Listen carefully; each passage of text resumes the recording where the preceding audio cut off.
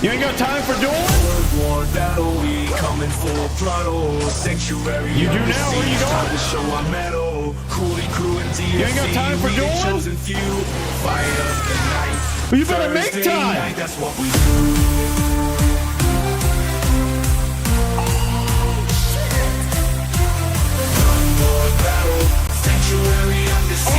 Caution thrown to the wind from this guy.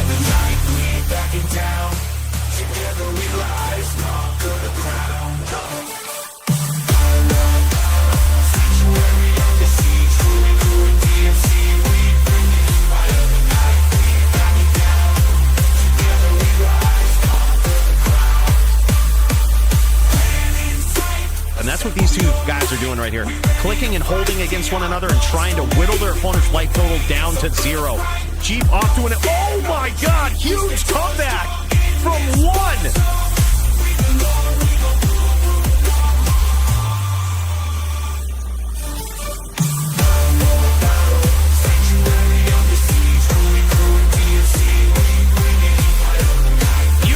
Chain from Toshank, just keeping the pressure up and constant damage. Look at this.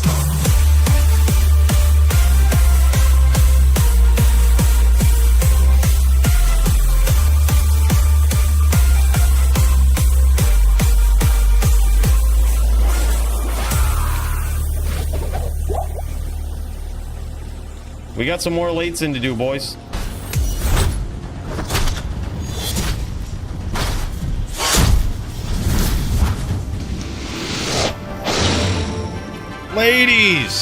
Ladies, welcome in. Holy. How's everybody doing? Yeah, we're starting up a little early today. We've got some special things on the agenda. Welcome in, Balkanak, Travix, Hamdan, Small Squigs. Holy shit, Odin. Damn, son. Holy shit. What's going on, everybody?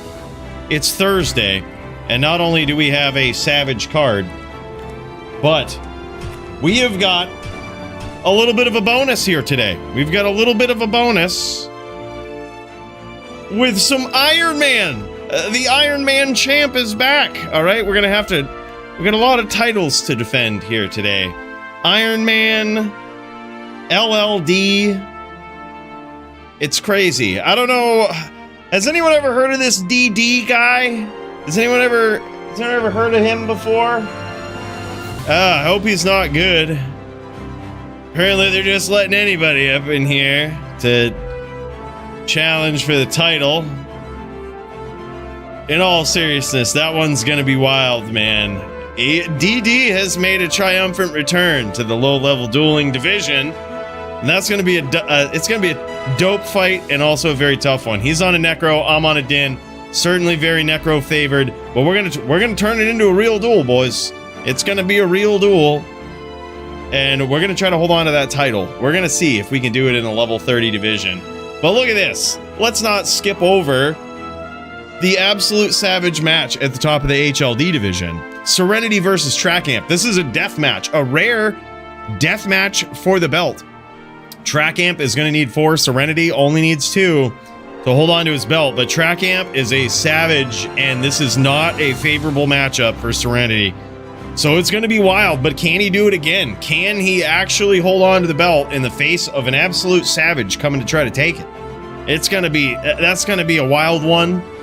We love Track Amp, but you can't help but root for those Dins, man. The players with their back against the ropes in this scenario.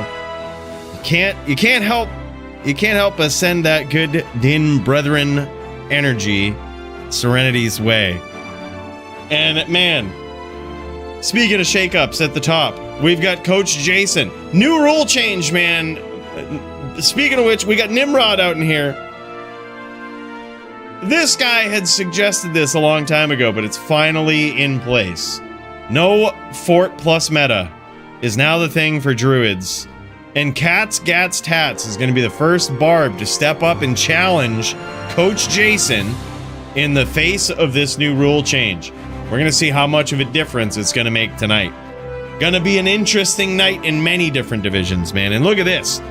The other parts of this card are savage. Baloney Pony versus Polytheus. This is a duel that I've been wanting to see for a very long time.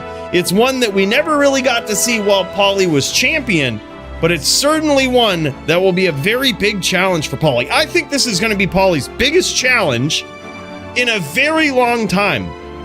Baloney Pony, very underrated. People love to hate on the Warlocks. They love to hate on Controller.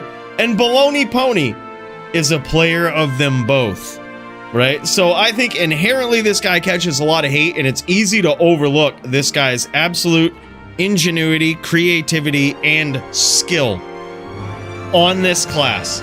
He's taken this to a whole new level, and this guy deserves to be here. It's going to be a very important fight, I think, tonight between these guys. Paulie versus Baloney very well could determine who is going to be the next in line to challenge for the title. It's going to be wild, man. Whoever wins the HLD title bout tonight, it's got their work cut out for him next. That's for sure. Then we've got, look at this, Coach Jason just tearing it up in the HLD division. He's going to be going up against Javito tonight. Javito on either a Din or Necro, whatever he wants to do. I think it's actually going to be tough for him, no matter which one he chooses. If he goes with Din, the class that made him famous, he's got a savage Din player that he's staring down the barrel of. That could be an interesting mirror. Could be a very interesting mirror, actually. But if he goes Necro, Coach Jason is just known for tearing those Necros up in HLD. A matchup that really doesn't favor the Din at all. But this guy is just really good at taking them out.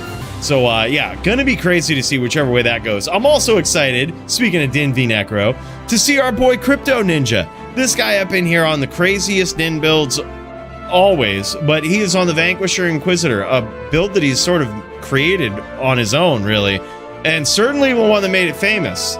It's auras, it's smite, it's charge, it's vengeance sometimes. There's a lot of shit this guy uses, a lot of tricks up his sleeve. That one should be wild. We've got a Zan v Barb matchup. Jinshin, absolute legend, versus Julvan. Julvan has dueled these Zans before, and he knows what's up. He might have to bust out the dirty tricks to get there tonight. Can attest. I might have to give it my best against the random tool guy, as you'll see later on the card. I'm also going up against him on a Barb. Not a fun matchup for those Barbs, but I think there is a way to at least make it enjoyable. And then we've got Lin on the Necro versus It's the Jits on the Din. Man, you can't help. We love Lin, but you can't help but root for those Dins. It gains you immediate favor in the arena from the entire crowd if you pick a Din. We can't explain it. I don't know why, but there's a lot of people. They just cheer for the Dins. It's the crowd. It's just the crowd. You know, it's what it is. By the way, big cheers, Bruno. What's up, man? Good to see you. Hell yeah, brother.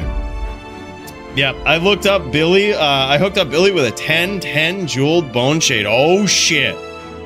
Yeah, you better watch the fook out. That's going to be wild.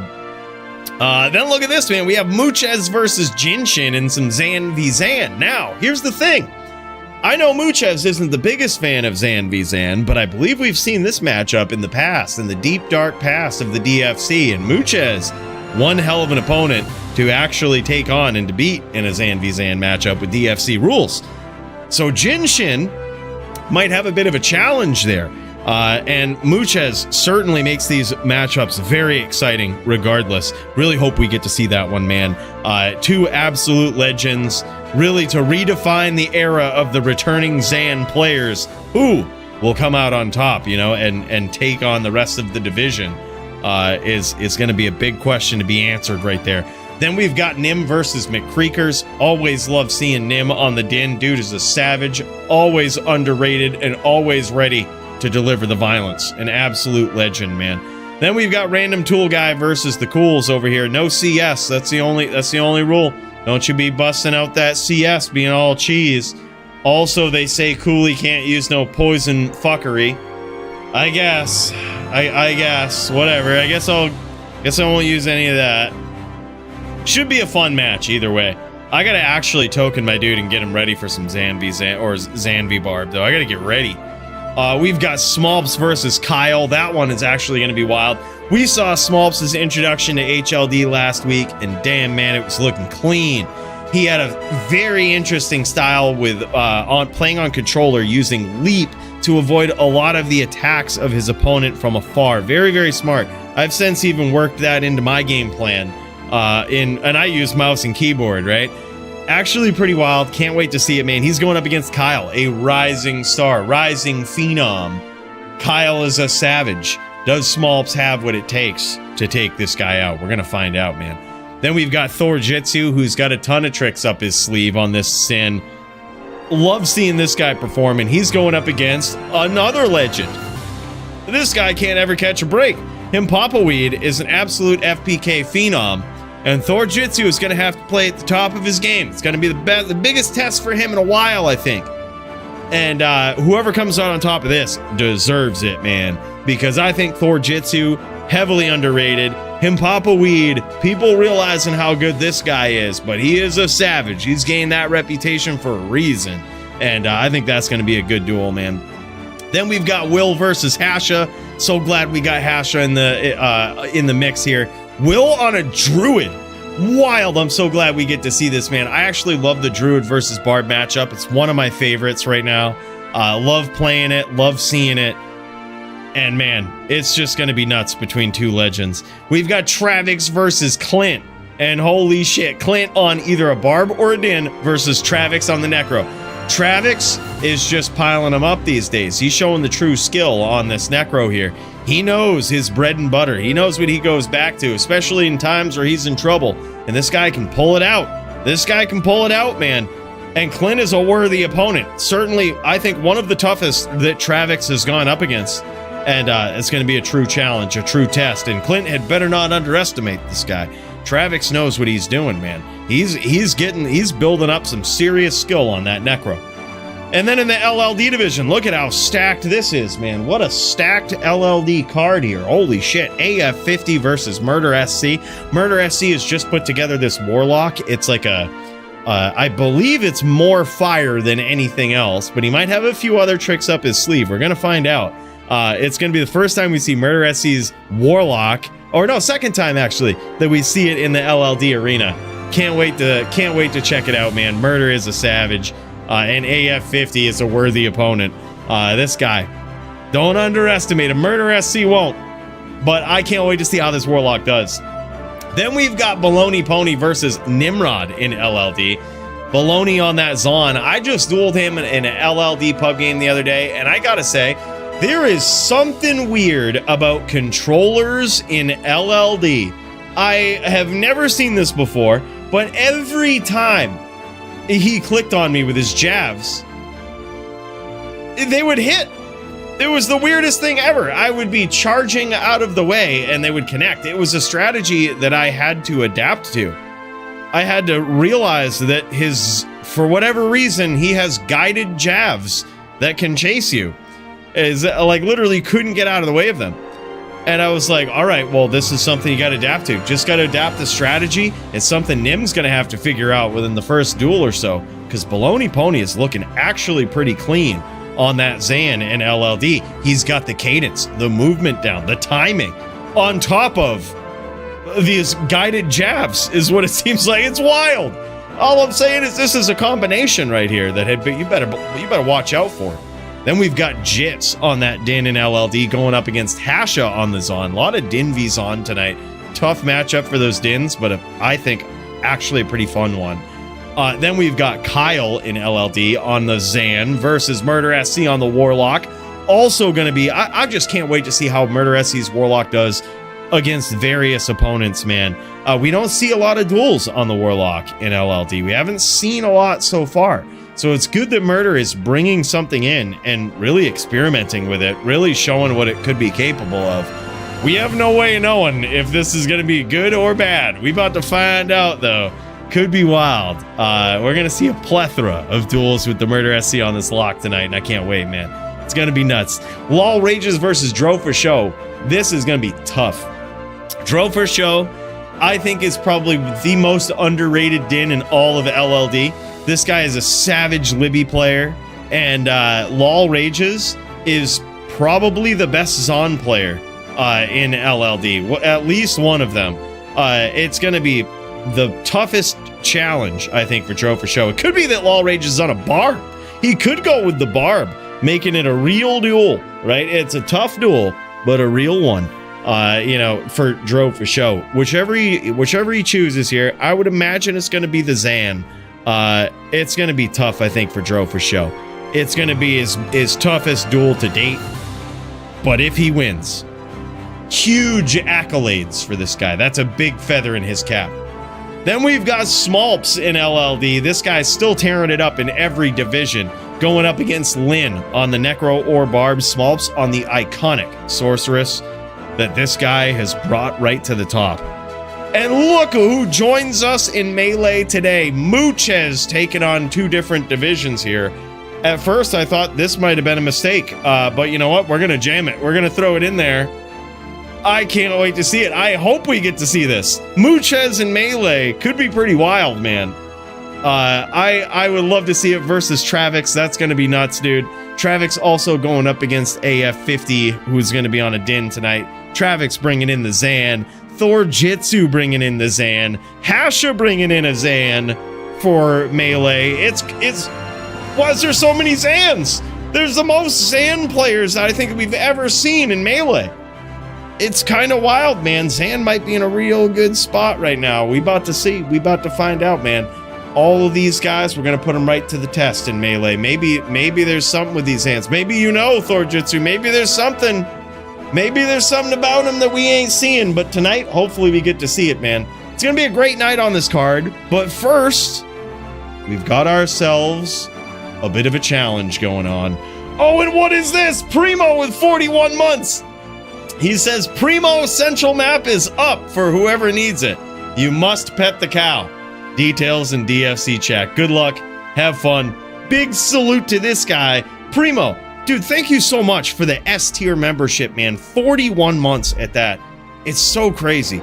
And thank you for always setting these games up for duelers from all across the US. Finally having a central game, reliable from a savage person like yourself, brother. Really appreciate you, man. Appreciate all that you do. Big cheers to Primo. Let's tip one back, boys. And let's get in there to see if we can defend ourselves in this Iron Man contention at the top. Let's see who comes out, man. Let's friggin' do it.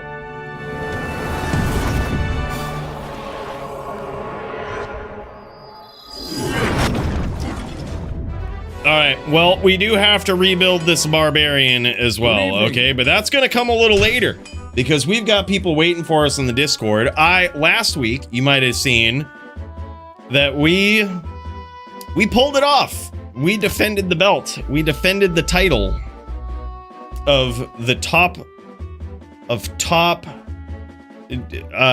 Iron Man. I guess I am Iron Man now, is what that means. We've got some new rules, though. Let's actually check these out. And what is this? Oh, okay, never mind. It's... What? Wait, what? No! Primo! Bro, you actually broke me there for a minute. He's literally coming in.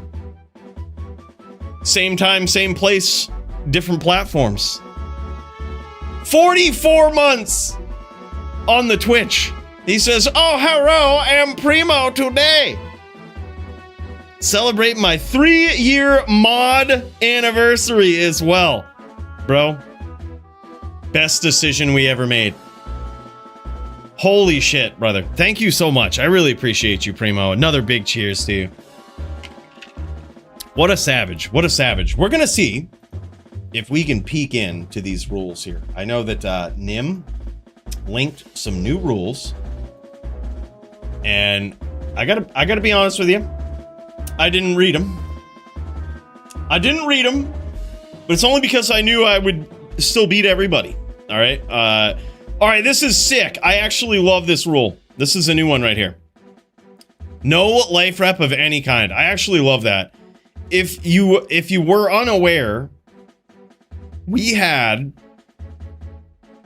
last week I won and it didn't feel good. I gotta be real. I won with a mind a psychic hammer Sen, and I literally put all of my points into mana because you want to know why? I found a chipped skull. Simple as that. It's as simple as I found a chipped skull, and I knew I didn't need to put any of my points into vitality. Because I would just rep back all my life. I could just keep my distance and rep back my life. So I never really cared about it, never put it, and honestly, it felt really cheesy, I'm not gonna lie. It felt extremely cheesy. Glad this is in there. No cold damage sources. Interesting! That is interesting. No cold damage sources. Okay. No shrines, no warlocks. I think those are the only two new rules. I'm gonna assume that anyway. Let's make sure we're not breaking any rules here. Barb has no restrictions. We're going with the Barb. Let's friggin' do this. The champ. I'm just gonna, yeah, we're just gonna go like this. Is this ladder, by the way? We about to find out. Oh, we gotta make it hardcore. Hold up. Delete. We go in ladder hardcore? Huge bulk fan. All right, let's do this. We are champ.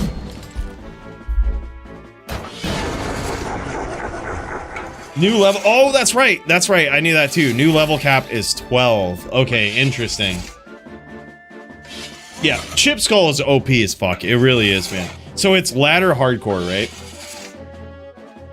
I'm just gonna make it, and if it works, it works.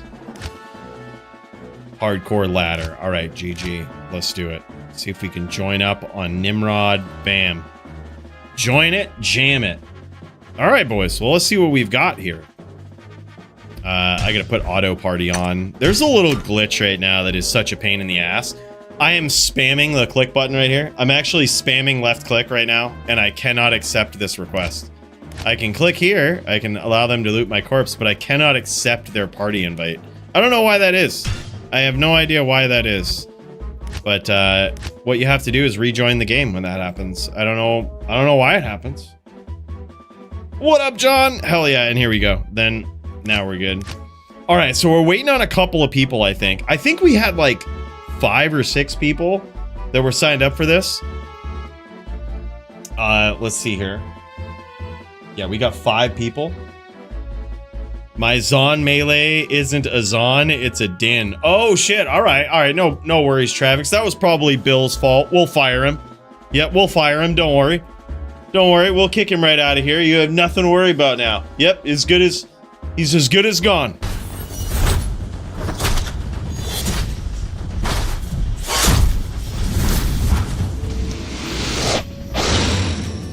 Easy as that. No problem. No problem at all. No problem at all. Yeah, hell yeah, Odin. Hell yeah, man. I'm pumped for it too. It's gonna be a good stream.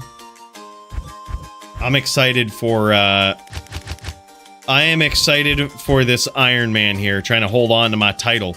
We've got Narkill. Is that oh, that's Nim. He went in with a Barb as well.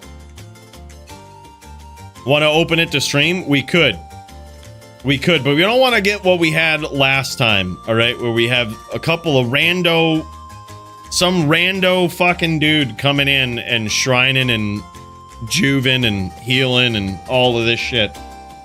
Yeah, we could, man. We could open this up to stream. Is anybody in this stream interested in joining us for a hardcore Iron Man on ladder North America right now? Is there anyone interested? We're gonna have to do it we're gonna have to single them out. We're gonna have to gauge the interest and send personal invites here. If not, no worries. I mean, we got 3. We could jam it. 3 is enough, I think.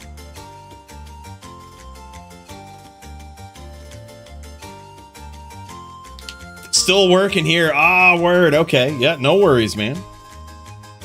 No worries, Bruno. We could jam it. We'll give it a couple of minutes just in case. We are dueling in the IC this time. Inner cloister, so no shrines, no houses, and puddles to protect you. Interesting. So inner cloister is where we duel. Gonna have a few obstacles in the way. I actually like that. I like my choice. I like my choice of barbarians here. I like this. I think we can jam it. Y'all want to just... All right, hold up. I'll sign up in a couple of weeks, Frox says. Reposted your note, Nim. Deleted so no one sniped. But if y'all are opening it up, I repost it. Appreciate you, dude. Yeah. Oh, look at this. We've got 4 now. 4 people. GG. Oh, that's Green Lungs. Okay, Green Lungs is here. This is huge. This is big. This is big. All right, who are we missing? Who are we missing? Let's check this out. View reactions. We've got Travix, I believe. I think we're just missing Kyle. Is that it? Kyle could be. I think Kyle might be busy. If so, shit happens. Look, life happens. Yep, just missing the Kyle. No worries. Yeah, we'll give him a little bit. We'll give him a little bit. We did say like we'd start like a half hour before stream, which is right about now. So we'll give him a couple minutes. We'll just give him a couple minutes. I think honestly 4 is fine. We should be able to jam it with 4. Should be able to make it work.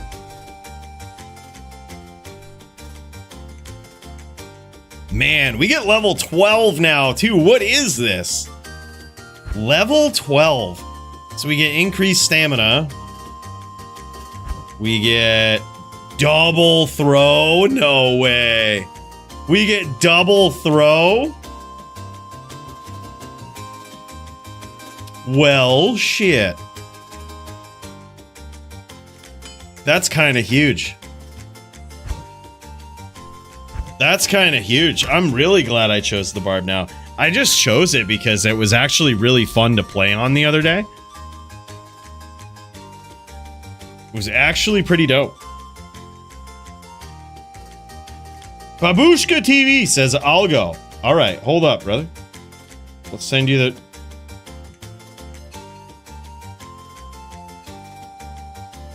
Or actually, hold up. Let's see here.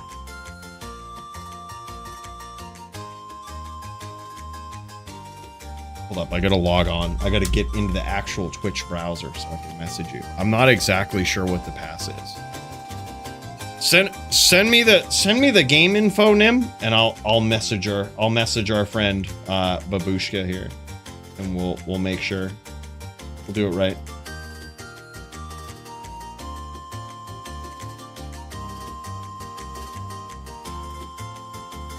Here we go.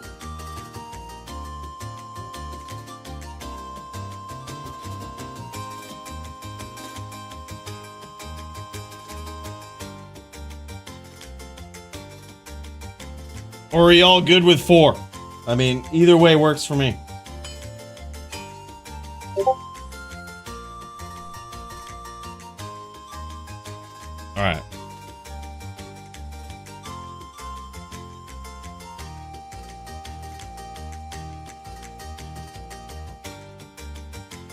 All right, I'm gonna whisper you, Babushka.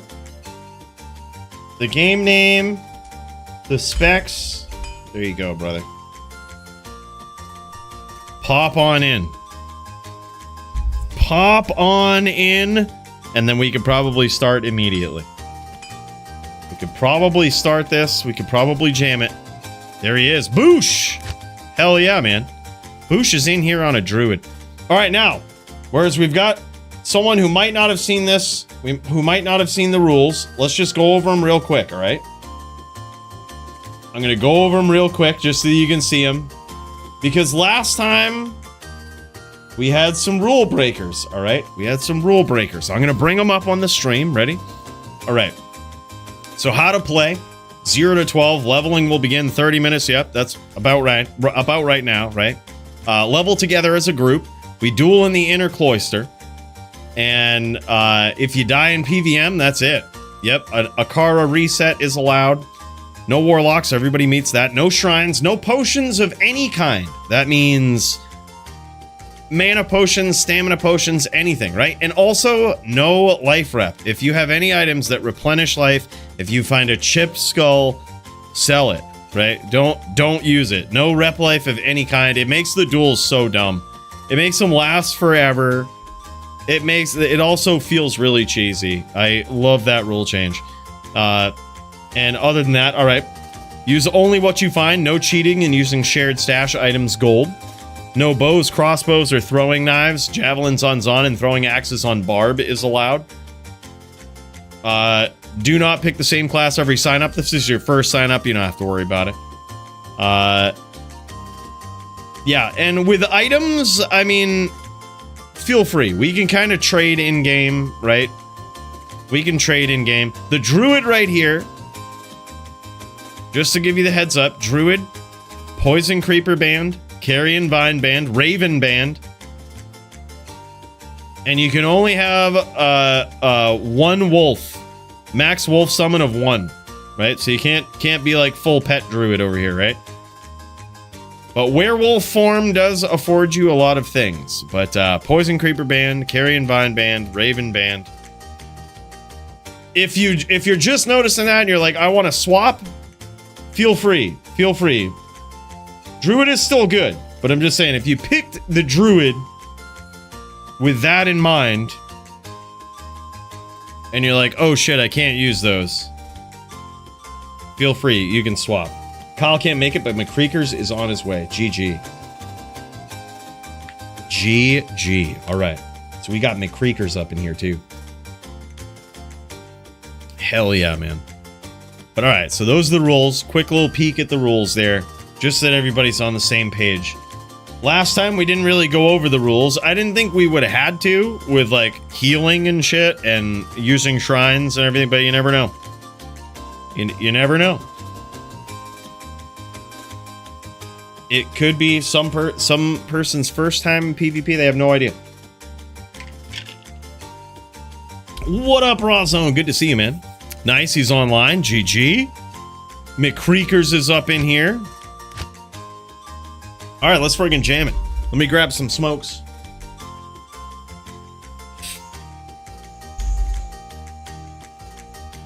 Oh, it's yeah, level 12 actually. We're going to level 12 today, Brimo. It's crazy. It's gonna be crazy. Going to level 12.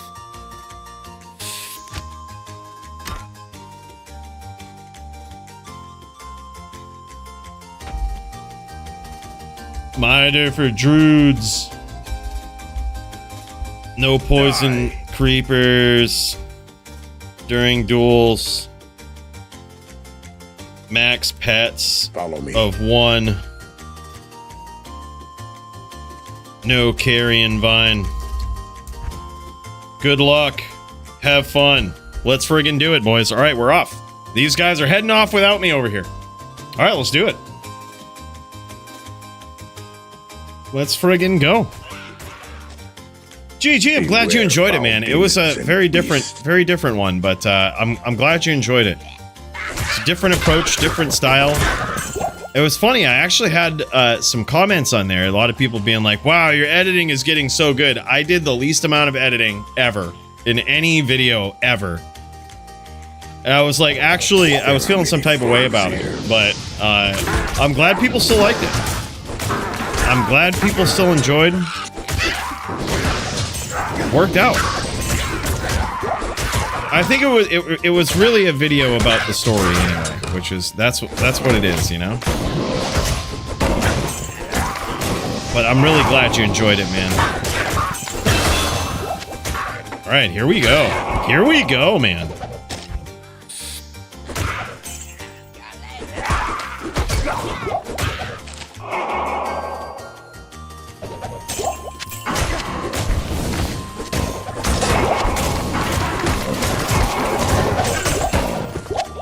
Alright, we got a sash. Hell yeah. That's true. That's true, Odin. Good editing doesn't necessarily mean hard editing. That is very true. That is a great point. Q-tinity! D4 PTR is actually good. Don't ban me. Dude, no, I'm a fan of D4. I know a lot of, like, D2 players hate D4. I don't mind it. I play just about every season. Like, I think it's fine. catches a lot of hate, that's for sure, but I think it's unwarranted hate. D4 is kind of good. I mean, is it kind of like D3? I mean, yeah. But it's like, at some point, they kind of had to, because D4 didn't really start out with its own identity, you know what I mean? Which is really unfortunate. I think they harped on a lot of nostalgia, and the game was released largely unfinished. But now, in its current state, it is getting a lot better. It is actually, it's an enjoyable game to play each season, I gotta say. It's not an unlikable game.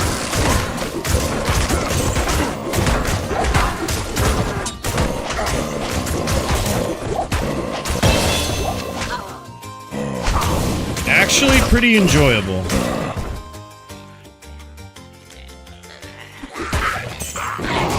Yeah, 100% though, it is Diablo 3.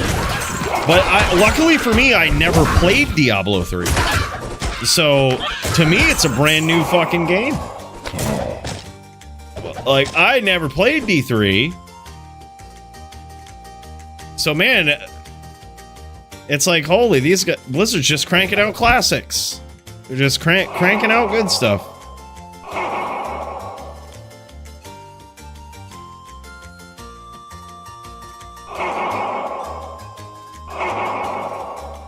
All right, I'm gonna try to start statting my guy properly and not rely on a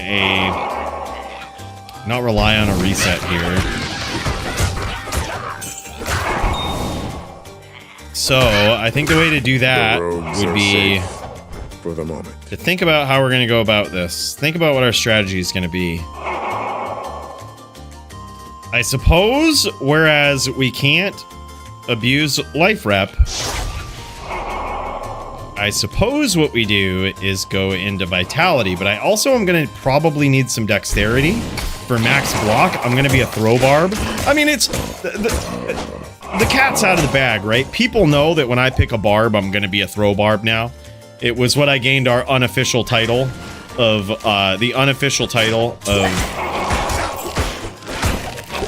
champion here on, was the throw barb. So I mean, it's no secret. It's really good. At level 12 now, which is what we're going to, we have access to double throw. So it's no secret we're gonna do that. I don't know, man. I honestly, here's the crazy thing, Angrew. I think there's a small chance, if I had to guess, and I don't know anything, Blizzard doesn't tell me shit. If I had to guess, I think there's a non-zero chance that a new class is added. And it's gonna be the priest or the monk or something. I think there's a non-zero chance. That's like best case scenario.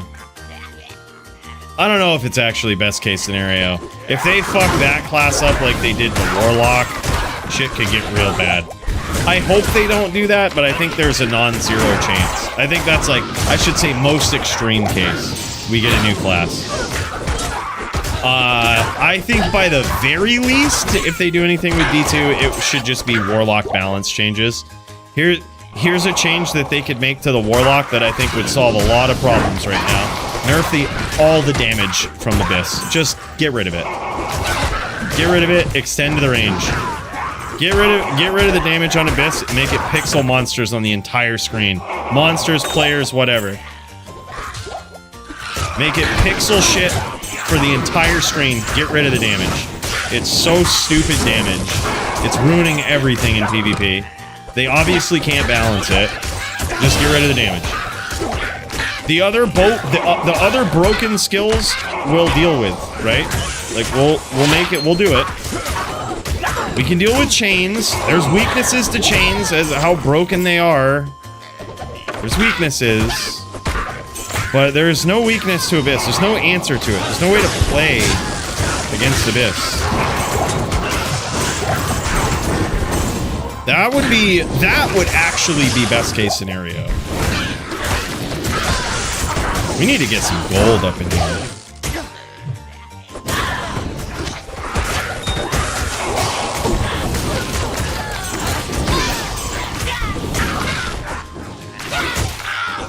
We We need to get some gold actual.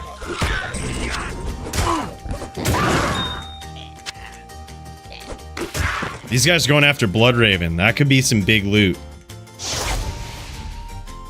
I shall meet death head on. Dude, do we get leap? Oh yeah, we do get leap. That's actually gonna be pretty good. These guys have already absolutely looted everything in here. Like a bunch of savages. Like a bunch of savage. I thought we were trying to have some good duels. What do these guys do? They get up in here. Oh, nope, never mind. Bloodraven's still alive. I mean, what a great group of fellas we have here. As I was saying, great group of fellas. I wouldn't want to play an Iron Man with anyone else besides this great group of fellas. I'm just thinking about that. Baloney Warlock could use some more buffs. Yeah, about that. About that.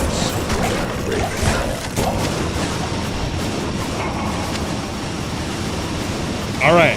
Well, Bloodraven is down. We didn't really get much for our troubles. But we're still in this. Got an armor with some PLR.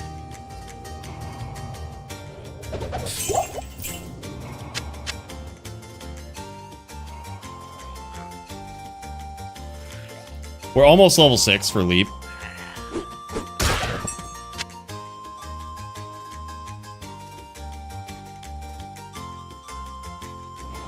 The Asmo Bolt isn't strong enough, yeah. Yeah, I really hope they buff your skills, Baloney. I know that Warlock is just really hurting for damage and... Yeah, so I hope they buff those Warlock skills for you, those Miasma skills. And then, of course, remove all the damage from Abyss.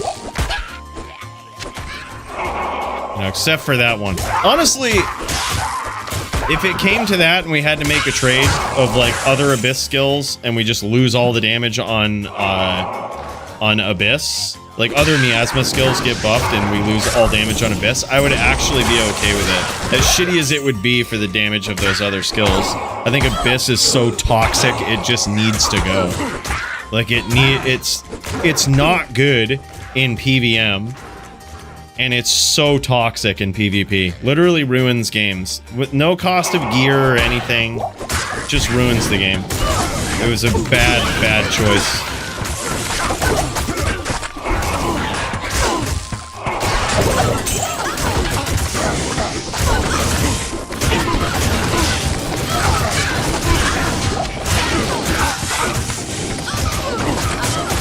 Just a bad choice. Alright, we got a little gem. That's gonna give us some gold.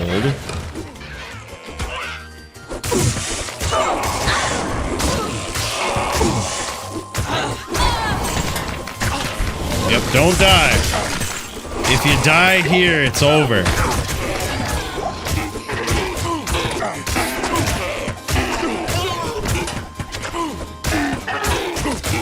I would not be opposed to barb buffs in some way. I would not be opposed to that, truthfully. But I feel like they have to do it very deliberately and very carefully. But I would not be opposed. Uh-oh. Oh my god! Someone got ganked. Someone got ganked. We stole their gear too. Did we? Did we get some gear? Damn, rip. Alright, and that was my plan to take out no more locks up in here. We got rid of one of them. That's one less enemy in the Bloodmoor. That was tough. As soon as I hit Rockin' Issue, he literally did so much damage to me. I was like, I gotta get the Fook up out of here. I knew that was gonna be bad. He ended up taking out one of our fellow brethren here. I think this is the first time someone has died during the playthrough, although I did get very close once. I'm trash. Just comes back. You know what? Fuck it. I say jam it. We might have enough time. But if you're behind, If you're behind, we ain't waiting. Oh shit, I just went back to town accidentally. That's okay, I'm gonna grab my mercenary here. Doesn't say no mercs in those rules, huh? Hey, don't say no mercs in those rules there. Didn't see nothing about that. Didn't see nothing about no mercs. Well, well, well. I also didn't really read carefully, but I'm gonna pretend I didn't see anything about mercs.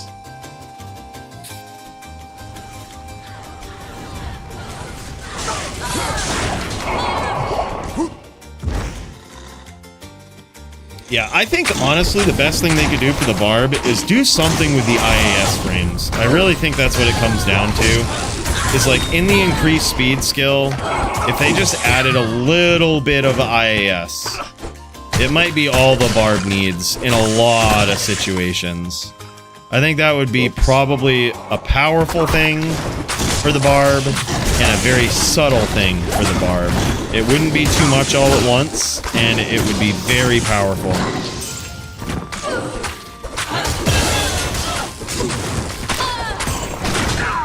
Oh, he says I'm not gonna level. Ah, yeah, no worries, no worries. He's just here to check it out.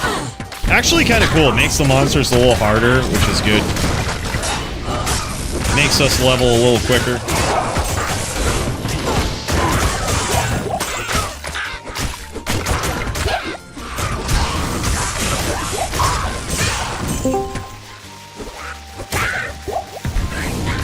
Do we have any other skills we should be investing in here? There is double swing, but I guess we need bash or double swing. Glad to be the first to die in a playthrough. Look, that's iconic. That is an iconic thing. That was iconic. You done did it. Uh-oh, there was a wolf head that dropped there. Dude, we gotta get some of this stuff for gold. I think this is the worst I've ever been for gold. Oh, it's a really good one, too. Firestorm? Jesus. Oh, we got that one. Doesn't have any skills on it. That is actually pretty nuts. That was a pretty cool helm.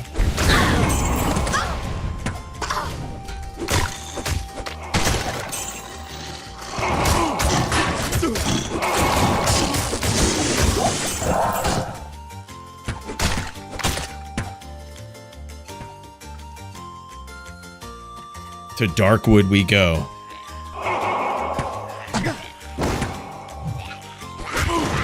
The mini boss right here, lightning enchanted. Uh-oh.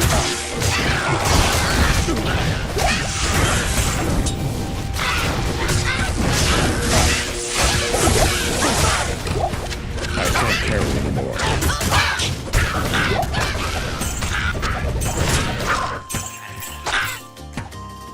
Dude, Eliza, she's still online here. She's still all right. Merc is doing some work.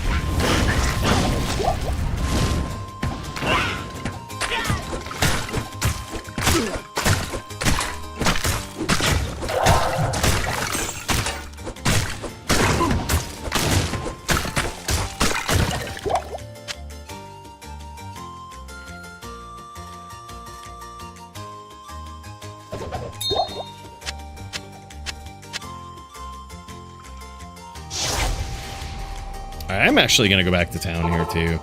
Clear up some space. Gonna put this armor in my stash just in case.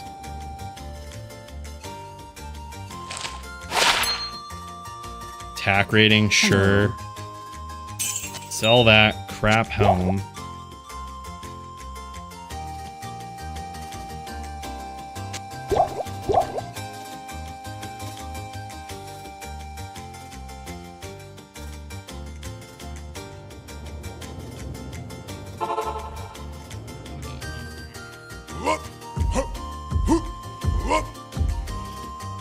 Leap is so good.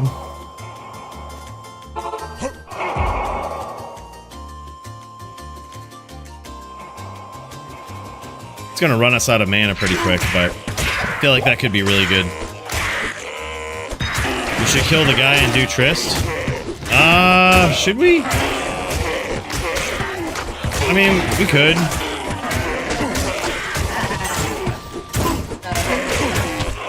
We could also just work towards the inner cloister and then go. We could get to the inner cloister and then go back, you know?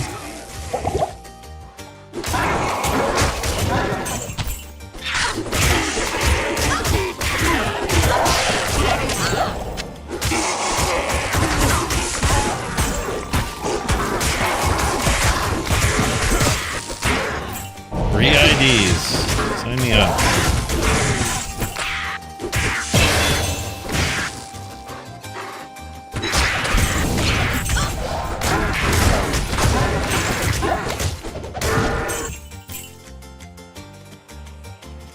Alright, Black Marsh. I don't know the way out, but oh man. We got some dudes here though. Uh-oh, the Colt BM, they're using BM cold damage. They're using BM cold damage.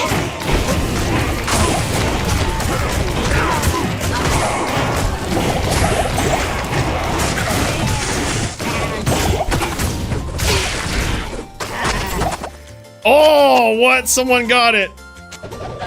Damn, son.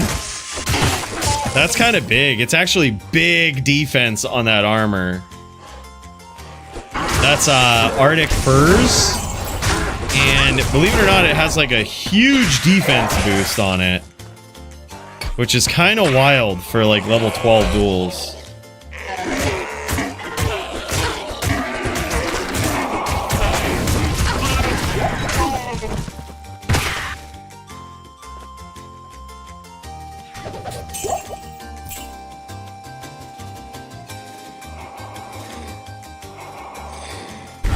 Good old Tamo Highland.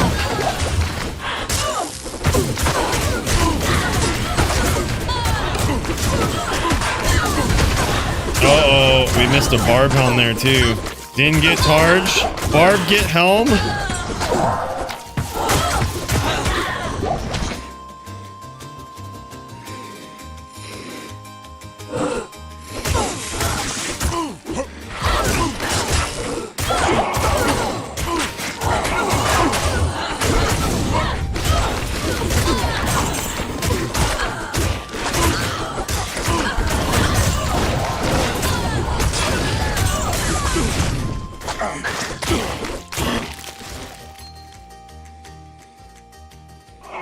We need some big gear, man.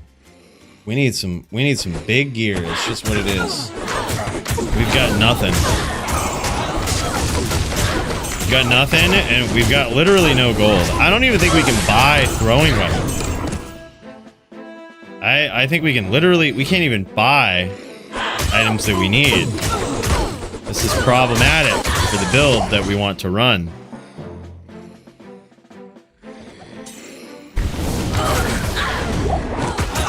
Thor Jitsu versus Himpapa Weed in the cube. Sure thing, man. We're gonna do this Iron Man first. But we got you in there, brother. Thor Jitsu versus Himpapa. That one's gonna be good. I'm glad we get to see that, brother. Glad we starting right up with it. That's gonna be a sick one. I was really excited about that. It's gonna be a tough duel, man. For both players, I think. Gonna be a good one. It's gonna be bad.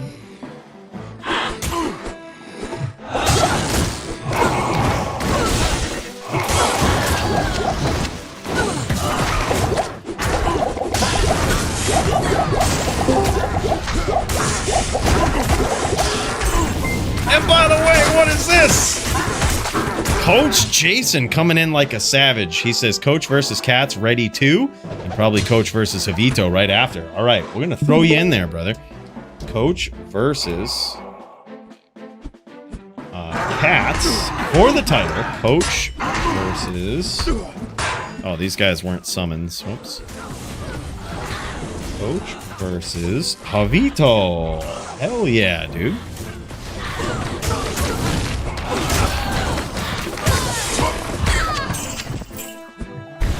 Huge. That one had skills on it. That was really good. Hopefully that will sell for some money, and we can buy the things we need.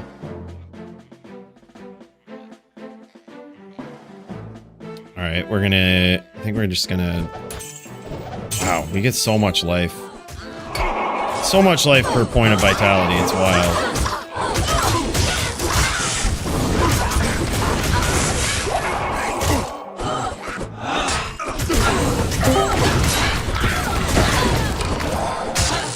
Hell yeah, bros.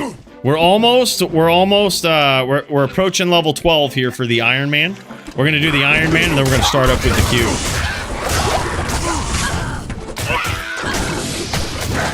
Hell yeah, appreciate you, man. We are missing all the drops. I have never been so hurting for drops in an Iron Man ever. This could be big. I was relying on a bit more. I was relying on finding a bit more. I was like, surely we'll get enough. But I don't think we've ever been this far before. Where we have the malice. I think in order to not be BM, what we ought to do is make sure that the person who picks up the malice is obligated to return it. I could just hold on to it, you know. We wouldn't do that. We wouldn't do something like that.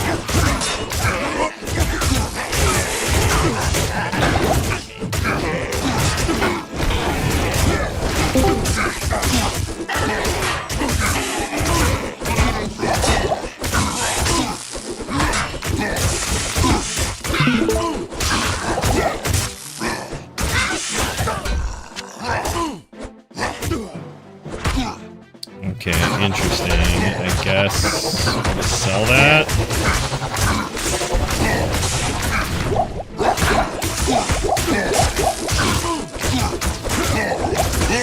Wow. I almost got ganked.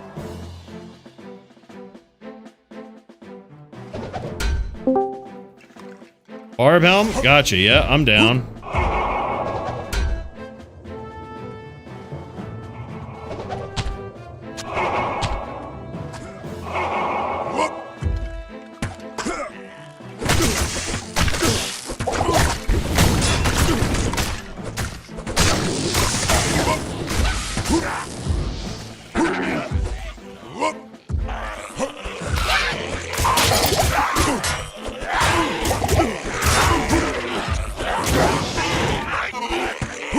This ain't good. This little boss up here, but I can't take him out. I'm very weak.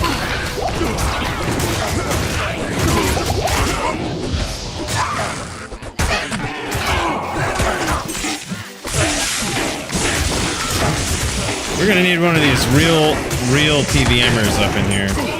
Wow. Charm's just getting eaten up.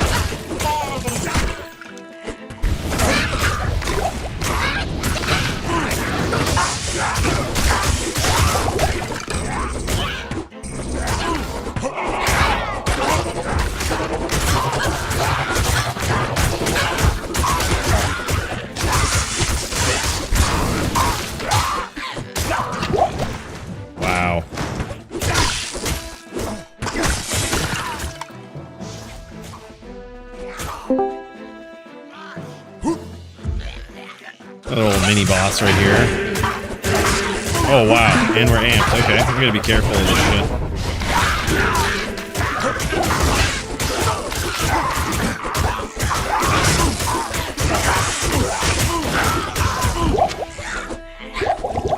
Alright, I am effectively useless. No pots, no nothing. I'm just gonna kick back and try to steal drops. No one should ever be caged. We're doing too much work.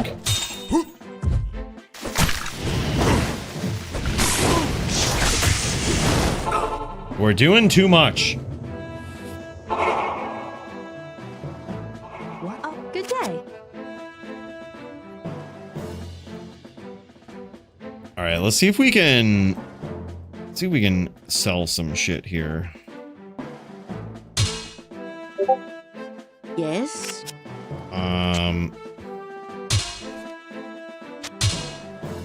pose. This will sell for some money. ATD of 1. Interesting.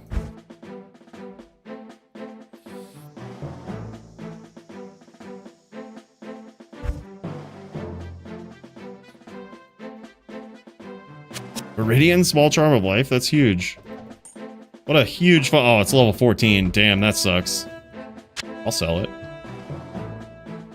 I'll sell that thing. Boom. I gotta keep those jabs, because, I really don't know what I'm gonna find here. Might have to imbue them.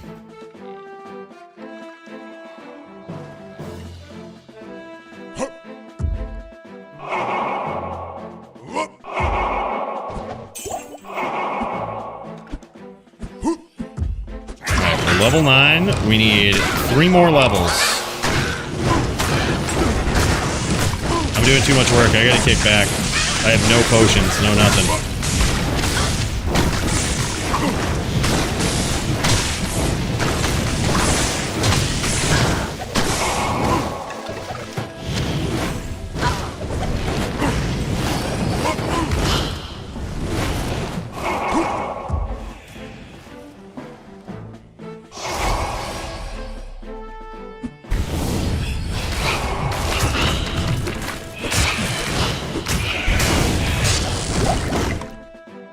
Doing too much work.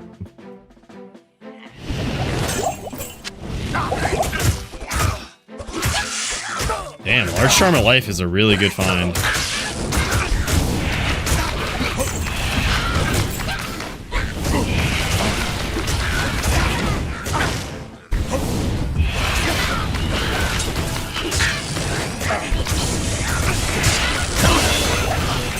Alright, there's that. Saved by the level.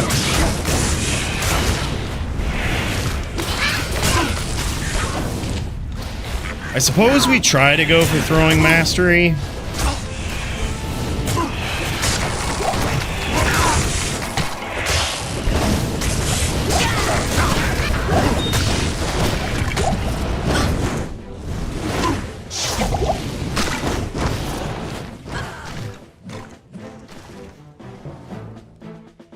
Jail level 3, and then this will be to the left.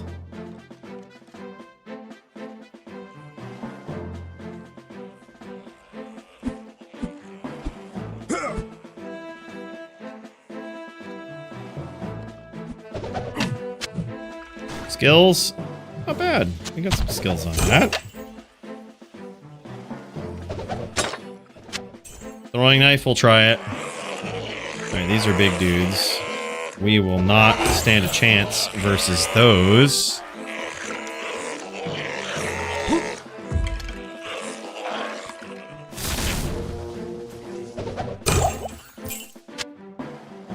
We will not stand a chance versus those. We are practically ineffective here. But we are now in the inner cloister, so we can turn back now and go do Tristram. It may be the smartest way to level. Alright, we've all got the inner cloister waypoint. Hello. Alright, I'm gonna sell this, sell that. Might have to keep those. Sell this. Alright, I think I might have enough to take a shot at some throwing weapons.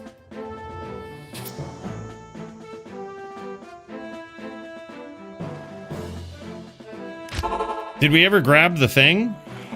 I don't know if we did.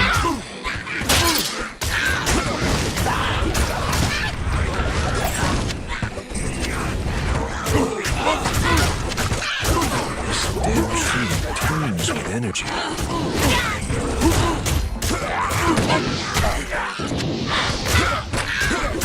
Oh, wow. Okay. Big boys down here.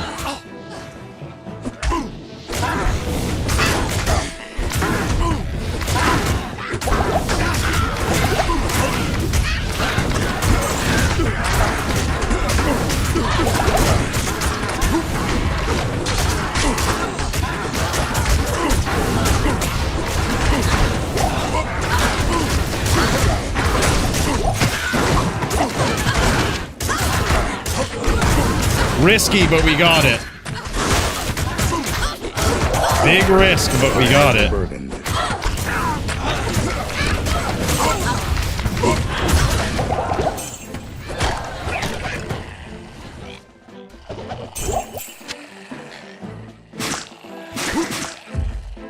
Alright, do we go to Stony Field now? I didn't grab the waypoint in Stony Field, so we might be a little boned with that. Let's just turn over a couple of these rocks here. Open a couple of chests, just in case. We are level 10.6. Yes? We need level 12. That's kind of good. Block mana. I'm gonna hold on to that. I'm gonna hold on to that right there, just in case.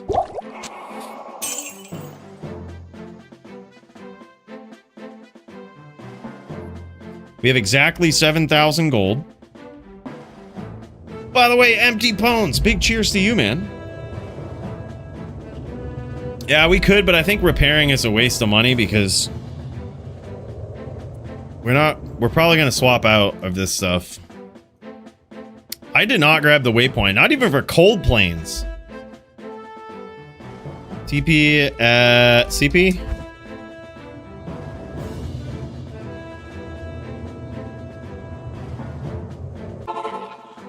Well, fuck it. If he's going, we might as well turn over some stones here. Never know what you're gonna find. Stony up. Uh-oh. Alright, here we go. Well, now we're gonna have to get back there. I suppose.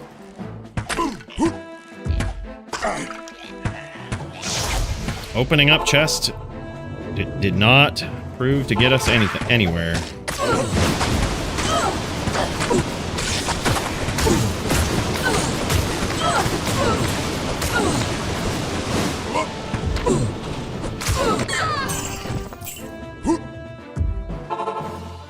What are these guys rushing down here for? Is dead and lifeless.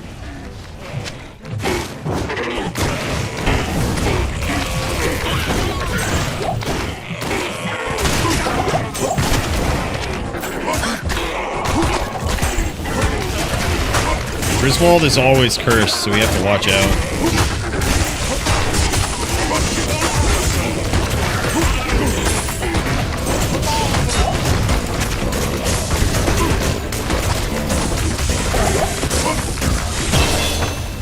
Wow. Alright, we're level 11. Hey, go to the road camp.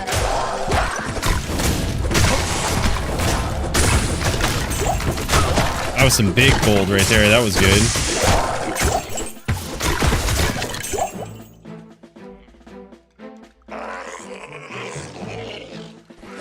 Alright, level 11.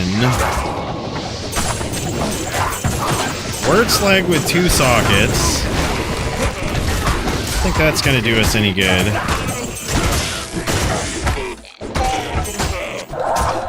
Bardiche. Interesting.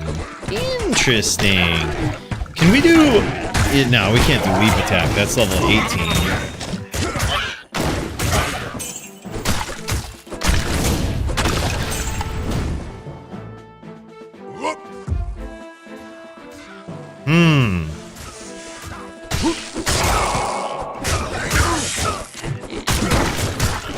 Spiked club with 2 sockets. A ruby.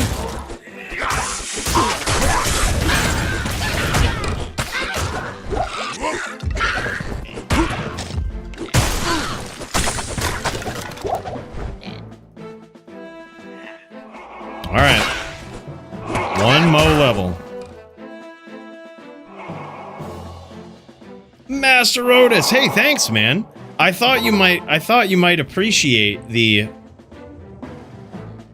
look at the windows in Act 4, man. I was like, of all the people, I bet Master Otis will appreciate this. Yeah, glad you enjoyed it, brother.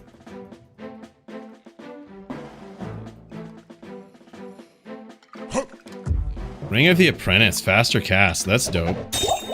Oh, we got one of those. That's good. Let's crack this in here too. I can't carry anymore. Oh shit. Oh shit.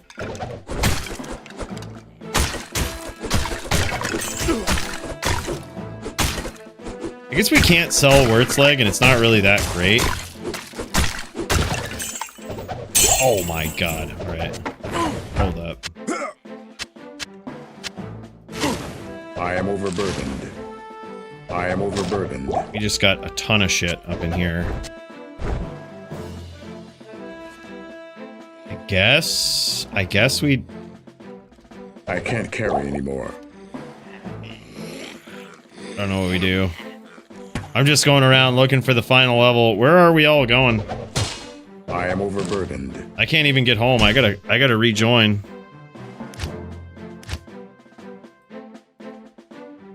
I can't even get back.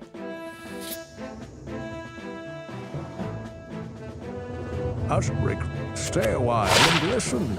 Alright, we gotta free up some space. I'm just gonna throw all of this stuff in here. That stuff is gonna get sold.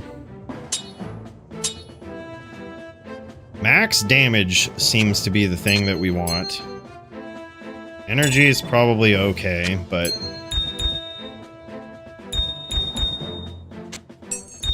Alright, we've got some gems now.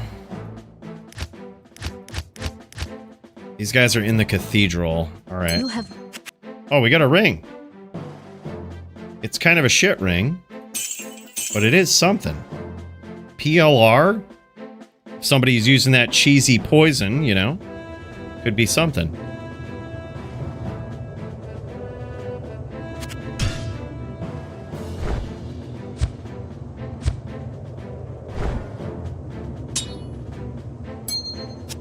Well, shit.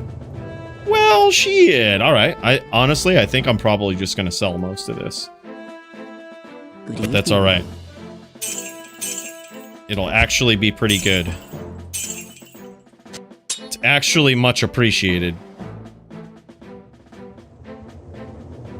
All right. TP someone?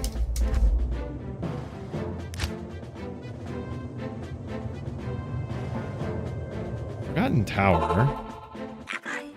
Forgotten Tower is interesting. Stench of poison. It's a little dangerous, but...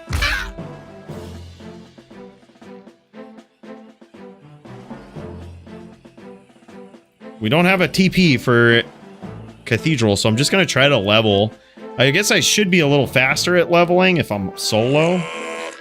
It is a little more dangerous.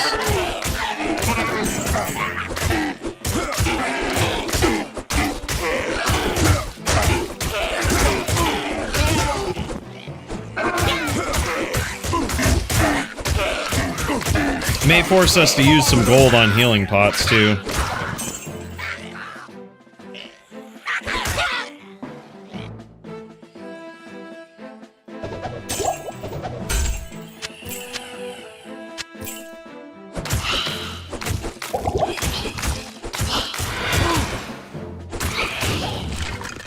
Alright, that's a TP scroll. That's good. Let's grab this sash. Ours is broken. Firestorm with 2 sockets. Okay. Alright, this is dangerous, but this should actually get us pretty close to a level. If we can survive it.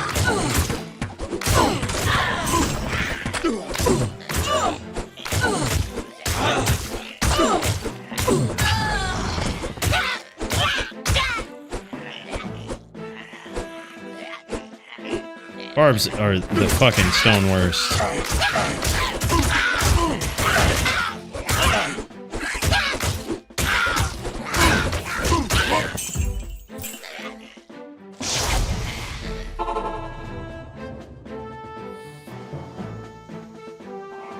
The Order welcomes you.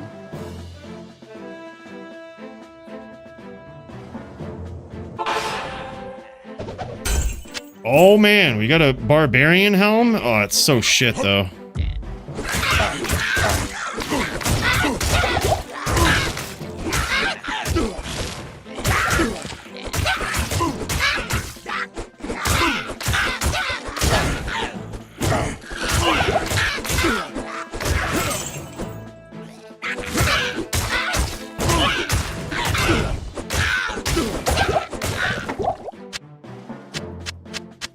suppose we just sell the spear.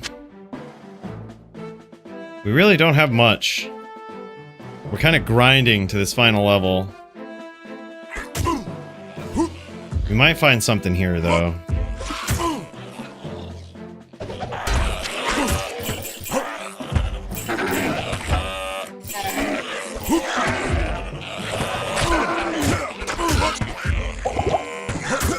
We also just might not survive this.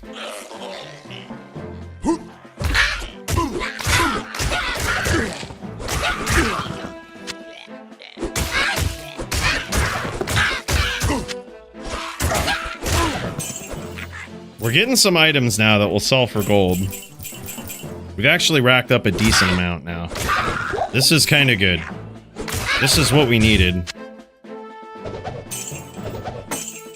Is this a good targe for the paladin? Look, I'm gonna bring that to the paladin like a true champ. Like a true champion. I'm gonna risk my life to bring that to our paladin. That's what a real champ would do.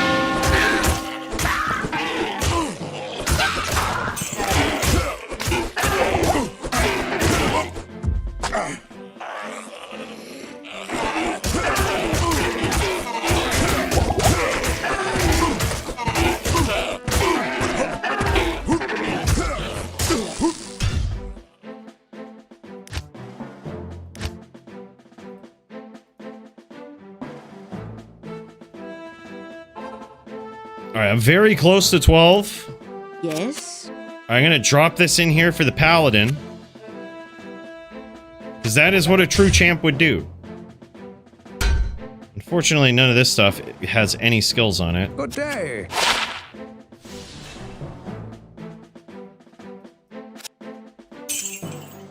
That does, but that's all worthless. I think we'll just... I guess we'll hold on to the knives for now, because we might need them. I guess we go inner cloister, work our way. I don't want to go back to the tower. We're just not... We're gonna die there. We literally do nothing. We literally do no damage. So this is gonna be a very, very tough leveling situation here for a little bit. So cold and damp under the earth.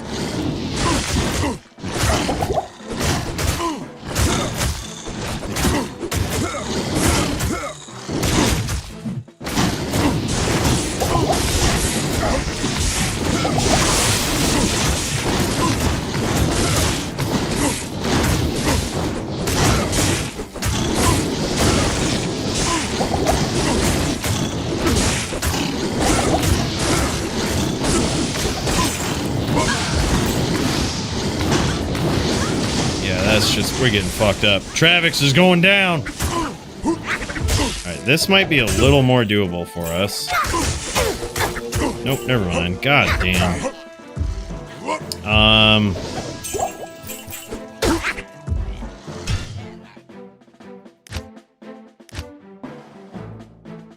Level 12 is a little rough to get to, not gonna lie. It is a little rough to get to. Hello.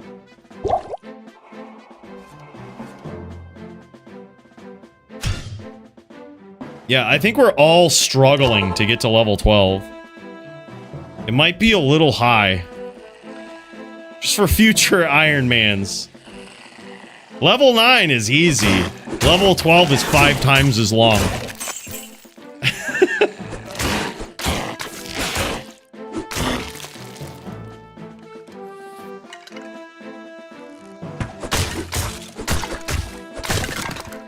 Like, level 9 just happens. Level 12, we have to go out of our way for it.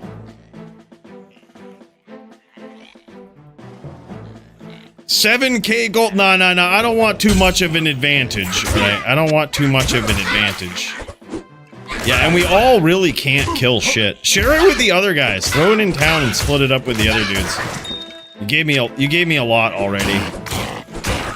That way we have a real duel.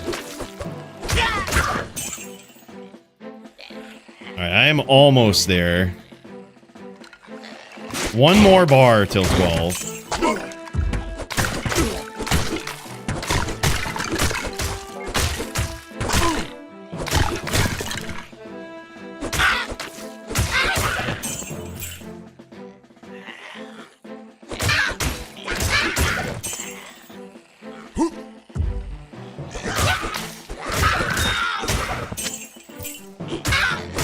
We're getting some gems.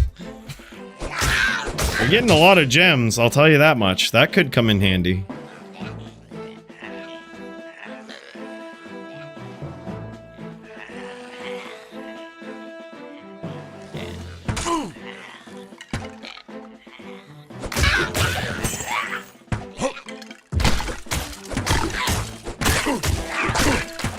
Almost at 12.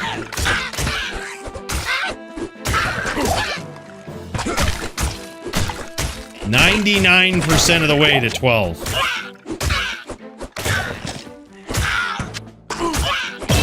There it is. All right, let's build this dude.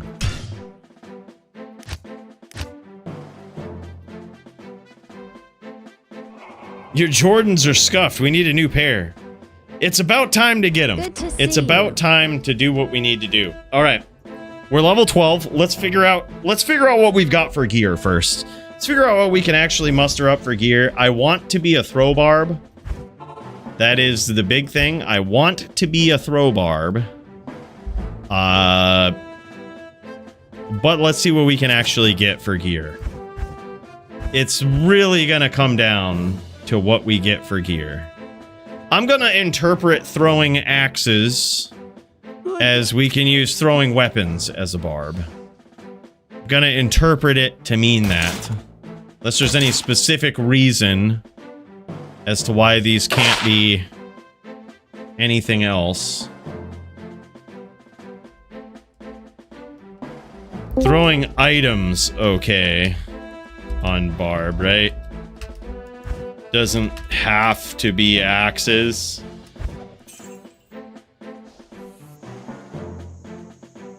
Axes only.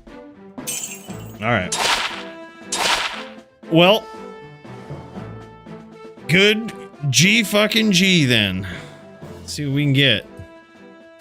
Oh, we're out of money already? What? Okay, axes only. I suppose those aren't bad though. That's a pretty good axe. Yeah, get wrecked, nerd. All right, deal. All right, I don't think we should roll the dice anymore. I think we should just... We're gonna go here. We're gonna go double throw, 1 point into double throw, and I think we go all the rest into mastery.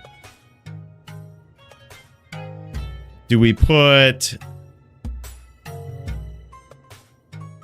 I think if we run out, we should have 1 point into axe mastery. Just in case we have to melee these hoes, or nah. Nah, we just... We could just stock up. We could just make sure we never run out. We could just play smart, make sure we never run out.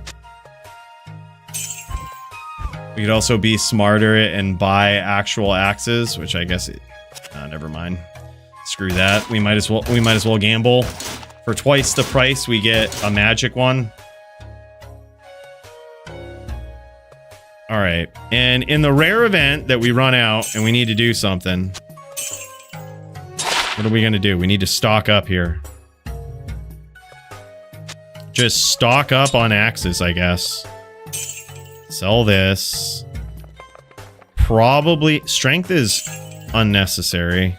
Max damage is better.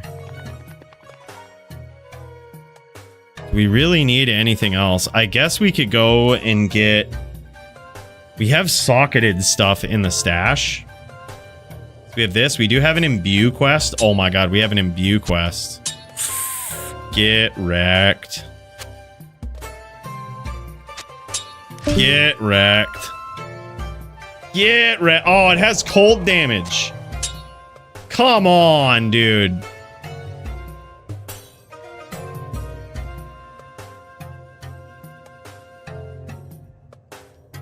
Bro, come on!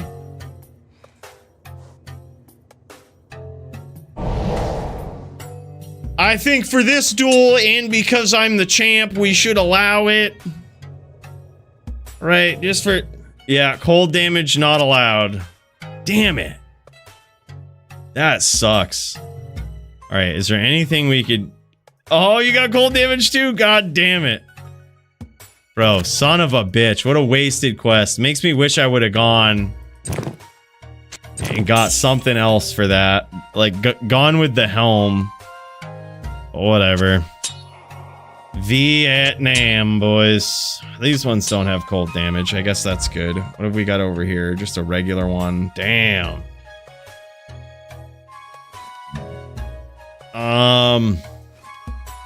Guess we could have a shield on the swap. Just in case we need it. And cold damage again. God damn. That really blows. That really blows. And I gotta sell this. I'm gonna can this. Might as well sell that. I guess that's kind of useless to us. We have all of these gems. Every single gem that we picked up is legit. Every single gem. So we got 2 for the helm. We could put those in the armor as well. I'm just gonna try to sell. I guess we could keep these as throwing weapons as well. That ring, I'm just gonna prefer max damage all day over that. Yeah, I'm gonna go trash him now. Trash. Unfortunate on this. That would have been really good. I guess we sell the ring. We're gonna prefer max damage over that ring. Keys are useless for us now. Let's put this here. This is magic side. This is real side. Sell this. Got cold damage, cold damage, cold damage. Damn. All right. I mean, well, we've got throwing weapons. Let's just see what we can gamble. Oh, a 2-socketed helm is also something we probably could use. We have a 2-socket armor.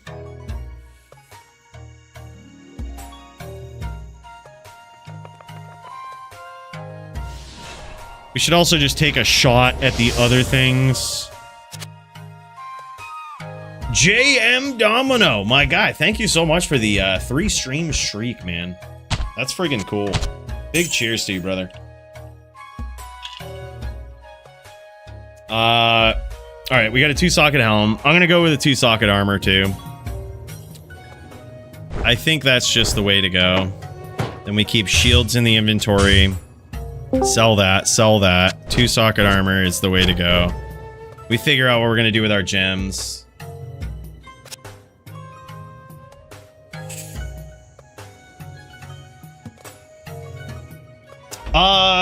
Are summon necros allowed? That's a good question. No one ever picks the necro, but are they allowed? I'm gonna look right now. Let's check it out. Necro, bone wall spells, clay golem is banned, amp damage, and weekend. Yeah, you could do a summon necro. You could do a summon necro, you can't amp though. I'm just gonna can this. If anybody else wants it, they can buy it. And then we just, I guess, just go buy. We really just need boots. We could always, worst case scenario, sell the amulet. It's kind of trash. I'm gonna gamble on some boots though. Bam. Faster hit recovery, we'll take it. And then I think we just go all in on the throwing items because we're not gonna be able to replenish them. So being able to just have a ton of them, it's probably gonna make all the difference. I think we just can this. Is it gonna be enough for another one? It will be. Bam. All right, there we go. There we go. This should be good. I'm gonna stack these over here. We've got 4. We've got the big side, little side. I'm gonna go here, and these will be backup axes. We are out of gold, so I guess we could sell the pots, which we don't need, but those aren't gonna be much. Those aren't going to give us much. I don't think we have enough for it to gamble on another axe, but let me double... Actually, we could sell the gems, too. We could sell our unused gems. We're going to use... What do we use? I guess... Dexterity is not dead. Mana for leap is going to be clutch, though. I think we just go life mana, sell the rest of the gems. I'm pretty sure that's it. Mana for leap is big. Life in the helm. I guess life isn't as big for us. Actually, yeah, that's right.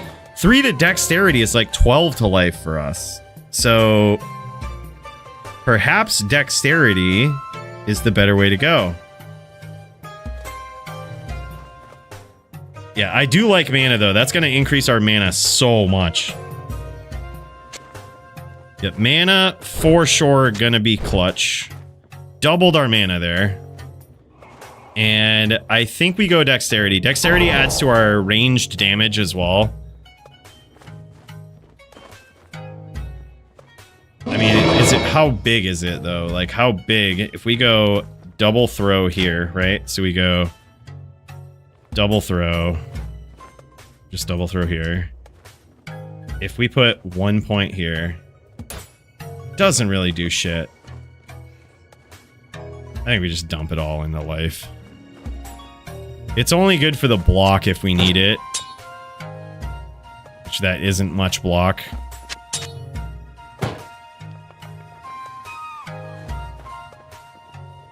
But damn, son. What if it is?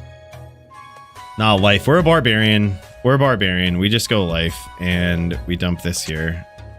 I think that's the smart thing to do.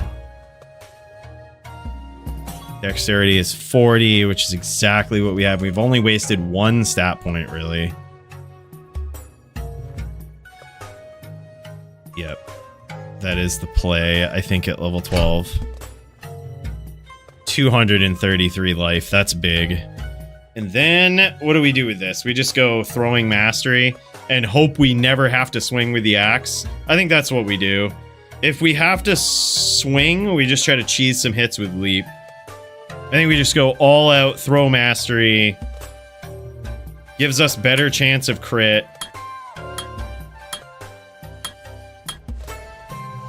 Oh, I guess we have a point left over anyway. Okay. Leap. I never want to be swinging with axes. I feel like if we get to the point where we're swinging, we're losing. Possibly we could go into this for a little bit more damage with double swing. How much does it matter? It matters. All right, that's good. I feel like that's good. That's a pretty good build, I think. And then we could sell the rest of this and see if we have enough for... We don't have enough for another throwing item. But I guess we could sell these. We could either use these or sell these. We might need these. That's the thing. I would hate to sell any items that are like throw worthy. This could give us just enough if we do this. But that shield could also be huge if it comes down to it. God, this is a tough decision. If it comes down to like going melee toe-to-toe with someone at the end, what would it even look like? We have a druid, an assassin, a paladin. I don't think we want to go toe-to-toe with any of these guys.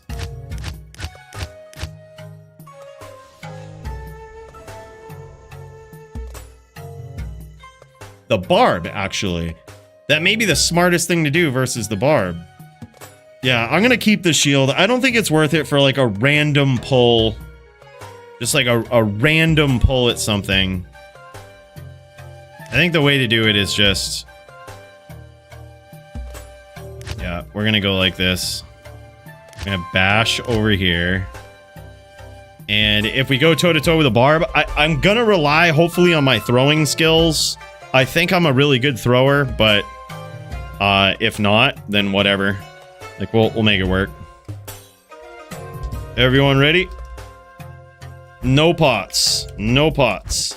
All right, let me turn on this AC and let's friggin' jam, dude. All right, boys. No friggin' mercy. Let's do this. Let's do this.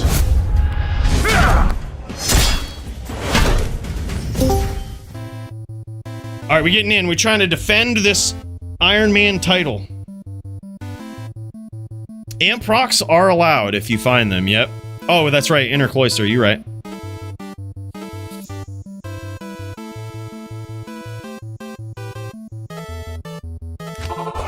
Let's friggin' go, boys.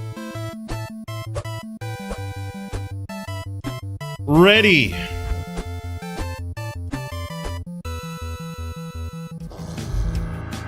Don't leave the inside of the arena? Oh, wow.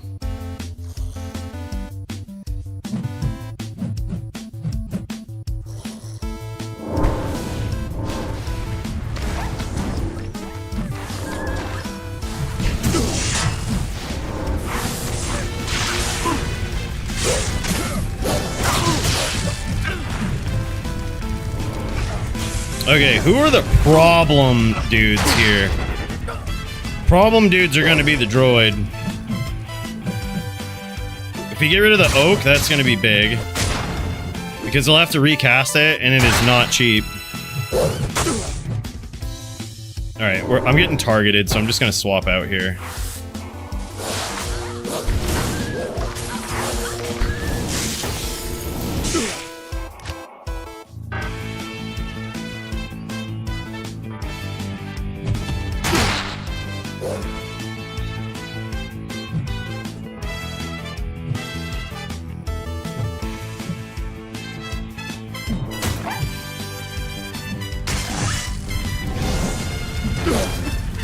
We're getting beat, dude.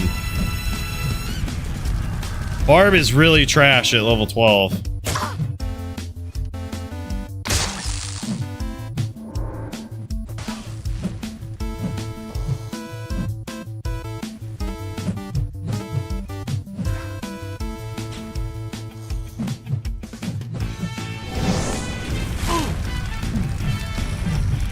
Yeah, Druid is really good. I think that's a big threat. Charger too.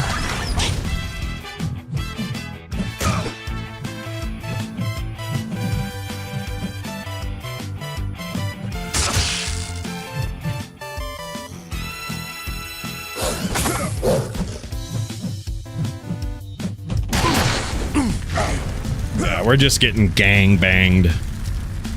We're getting gang banged.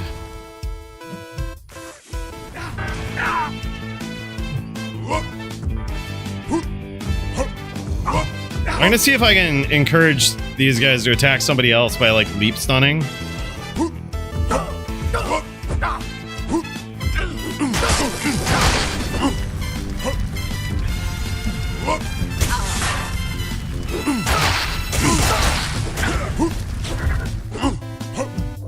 Not enough mana.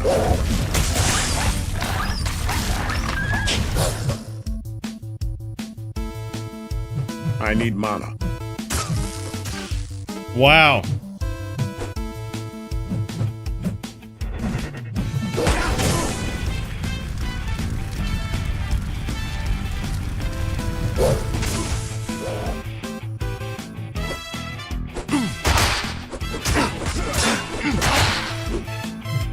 Druid is a big problem.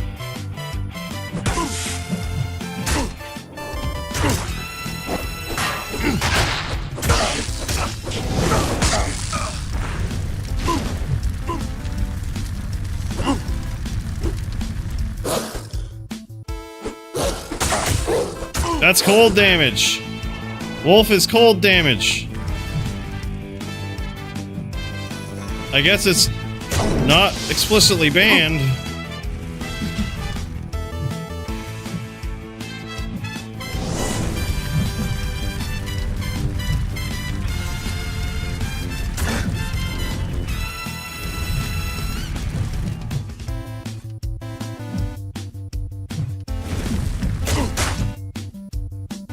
I need mana.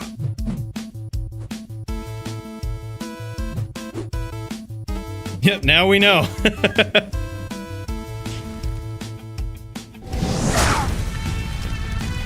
I need mana.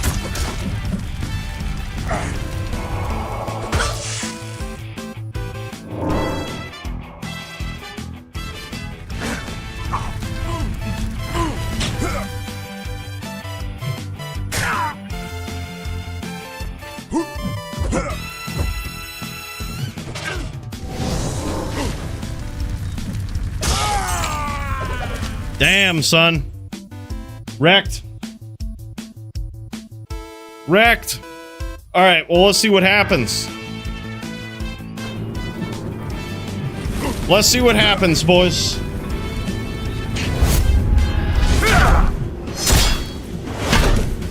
Wrecked. All right, we're watching Nimrod's perspective here.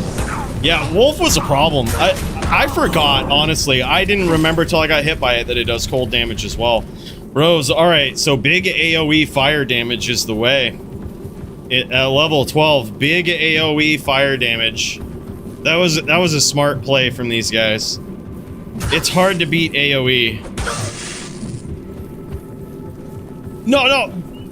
Dude, Babushka, you are fine. It is not your fault. I don't think any of us knew when we said that. I think in spirit we wanted to ban cold damage, and I think all of us forgot that wolves do cold damage. You're fine. You're fine. You played that very well. That was a smart play. I would have played a wolf too. I would have played a wolf too, dude. Don't worry. I think all of us forgot that we were trying to get rid of cold damage, and we all forgot that wolf does cold damage. I'm pretty sure. Yeah, you're all good, brother. All good. No problem at all. That was a smart play. First time Iron Man. GG, dude. Hey, no problem. I'm glad you stepped up and we're ready to pop in, man. That was super fun. I always have fun with these, man. We're about to crown a new champ here, wherever it is. Oh, nice shots here from Nim. Gotta say. You know what makes this duel actually way better, though, is the fact that nobody can heal. Uh-oh, Nim is in trouble. Time to die. Oh, man, and down he goes. The Maximus. Uh-oh. Anybody else streaming? Anybody else streaming this duel? We got Green Lungs up in here. Let's pop into Green Lungs, see how he's looking. He's on the Charger. I should have gone Charger. Green Lungs has inspired me. That was the play. I mean, everybody knows top Charger here. Like, goddamn. Green Lungs making me feel bad about myself. It's looking like he might actually be the new champ, though. He's at 92 life. And he has got Travix on the run. He is literally building up mana here so he can go in for a big charge. And the thing is, Travix is giving it to him. Travix is running away from him. He's not trying to go toe-to-toe, which is kind of smart. I mean, he's a trapper. He's not trying to go toe-to-toe. But as soon as Green Lungs builds up the mana for that charge, if he catches him running, it's going to be nuts. By the way, Muzzle, my guy. Bro, thank you so much for the 2 gifted subs. What is this? Big cheers, brother. That is wild. Much, much appreciated, dude. Let's tip a big cheers back to the Muzzle here. That was super generous, brother. I gotta say, Travix actually getting some damage in here. He is actually hanging on. Oh, man, right as I say that, he gets ganked. And new Iron Man champion, the Green Lungs, with the Din. You can't be mad at this guy. He's rocking the Din. Din's getting wins to get it ins, man. That's what it is. GG and a big cheers. Let's check out his gear here. What a sick scepter. Dude got so lucky on that scepter roll. I think that was one right there that he took it to Charcy. That shit was wild. Some good finds there. And there it is. And new Din champion, Green Lungs. Big hits into Might there. Insane. Wow. And here we go, boys. Big congratulations. What a grind to level 12 that was. GG, Nim, thanks as always for setting that up, man. That was a fun time. Level 12 might be... We might have to figure out a more efficient way to get there. I do like level 12 because it opens up a whole bunch of new skills. But holy shit, it takes a while to get there. I think we ought to all just stick to staying right together no matter what. You know what I mean? I'm guilty of that too, wandering off and doing my thing. But that was really cool. Really fun, man. And Green Lungs, the new unofficial Iron Man champ. New sheriff in town. That's right, Muzzle. Big cheers, by the way, again, man. I do what I can. Love your content. Thank you so much, my guy. Really appreciate it. Happy to do it, man. I'm happy to be a part of this community because it's D2 is just D2 for life, man. It's just the best game. Big cheers, guys. An official welcome to the new members, Head Crusher and La Cruz C95. New feet. New feet in the VIP room. Make sure you wipe them off, all right? Don't fondle the statues. Told you Palin would be a problem. Brawlin, you weren't kidding, man. You weren't kidding. Yeah, at level 12, that's when charge comes into play. See, I figured... I thought double throw was going to be good, but... Single target shit, you better make it really count, I think, at that. When you get to level 12, it had better really count. Otherwise... you better off with AoE. And by the way, we are checking out Thor Jitsu's stream here. This is Thor Jitsu versus Himpapa Weed. These guys going to be throwing down in some HLD. And I'm excited about this one, man. I'm excited about it. Himp is AFK. Oh, word. Okay. You scared him away, Thor Jitsu. You scared him away. He saw that sin, and he done shit himself. He done shit himself. Had to go change his pants, was not wearing his shitting pants to the occasion. So, mistake number one from Himpapa Weed, to always have the shitting pants on and fastened up securely. By the way, Chocolate Fish, what, 16 months? My guy. Holy shit, man. Big cheers to you as well. Holy hell. Between you, Muzzle, Coach, and Primo, man, y'all are too kind, man. Thank you so much, brother. Really appreciate you.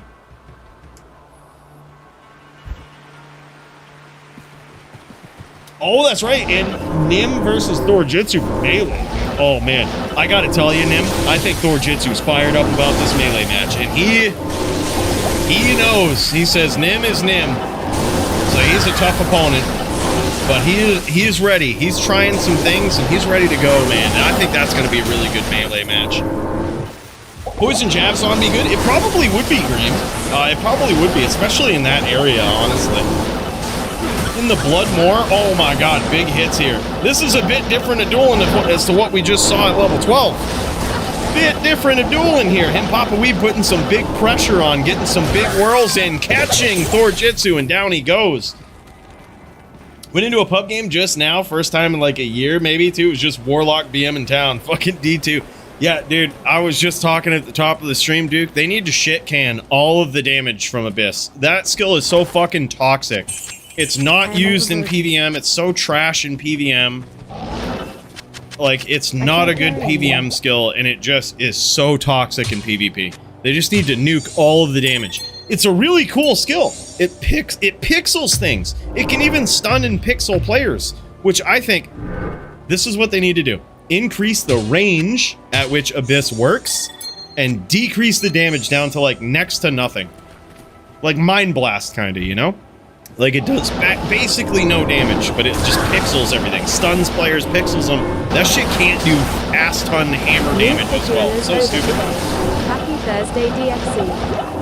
No way, Sawdust. You did, huh?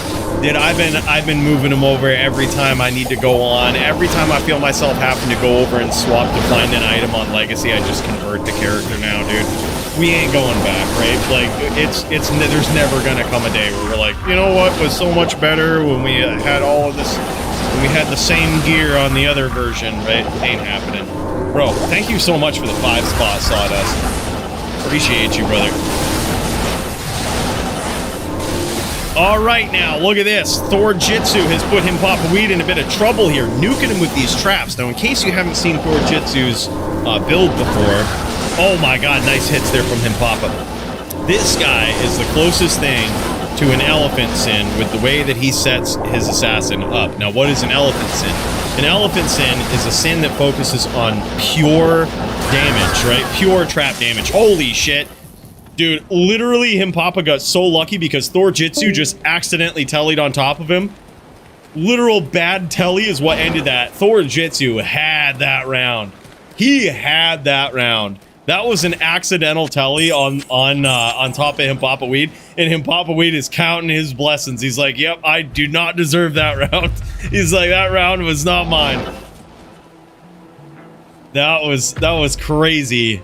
He was ready, though. Half the battle is being ready, right? You got to be whirling. You got to be ready.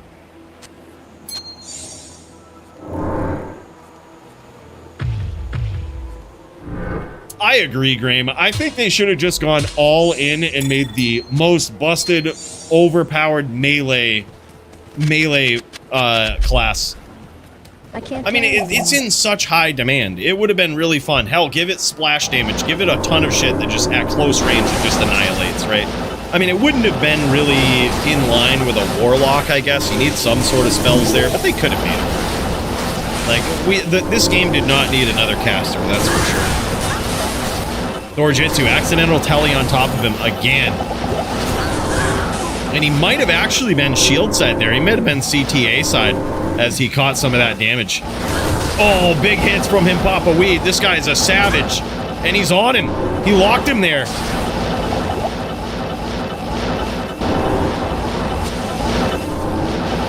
Incredible chains there from him, Papa Weed, but also some incredible evasion here from Thorjitsu. But it's only a matter of time. This guy is fast, man. 3-0 in favor of him, Papa Weed versus Thorjitsu. And I gotta say, man, those barbs are savages. It is fun to watch barbs. Let me tell you. Let's pop over to him, Papa Weed's point of view here and see this from the barbarian's standpoint. Yeah, mirrored blades, cleave, all of those skills were really good. They could have gone really all in and just made those like so busted. Like, we did not need a caster. Of all of the things, like, we could have just had... Like, just imagine if the Warlock sucked at casting and was just maybe the Firelock. Firelock is really cool in PvM, and it's not busted in PvP. So just, like, imagine we had that build, right? And then we just had, like, the miasma skills that pixel a screen of monsters. That could be amazing. You could actually have a really good Warlock that way in PvM and PvP. You could literally pixel people into your apocalypse, which would require skill and combination of casting shit, right? That's all we're asking for in PvP. Skill, not fucking pure ignorance. No items needed. Incredible pressure here. Incredible pressure from him, Papa Weed, as he catches him. Holy shit, that was good. GG's. He says, bruh. GG. Yeah, that was insane. It's hard to be mad at that sort of chain right there. That was insane. Papa Weed is my nemesis. Dude, he's insane. He's insane. This guy is next level. This guy is next level. We'll get a peek at these guys' gear here, and you'll be able to see what Thorjitsu has put together for his sin, though. I really think this thing is dangerous. Just him, Papa Weed. He had the aggression. He had the power. He had the plan today, and he got there, dude. Yeah, those are incredible chain locks. Look at this matching inventory of max AR lifers over here for the most part. Looks like he might have 1 451 in there. 3 1920s. Holy shit. He's got a little bit of resistance charms in there to fight back against that. And look at this, man. Thorjitsu with the Sunder charm. Both of these guys with the Sunder charm.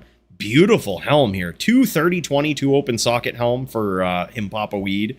And look at this. The claws that Thorjitsu have the new jewel in them. There's a lot of good things going for him. New jewel and the facets. His goal is just to do as much lightning damage as possible. Just stack it right up. He's got a 15% buff on his Sunder charm this week too. I think that's a new addition. And he's literally going all out. I wouldn't be surprised if those traps are close to 20k. Like, that's insane. And you could see that damage even though him, Papa Weed, was like prepared for it. He's got he went 80-20. So 80 max res and wisp to resist, and he was taking some big damage from that. That's insane. Look at that grief, man. 4,400 with a perfect 15% superior base. Beautiful gear here. Very close to 100% perfect, man. Minus 24 res, only 11 life after each kill, but you can't be mad at that grief roll. That's insane. And a beautiful 99% perfect beast. Nice job, bud. Yeah, hell yeah. Good sportsmanship, too, from Thorjitsu. I think this guy he's a sleeper. Y'all better be ready for it. Y'all ain't ready for the power of those traps, man. I'm telling you, that's a sick trapper right there. I got a lot of faith in it. Got a lot of faith. GG's, boys. Let's check out the next match. Up next, we've got Coach versus Cats for the Melee title. Who's going to come out on top? Will it be Cats? Will it be Coach? Someone has got to stop this guy.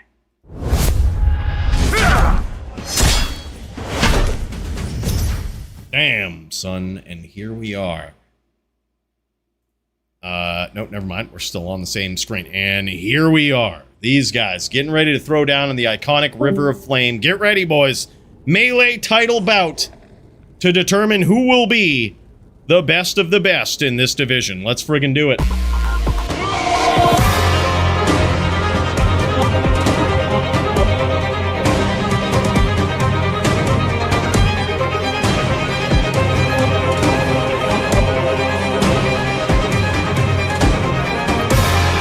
This corner, we have the reigning, defending, dominant melee champion, and that is Coach Jason. He's struggling a little bit here in this first round versus Cats, though. Big damage, and Cats takes the first round. This new rule that is in place as of right now might do something to the current reign of the Druid at the top of the melee division. In previous duels, in previous bouts, we have seen these guys use a provenly broken combo of Metamorphosis and Fortitude. It's just too good. Nothing can beat it, right? So what we did was we banned them being used in tandem with each other. But as you can see, Coach Jason still has the damage to get there. Absolutely incredible round for him that time as he ties up the score. This guy is wild. He has reigned at the top of the melee division for so long, and he seems to not even be phased in the slightest with this rule change. Still sticking to this Druid and still jamming it. Still off to a pretty unpredictable start here for his opponent. Hard telling how it's going to go. But Cats is on a const bar. Concentration is what he's using. One hitter quitter is what he's hoping for. But damn, the fury of Coach Jason just catching him now. And look at this. The other thing, too, is that in recent history, we allowed barbarians, we allowed all the classes except for the ones at the top, the druids and the dins, to use the new jewel, right? The new protector stone. All of these other lesser classes, if you will, in melee history are allowed to use it. And it's huge. It's really huge, man. It could make a difference. It's certainly making this duel go back and forth. But as a trade-off, the druids are now allowed to use Oak Sage versus Barbs. It is a bit of a trade-off, and so far it is 3-1 in favor of Coach Jason, the champion.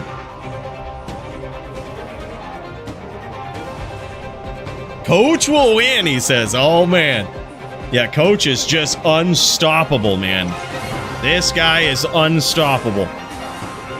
He's off to an incredible start here. All of these hits that land are just nuts, man. And as a Fury Druid, he's slinging them so fast. You know what I mean? That's just what it is. It's punches in bunches as opposed to the one big hit from Cats, Tats, right? He's just going in for that one concentrated hit. Not gonna beat Fort.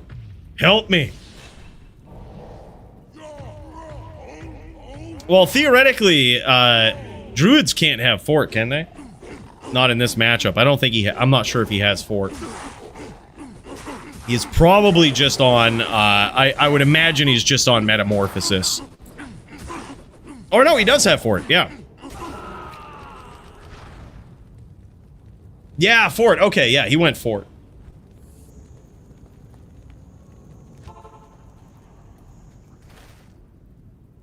Yep, these guys went for... We might have to revisit that rule, too, because I know that there was some restrictions regarding Fortitude versus Druids and Dins. We might just have to undo that one. I'm a big fan of if you add one rule to just take away another. You know, I think that's the healthiest way to go about it. Otherwise, you just end up, like, stacking up a ton of rules. We don't like a lot of rules in PvP, really.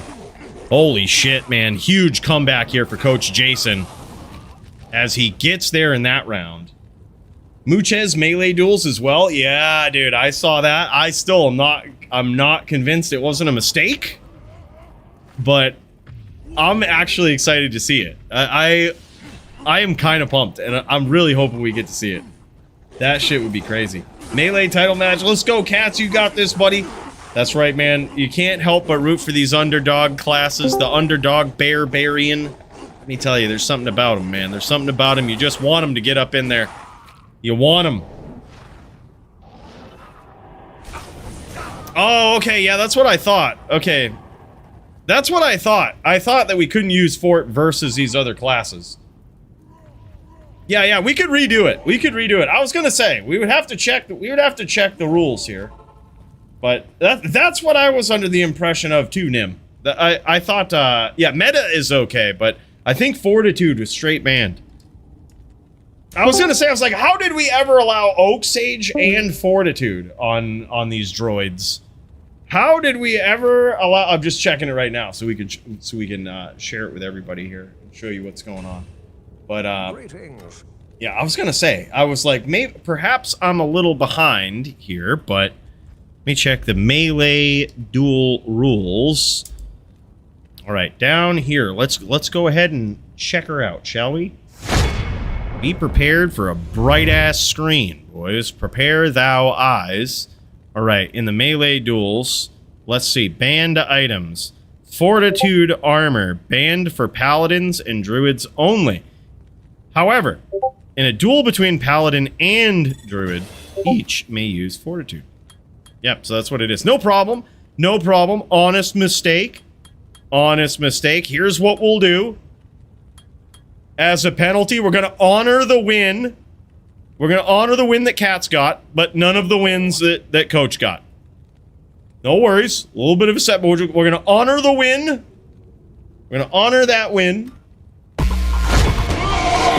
Bill!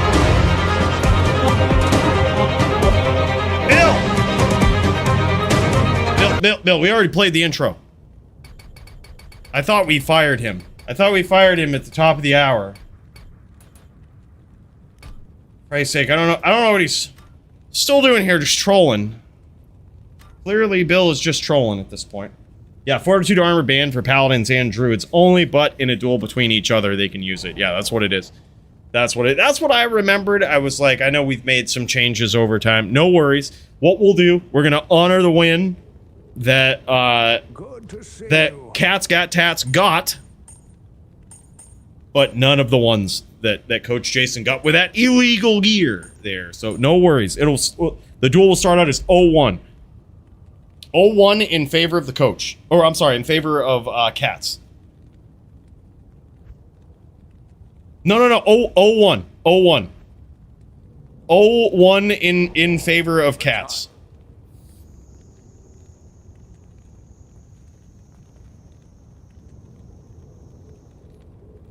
Yeah, and he can use meta. Meta is fine. Meta is fine, just no fortitude.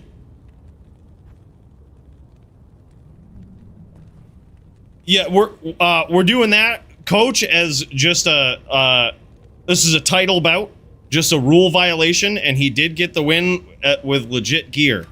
So we're honoring it because he got it as a little penalty, slight penalty, no big deal. Slight penalty, as to be expected. It is now 0-1. Back to 0-1 in favor of Cats here. This is huge.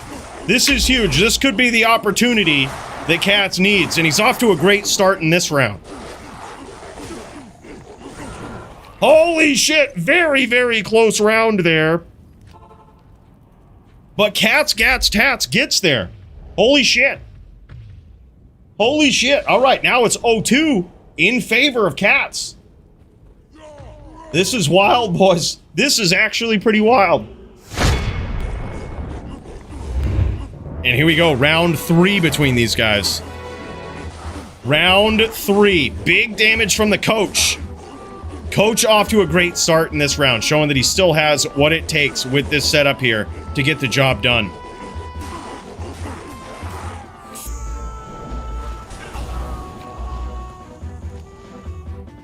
Oh yeah, Joe, play the pay me song. Yeah, we're not playing any of that. Yep, we're gonna have to.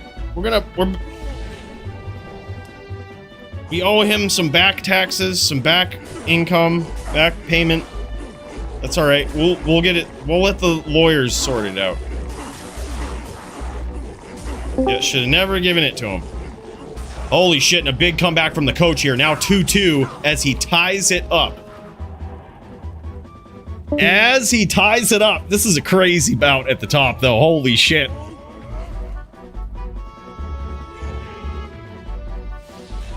Me and Muchez in the queue. Holy shit. Travix versus Muchez. That's going to be sick. Is that the melee match? Travix versus Muchez. Oh my god. It was not a mistake. It was not a mistake. Holy shit. I am so pumped about that. We about to see Muchez stepping into the melee arena. Holy shit. And now, look at this. Even though he starts out with a bit of a penalty, Coach Jason has pulled back in to the lead. It's now 3-2 in favor of the reigning melee champion. Big hits from Cats, though, early on. Huge. And so far, the champ is not able to score any big shots to return fire here early on. But, I don't know. Right as I say that, he's catching up. This one could go either way, boys. Wow! Literally swinging in human form is the champ. What a duel, man. What a round right there. Literally swinging in human form. 3s for these guys. It's tied up. Philiac, aka the Pope John Pone. What up, man?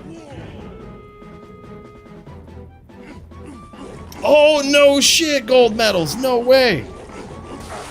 That would be sick, man. That would be sick. Yeah, let me know. I'll meet you in game. I think that's really cool. You know what that means? We're going to have to vote on Fight of the Night tonight, boys. Because gold medals has got a bit of a prize for us here. He's got 4 25 small charms. 20 life, 5 all res. Bro, holy shit. That's insane. My guy, thank you so much, man. Big cheers for that. Yeah, let me know game. I'll come grab him, dude, and we'll freaking jam. That is amazing. That is sick right there.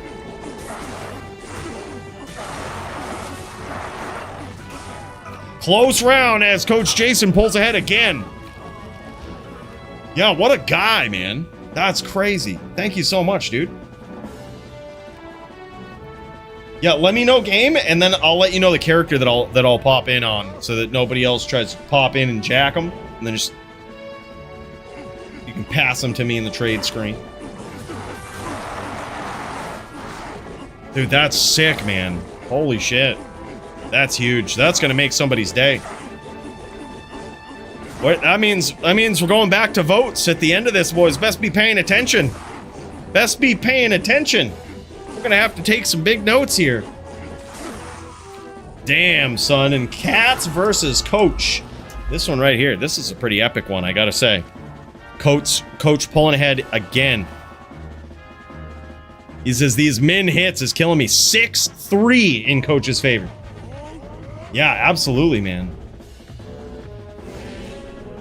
Holy shit. GG, man. Let me know game. That is huge. Huge. Wow, man. It's been a while.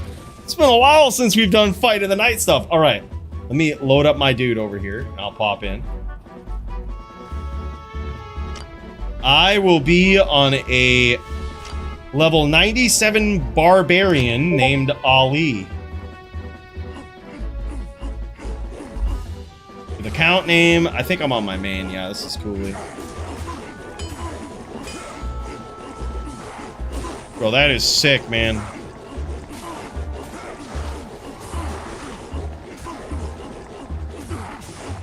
What a close round between these guys here as well. Holy shit. And Cat's there for that one. And here it is. Look at this. This is our boy Gold Medals right here. Holy shit. giving some fight of the night prizes away. Bro, thank you so much. That is huge. This is one for the week of August. Each week of August right here, he says, give this to some worthy competitors. Bro, that is savage. Man, thank you so much. That's huge. Very generous dono right there from this guy. Let's tip one back, boys, for gold medals. Holy shit. Holy shit. That is nuts, man. Bro, thank you so much, dude.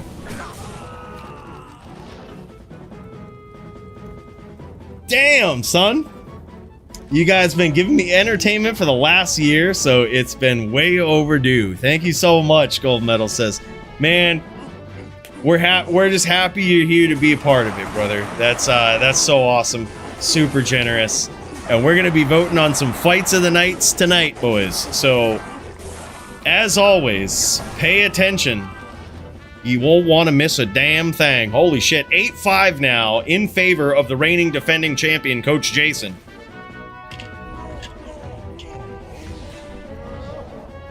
Never was so much into PvP, but this scene is so much bigger than I ever imagined. Yeah, man. Yeah, he was in the YouTube chat over there, Muzzle. Yeah, hell yeah, man. That is really cool. Big cheers to this guy. That was super generous. Damn, son. Coach Jason now having a pretty dominant lead in this bout, despite a setback in the beginning. A gear conundrum in the beginning. Coach Jason going ham.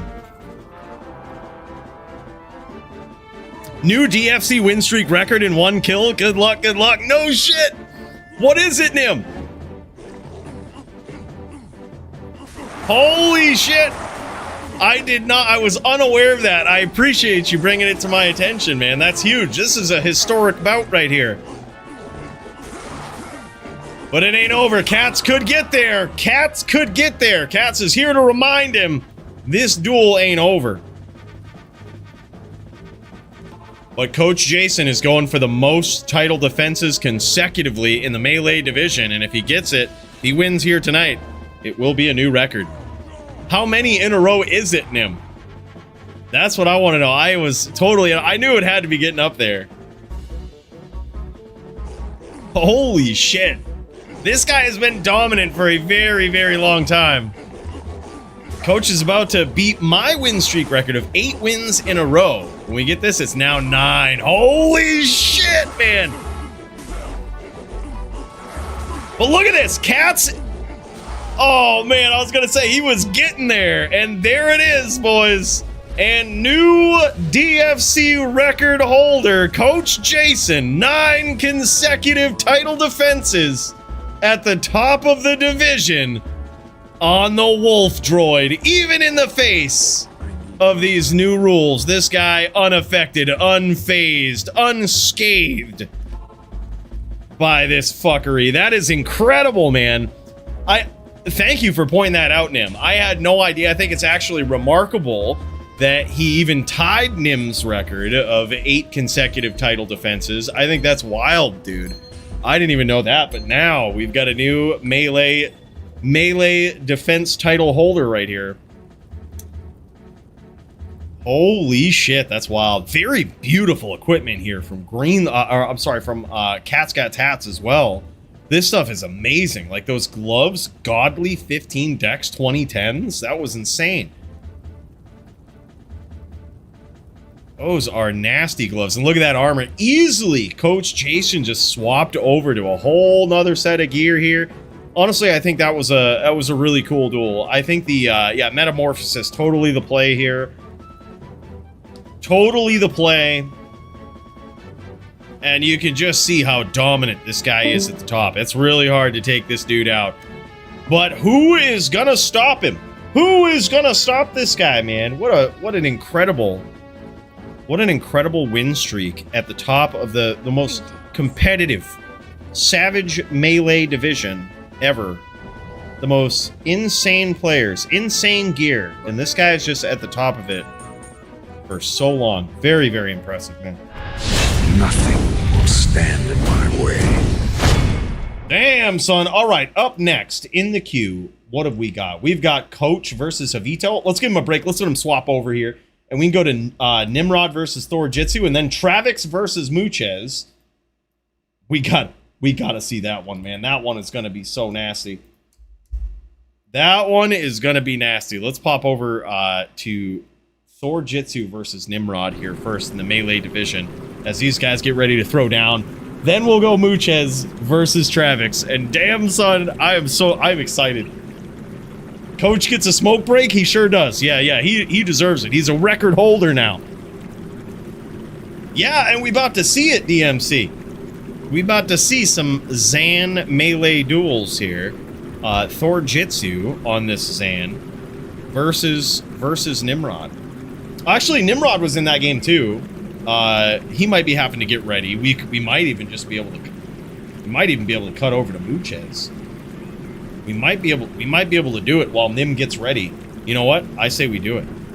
Nim might be getting ready. Thor says sneak peek. Oh no! Oh no! Oh no! Save it!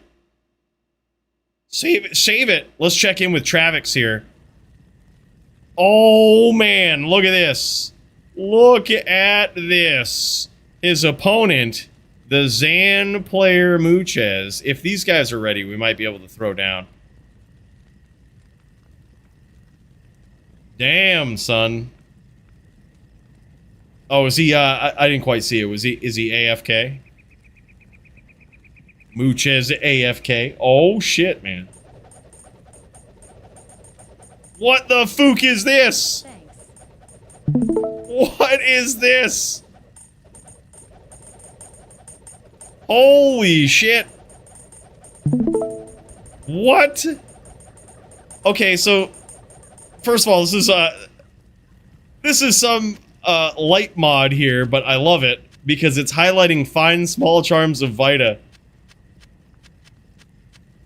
And holy shit. What? That's Nim. Oh man.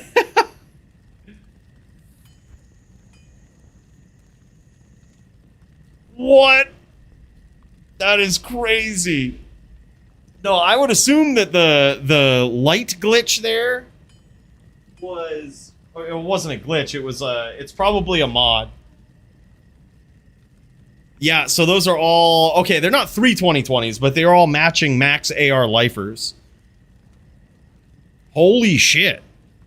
Did you just gift those to him, or is he borrowing those? Is he borrowing those, or is it a straight gift? Holy shit. That's actually insane. Either way, that's insane.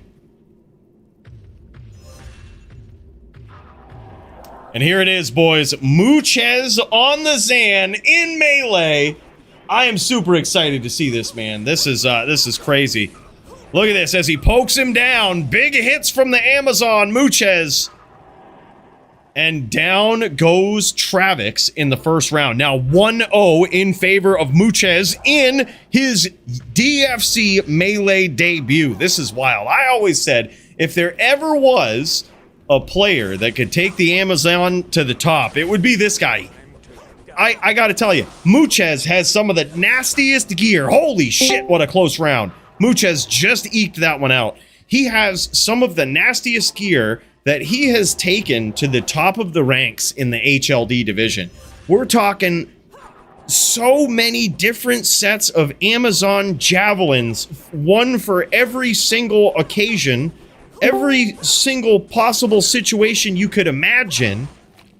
This guy has got something for him. He's got a set of javs for it, and it's insane. It is insane, man.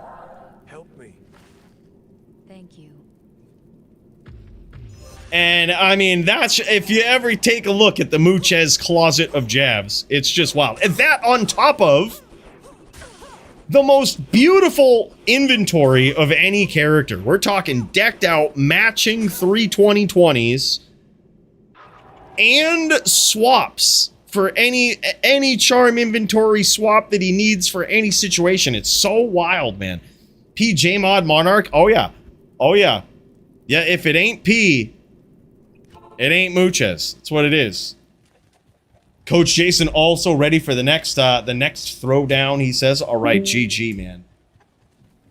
All right, what we'll do is go after this, Coach Jason, and then Nimrod versus Thor Jitsu. We'll break up the melee a little bit here with an HLD match. How dare we? How dare we break up this melee with an HLD match in between? Damn, son. Muchez just getting in there. Laying it down. 5-0 now in favor of Muchez. Holy shit. Muchez showing... There's been a lot of talk about inner sight right now. You might be wondering, why is the Amazon using inner sight? You know, some people might mistake it for slow missiles. You know, but why are they using inner sight here? Well, that is one of the debuffs that Amazons are allowed to use in melee. And it's currently capped, I believe, at 15 hard points. And there's been a lot of talk in recent history about lifting that cap, right? We need more Zans up in here. Well, truthfully, I don't think the melee division has ever seen a Zan quite on par with what Muchez can bring to the table here. It is actually spectacular. Like, look at this. Huge hits from these jabs here. Holy shit, man. He is literally barely touched. I think Muchez has barely gone to town. This is insane. This is insane. 6-0 so far in favor of Muchez. Oh, it's capped at 10. That's what it is. Okay, my bad.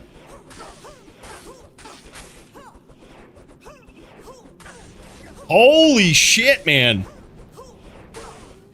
Wow, that was the closest that that Travix has been so far. Very, very close. Oh, he's 92. He's a 92 Din. Yeah, so there's very few times where the level matters substantially. But 99 versus 92, I think for sure, you're going to see a big difference in hit calculations because of the level difference. Muchez takes it again there. Now 8-0, I believe. 8-0 in favor of DFC melee newcomer Muchez. And damn, son, this guy is looking wild. Oh, he didn't have it on, Lady Fyra? No shit. Didn't even see it. Didn't even see it. No worries. Yeah. It's totally allowed.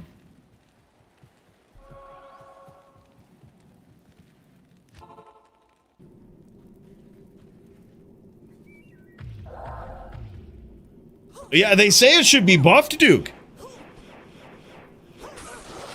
Bro, I gotta say, we're gonna try again this week, Duke. We're gonna try again this week. I actually did take down 2 of the biggest decks in the format. I took down the combo one, that little combo, you know what I'm talking about? The one with the combo. It does there's a lot of combo decks, but the one that has the creature that gets a 1/1 counter, and then there's some, like, equipment.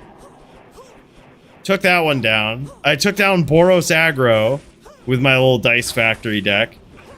But then I lost to another... I lost to combo, the same combo deck. Very, very close one, though. And what else did I lose to? Control. Blue-white control. Who the fuck runs that? Who the fuck runs blue-white control? I placed top 8, though. There was indeed 8 people that played, so... There was indeed... It was 8 people, so I was top 8. Nah, it's just like core tapper combo is what it is. I took infinite turns on them hoes, though, which I felt pretty good about. Muchez likes man butt. Oh shit, here it is, man. This could be the start of a huge comeback here for Travix. He is on the board now. He is on the board, but Muchez is so hard to hit through the dodge, the avoid, the evade, the max block, the DR, the defense, especially with that fortitude procs. And there it is, man. I believe 10-1 in favor of Muchez. That was a dominant victory for Muchez in the melee division in his debut. That is wild, man. It is really hard to compete with an inventory like this. This guy's been doing HLD, took it to the top of the ranks, and absolutely embarrassed everybody. 10-2 is what it is on this Zan. And man, you have got to see it. Like, this thing, just insane. I can't wait. I'm about to put grinding, salvaging, and flare husk in my Jund? Really? Hey, thanks, Forgotten One. Appreciate you, man. There it is. Actually, a perfect. That's Nimrod's perfect. He's borrowing that from Nim. Look at this Muchez gear here. Dual stat, melee ring, melee amulet as well. That is actually pretty insane. I don't think we've ever seen an amulet like that. It's 2 to Zan skills. What I caught of it was 2 to Zan skills, 30 strength, 20 dex, and something else on there. That's, oh yeah, 4 PLR and all res. So he probably might even have this as a swap in certain matchups for HLD. But that amulet is nuts. I mean, it could be better. That's the crazy thing. It could be better. It could have like 60 life on it as well. But I mean, like, we have never seen a dual stat amulet like that. Big shout out to Nim for lending some of this gear to Travix here with max AR lifers, a perfect EDC. Absolutely nutty, man. Yeah, I think Muchez is right, though. So the level 32 was probably doing the most damage to him. Oh, what is that Sunder? That's a Muchez Sunder, boys. Yeah, he says, thank you, Nim, from Travix. Holy shit, look at that. 24 FHR, 97 ED, 60 life, near 100% perfect rolls there. And damage reduced by 9. Not dead at all there. That is that's a beautiful Sunder charm. That might actually be the best one I've seen so far. That is a very, very high roll. I think Coach Jason has a close one, right? Or it might actually be maybe slightly better. I forget the exact stats. But that's... Now we know the 2 people that have the nastiest ones, right? It is better. That's what I thought. I thought it was like 98 or 99 with 24 FHR and 60 life. Or 23 FHR, 60 life. Something like that. 100 ED. No shit, dude. That is wild. Sunder, Jewel, Eth, Rep, Cruel Jav, Cruel Fools, Drools. Oh, yeah. That's what it is, man. And those Javs, too. Look at these things. Cruel Fool, IAS. Now, the Zon's Javs in Melee don't necessarily need to repair themselves. Why, you might be thinking? Because they can be repaired by a Barbarian. So, like, it has opened up a whole bunch of things, of options for the Amazon in D2R. Those can be repaired. So even though they can't be repaired at Charcy, Ethereal Javs don't need the replenish durability on them. Yeah, little secret tech.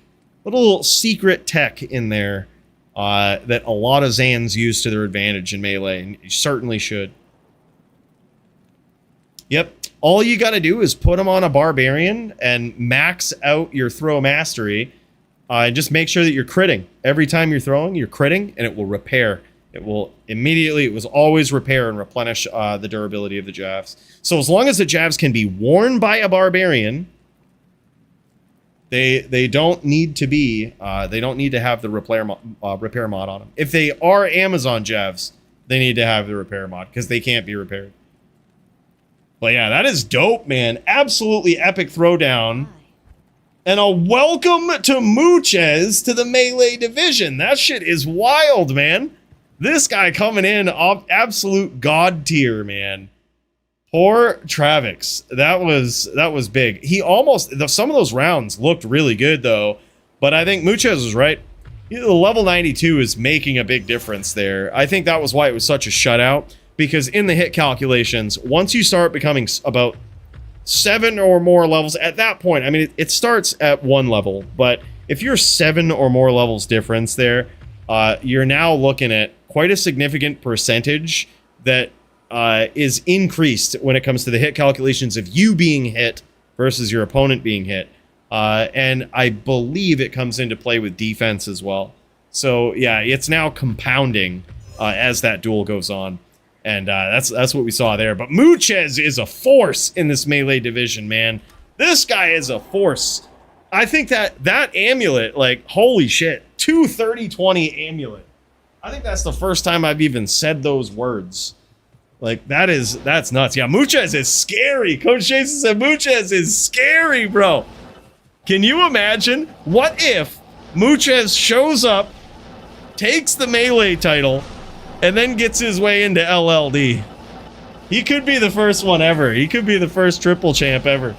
There hasn't been many people that have actually taken 2 titles. There ain't many double champs. And by the way, Muzzle on the YouTubes as well. What is this, my guy? That's 3 tonight. He's 2 over on the Twitch. And now on the YouTube as well. Muzzle just says, you know what? Maybe I ought to be over there as well. Comes on over. Throws the legend tier membership. My guy, big cheers to you. And thank you so much, brother. You didn't have to do that. Bro, I literally called that. I was like, this looks like a random swap that he had for like some cheesy PLR or cheesy poison builds in HLD. I was literally like, this looks like a swap that he has for cheesy builds. I am overbuilt. That was it. And by the way, 5 gifted memberships over here. Muzzle. My guy, big cheers to you, man. Thank you so much for that. Huge. Yeah, I knew it. I knew it. I saw it. I was like, there is no way that amulet would be in Muchez's inventory if it wasn't for that PLR and added resistance there. Of course, the other good mods as well. But like, when you need the PLR, those are the other stats you want too. I was like, that is literally an amulet in his stash for fuckery. Like, that is poison fuckery.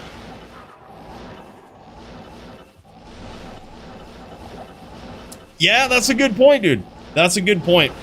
I think I started this channel up back in the day as sort of an experimental one and did all of the experimental things that I didn't dare to do on my main channel, and then this just kind of became the place that we do DFC.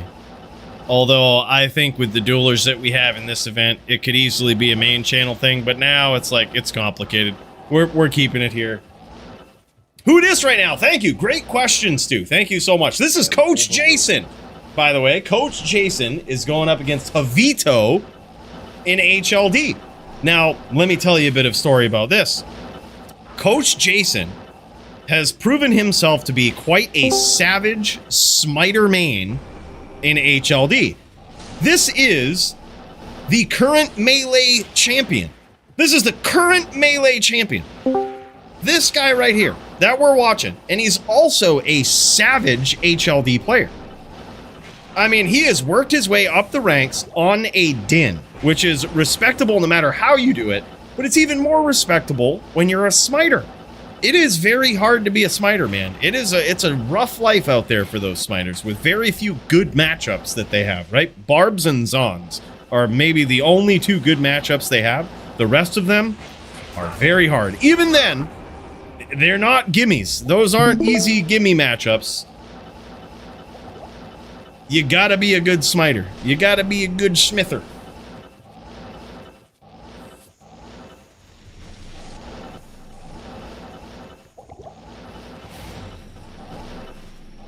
I think so, Muzzle. I think they actually have a better split. Holy shit! And he catches Javito, puddles him. Javito pretty much had that round right there. He was doing so well, staying so evasive, making it so hard for Coach Jason to catch him there.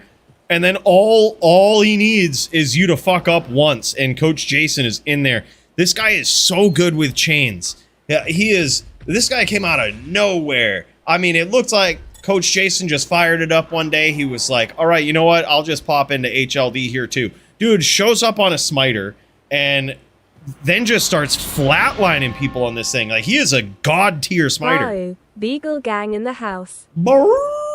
There he is, Murder SC, bro. Thank you so much for the 50 spot, man. Holy shit.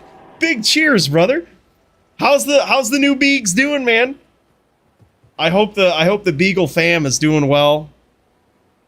Bro, big cheers. Murder SC he's the Beagle savior. Adopting Beagles from those damn animal testers. Literally goes in, saved a Beagle would encourage you to do the same, man. That's all he wants. He just wants everybody to do the same.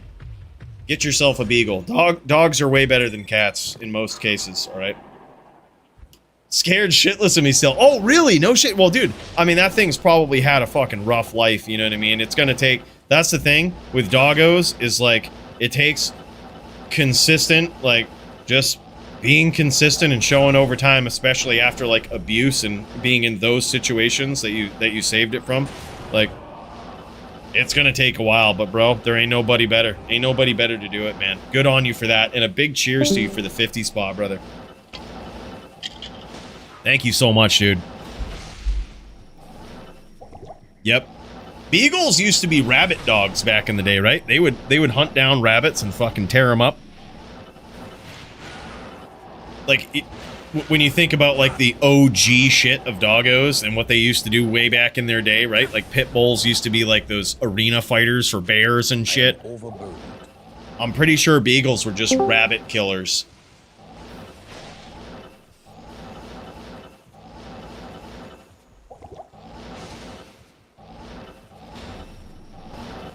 Oh yeah, dude. Cats actually don't fuck around. They are kind of territorial with weird animals that might come to the yard. All right, now Javito is trying to even up this score here. Javito is playing it well. He's recognizing how big of a savage Coach Jason is, and Javito is an insane Din player as well. So he can recognize good Din players, and because of his experience on one, he knows how to harass them in the right ways with different classes. Impossible. Now, a bit more history with Coach Jason. This guy has been known on this Din to just tear up Necro players. And Javito, the Din is the class that made him famous here. So he's good on a lot of builds that he plays, but he now has to adapt and use his knowledge with the Din to harass appropriately on this Necro. It could have been that. It was something. They hunted something in the woods. I thought it was rabbits, but it could be, yeah, it could have been foxes. Some sort of wood fauna. Those beagles just ripped him up. AKA BCZ. Hey man, thanks so much. Glad you liked it, brother. 3 dogs? No shit. What breeds do you have, man? That's awesome. Yeah, I love doggos. Oh, bros, I gotta share with you today. It actually finally happened, all right? I was wondering if I was cool enough of a YouTuber for this to ever happen, but it finally happened today. Today, on the day of this DFC. You know what happened to me in Walmart today? Somebody came up to me and was like, "No way! Are you that Diablo 2 guy?" I was like, "What?" I was like, I've been waiting for this to happen. I was like, yes, that's me. That's me. The guy, what you mean is the guy that slays Joby, like easy's Joby all the time. Yeah, that is indeed what I'm most famous for. I've been waiting to be recognized in public for this. I will let Joby know how bad he is for you. Yeah, it was kind of cool. I was like, no way, man. He's like, I didn't know you. He's like, you live in Maine? I was like, oh yeah, dude.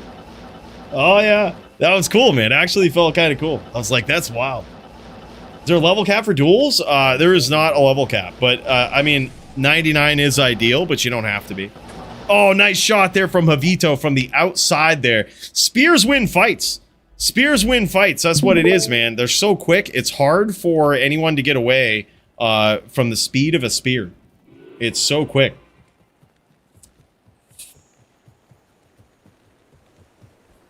Yeah, and then he obviously said things like, wow, you are much smarter and thinner in IRL.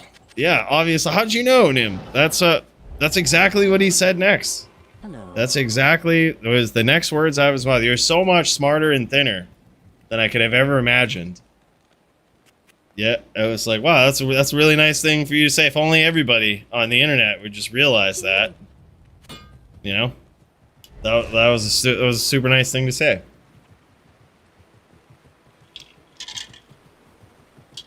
That was me, your personal stalker. I got your zip code, just frequenting Walmarts in your area. Well, shit. Hey, you made my day, man. Thank you.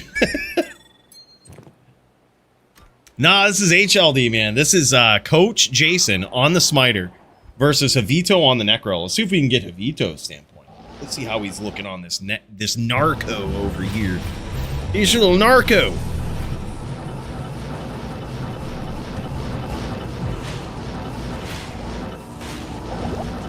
Yeah, using these spears here is very smart. Now, what Javito is trying to do, you can see a little bit more about his game plan here.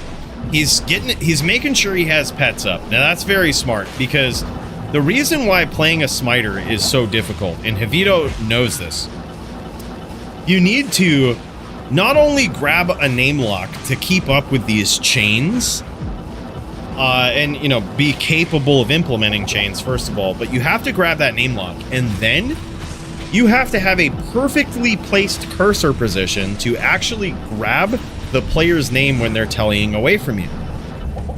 One thing that gums that up pretty well is having pets in the way. It makes it so that you have to be even more precise with these stomps, with these chains, and Javito knows that. That's why he's keeping this, he's keeping the Golem up, he's keeping the Oak Sage up, and he's really trying to make it difficult for Coach Jason to get in and actually land these chain locks. You'll also notice how he's setting up his strategy. He's keeping his distance, he's waiting for Coach Jason to come in, but he's trying to set up with a bone spirit, right? He's not setting a train of bone spirits here, but what he's doing is he's starting the engagement with one. That means that if he can get Coach Jason to close the distance, then there's going to be a bone spirit that's just seeking him out as soon as he does. And then, when he does close the distance, Javito's just looking to throw some of those spears from just off of his screen, right? Looking to throw those spears. They're so quick, they're harder to dodge. They pierce through the pets that Coach Jason might have, right? With his Oak Sage, which is an important piece for a Dan. Really, any character, that Oak Sage versus a Necro is a very important piece.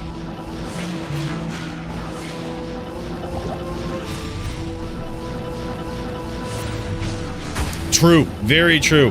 1,000 puddles on this map. That is true, but it is an H map. I mean, this is the map that they all aim for. But Javito he also knows, like, he is a Savage Din player himself, and you notice that even if there was 2 puddles on this map, Javito would be utilizing them. He would be teleporting towards them to try to shake these chains. And what those puddles do is they can be really bad if you get caught on them, right? Because the knockback from the smite won't knock you through a puddle, so you'll get stuck there. Back in LOD, you could get stun locked on a puddle, which was really cool for smiter builds. Not so much in D2R. But the other thing about puddles that sort of works in the favor of the player using them is that when you telly next to them, it can fuck up the placement, the cursor placement of your opponent who's trying to chain lock you. And it can also make it so that if they get very close and you're by a puddle, they might have to walk around it to, giving you even more time to respond. So he's kind of dancing around this, using the terrain to his advantage. Thor and I are in game right now, ready to start our melee match. All right, we'll cut over next, brother.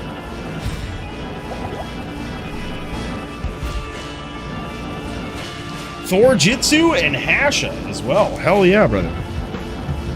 We'll throw that in right after. We got Thor Jitsu versus Nim, then Thor Jitsu versus Hasha. Add me and Dro for show as well. Oh, sorry, I missed that. I'll throw you right in between. I missed that, Lol Rages. Lol Rages versus Dro Fo show. So we'll go Nim versus Thor, Lol Rages versus Dro, and then Thor Jitsu versus Hasha. And did I miss anything else? Let's see here. Here we go. I think we're good. I think we're good. Let me know if I missed anyone. We got Thor v Nim next. Lol Rages v Dro in the LLD division. Then we've got Thor Jitsu versus Hasha. And we've also got, man, we might as well throw Coooley versus DD in there if we ain't got anybody else. Might as well throw the Coooley versus DD. So y'all can see me easily, obviously easily defend the LLD title from who? Who is this guy? Anyone ever heard of DD? Oh, he holds the record for title defenses in LLD. Oh yeah, that guy. Oh yeah.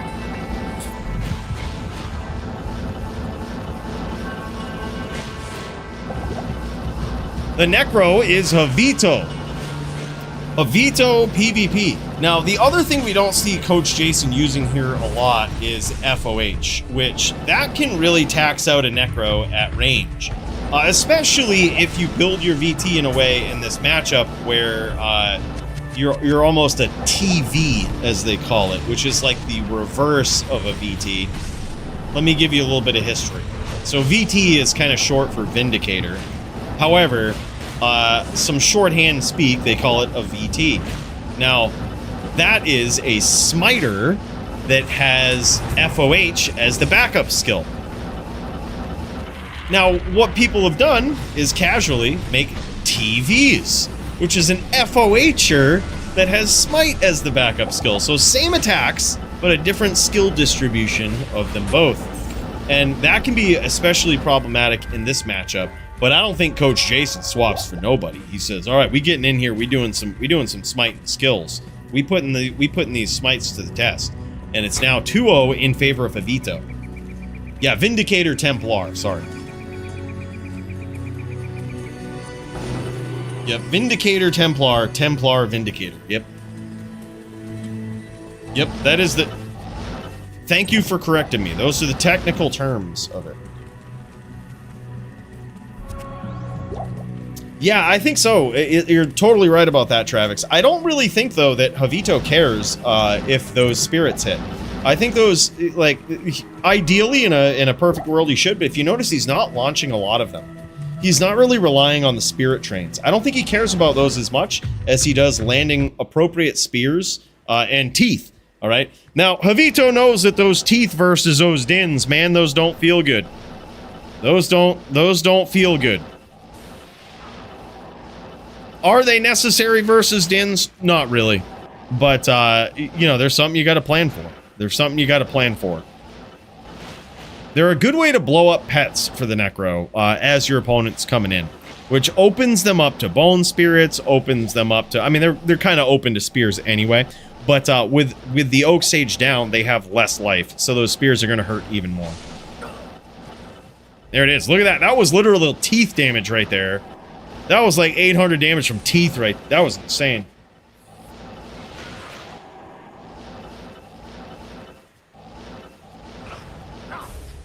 Yeah, Warlock is allowed in LLD, with currently no real restrictions behind it either. Which, that very well could change in the future. However, we're gonna see if anybody breaks it. I do believe, I have an inclination that it probably is pretty broken. But no one's really done it. And the way that we usually operate in DFC is... we just let shit fly until someone breaks it a lot.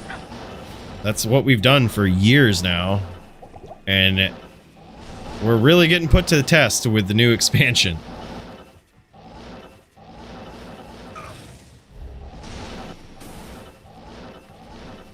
Well, you technically can, sort of in the same way that you can with Charged Bolt. So you could CT cast Teeth, and I do this all the time versus Sins. So, like, if you can get to the point where you're predicting where the Sin is coming in and what angles they're going to choose, you can sort of shotgun Teeth as well. And you do it by CT casting them. So, CT casting is where you open up, you hit literally the C or the T keys to open up the skill tab or the character screen on one side of your UI. And that shifts your character to one side of the screen, allowing you to cast further, to like click further out, right? And what you do is if you CT cast Teeth, they'll actually stay very narrow. They will stay in a way narrower line. So you can't actually stack them on top of each other quite further out doing that. Damn, son, and there it is, 3-1 in favor of Javito so far as he goes up against the absolute savage Coach Jason. Coach struggling to grab those locks against Javito. Javito staying just on the outside here. He says, yeah, Teeth lame. I agree, Coach. I don't think Teeth are necessary in the Necro v Din matchup. I don't think they're necessary. But, yeah, hey, it's allowed. It's allowed. As the great Mills Lane once said, I'll allow it. I'll allow it. He says, "You're too fast, teeth allowed." Yep. Yeah. I mean, he says, whatever. Yeah. Yeah. It's tough, man, because then, I mean, teeth just ensures that your opponent gets punished when they come in. Spear forces, a spear is like more of a calculated hit. But also you got to figure this matchup, if there's any ping disadvantage, the ping advantage goes to the paladin. And I believe, is Javito West Coast? I'm pretty sure Javito might be West Coast. And, oh man, and he caught him there. Nice hits. Nice hits from the coach. Almost caught him with that chain, and he was unscathed there as well. Yeah, so he's got ping advantage on him, and, yeah, Javito is just using the tools that he needs to try to secure the dub.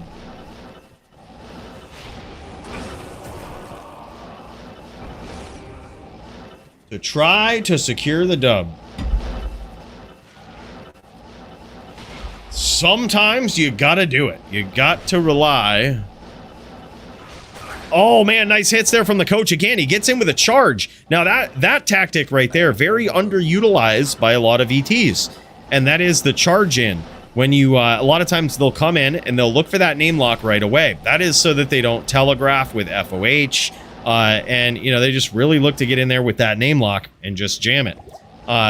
However, if you are at the right range, it can be pretty beneficial to charge in. And especially in this matchup, a Necro is probably not going to worry about their block so much. Now, why wouldn't they stack up their block? Why wouldn't they go max block versus a Smiter? Well, Smiter veterans might understand that Smite always hits. It doesn't care about your block, right? But also, if, you know, even if you're like, well, let me stack up max block just in case they charge me. Well, now at this point, you're giving up lightning resist to the point where, or at least forcing yourself to focus on a lot of things, so that their FOH might start doing some real damage to you. So it's one of those things where it's usually not worth the commitment that you would need on a Necro for max block. Just don't get hit, right? You have the range. You're forcing the Smiter to get on the inside. Now, Coach Jason could use that FOH from the outside and really punish, but he's going, this guy's fighting like a man up in here. He's fighting like a man. He's getting in there. He's delivering these smites. That's what it is. I run 13 to 16 block. Yeah, exactly. Like, it's a lot of times I've seen Necros do that, Sawdust, that just they don't really put any points into dexterity. It's just like they have gear that kind of naturally gets them to that point. And even then, at that point, you practically have no block.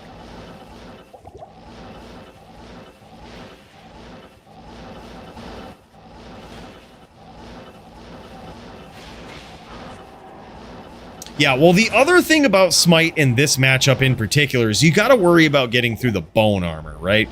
Like, you can cut your opponent open. Crushing Blow will go through bone armor. But damn, nice Spirit Train there from Javito that time. And there it is. The coach got trained. And he says, no teeth. No teeth. That was a train session right there. G fucking G's, man. Javito knows what it's like on those dins. He knows. He knows the struggle. He knows how to put him down. That was very nicely done, man. He did what he had to do up in there. He knows the savage he's going up against. He did not underestimate him. That's the thing. He says, still my favorite matchup. Hell yeah, man. GG's. Absolutely epic throwdown between these guys. Let's kick over to Nimrod versus Thor Jitsu and see how this is going over here. Nimrod, Thor Jitsu in the melee division. And the Silver Knight himself, who is returned to the melee division. It's so good to see this guy back. Nimrod on the din. The din rod, if you will. These guys going to be throwing down, and Thor Jitsu is on this Zon right here. He is ready to throw down versus an absolute melee legend in Nimrod.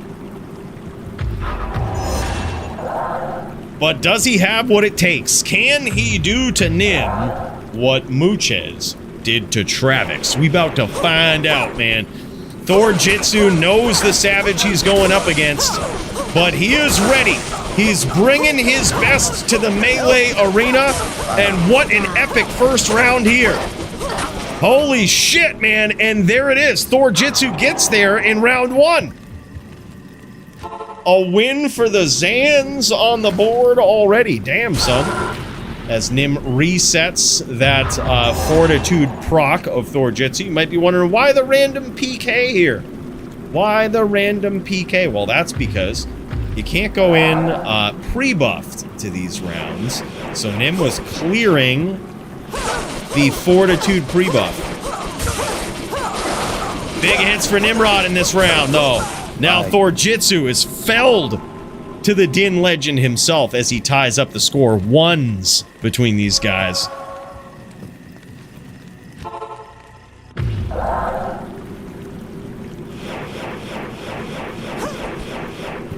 I would actually be okay with that. If they redid the bone skills to be poison and physical, I don't think I would even complain. I mean, at this point, they already do so much fucking damage in PvP, it's wild. I honestly would love it. They'll just add another one, yeah. I mean, at that point, I think that, yeah, they probably should have something that does poison and physical, right? Like, as a combined damage, that'd be pretty sick.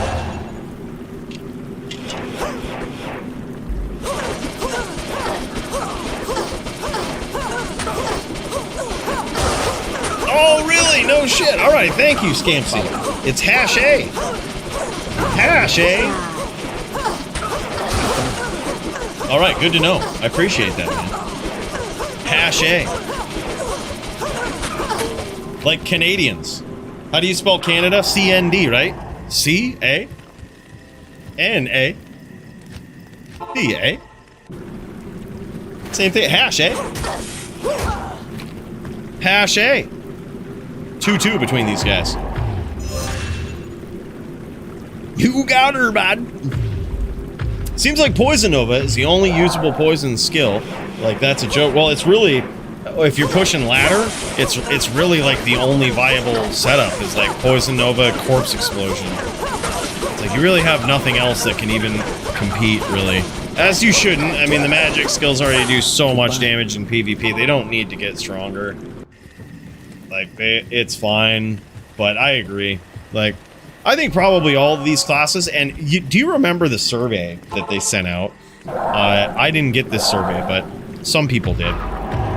They sent out this survey asking people how they would feel about big D2R remakes, in the sense of, like, even Paragon boards and stuff, asking how they would feel about those in D2R. So I'm really curious as to where they'll go with this game in general. But I think at BlizzCon there might be some big things. You never know.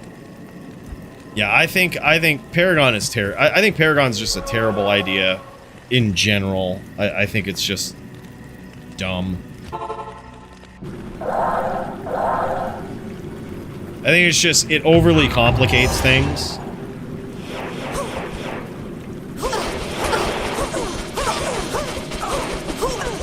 I don't know, baloney. All resistances, including magic, would just... It'd be so bad for Necros and Dins. Like, those poor Dins. Those poor Dins just getting nerfed even more if that was the case.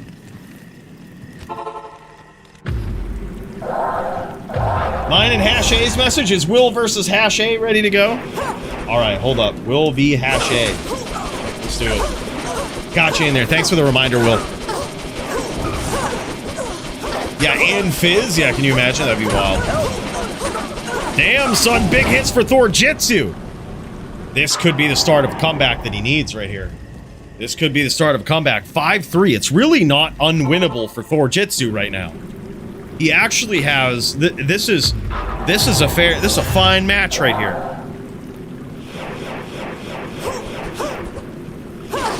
Here we go, into the 9th round here. Big hits for both players. Thorjitsu pulling ahead early.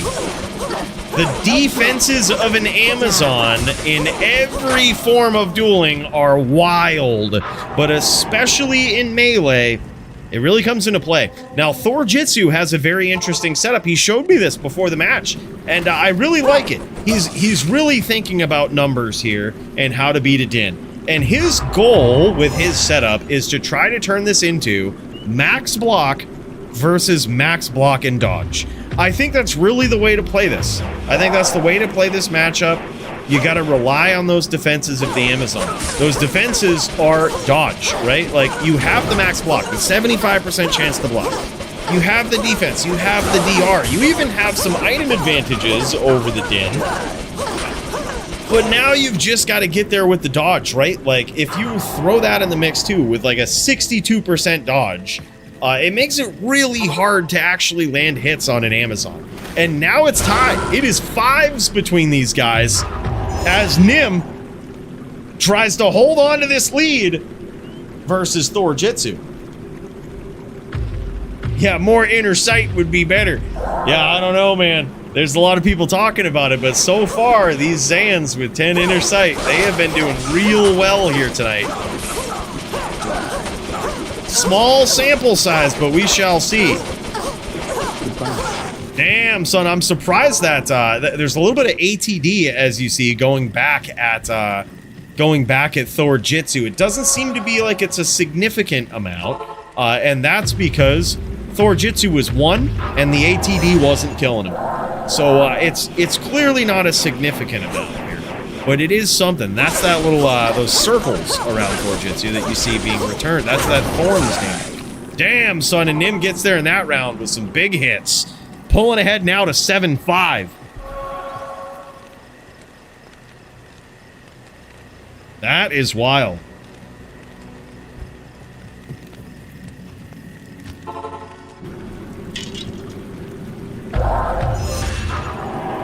More inner sight, says the guy who doesn't melee. Yeah, seems like more inner sight will be more better here. More inner sight, more better. Help me. Thor Jitsu coming back here, now 7-6. Nim is in the lead, but it is not a runaway here. It is not a runaway for him. No, it's 7-6 in favor of Nim. Yep. Or is it 6s? I thought it was 7-6 too. I thought it was 7-6 as well.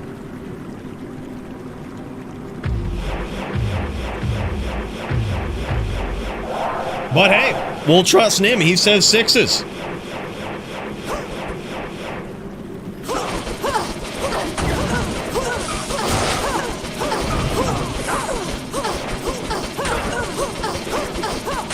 Big hits for Nim to start this round off. Now it's certainly 7-6 at least. That's 7-6, 8-6. I'm pretty sure it's 8-6. 6-5. Slain. 7-5 now. Yeah, I think it's 8. Hello.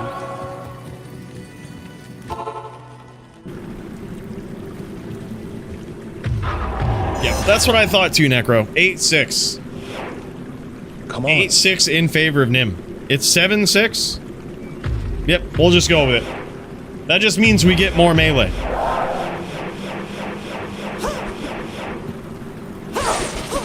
Big hits for Nim to start this off. Big return fire from Thor Jitsu.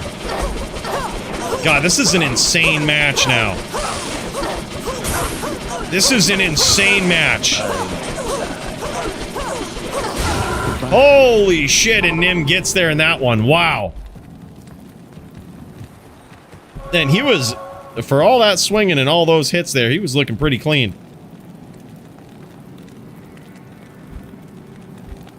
9-6 or 8-6?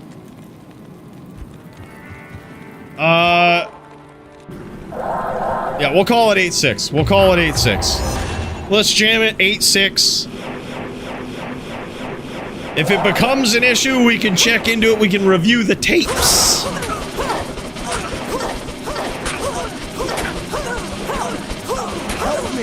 Uh-oh! Thor Jitsu getting there in that round. Now 8-7, we assume.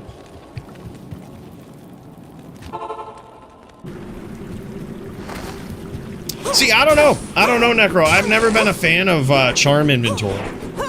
Because I think the component of Diablo 2, or like a key piece of it, has always been to make players make decisions. It's a game where you can't have everything, right? And that's always what's been special about it, I think, is that builds are forced to make decisions about what they want on their gear. You can see it with DR. You can see it with resistances versus, you know, versus aggro. I think charm inventory literally solves every single problem, makes it so you don't ever need, like, you know, it's like, okay, there it is. Like, you're making a sacrifice so that you have less space in your inventory to have charms there. It's like, even in the leveling process, there comes a point where you check your inventory and you're like, well, I guess I don't need this charm anymore, because it's about making choices, right? That's what I've always appreciated about charms. It's like, they're a way to capitalize on space that you don't need anymore. But if you need the space, perhaps you shouldn't give it up. And there it is, man, a definitive win from the Nim. A shared stash makes sense. I see where you're coming from. I think giving more stash tabs is just like an endless battle. People are always going to want more. Like, at some point, you should just clean up and trade and, you know, not hang on to so much shit.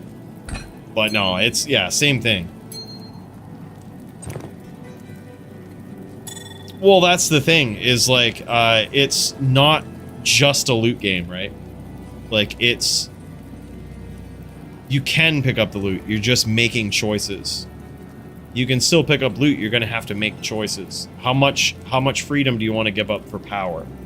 Is what it comes down to. That's why I like it. I know I have an unpopular opinion with it. I mean, that's fine. But that's my standpoint on it. You're giving something up for more power.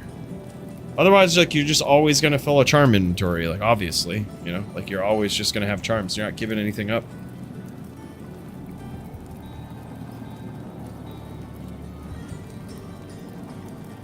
Damn, man. I gotta say, that two-throw armor is really cool.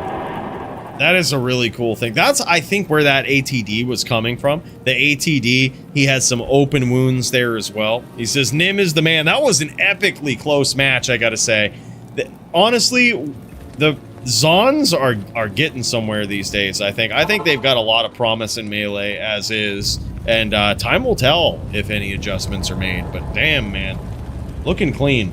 By the way, up next, we've got Lol Rages versus Dro Fo Show, then Thorjitsu versus Hash A. Let's do it. Lol Rages, Dro Fo Show. Let's get up in there. Is this Dro Fo Show right here? Oh, we got Lol Rages here. Lol Rages on the Zan. Dro Fo Show on the Paladin. He is on this Paladin named Barb's Best Friend. He's been beating Barb's up with that din. He's been beating Zans up with that din. This guy's been beating everyone up with that din. Dro for Show is an incredible Liberator player in LLD. However, today is going to be a big test for him because he's going up against the most savage Zon player in LLD, and that is Lol Rages. This guy is insane. But does Dro for Show have what it takes to close the distance and make it count? He's charging in. Lol Rages choosing a great angle here. He's south walking. He's south walking. Nice charge, actually. Very nice charge from Dro. And the reason he's choosing that angle is because it continuously brings him in to a blind spot of the Paladin, making it so the Paladin needs to get below Lol Rages. So Dro for Show needs to charge under him, which, you know, what you can do in those situations is you can try to charge under them and say, oh shit, did a little bit of shift charge in there. Whoops, it was just part of the, you know, it's just part of the repositioning. And sometimes you can do that. The judge usually doesn't say anything, the referee. But that's why Lol Rages is choosing that angle to run away.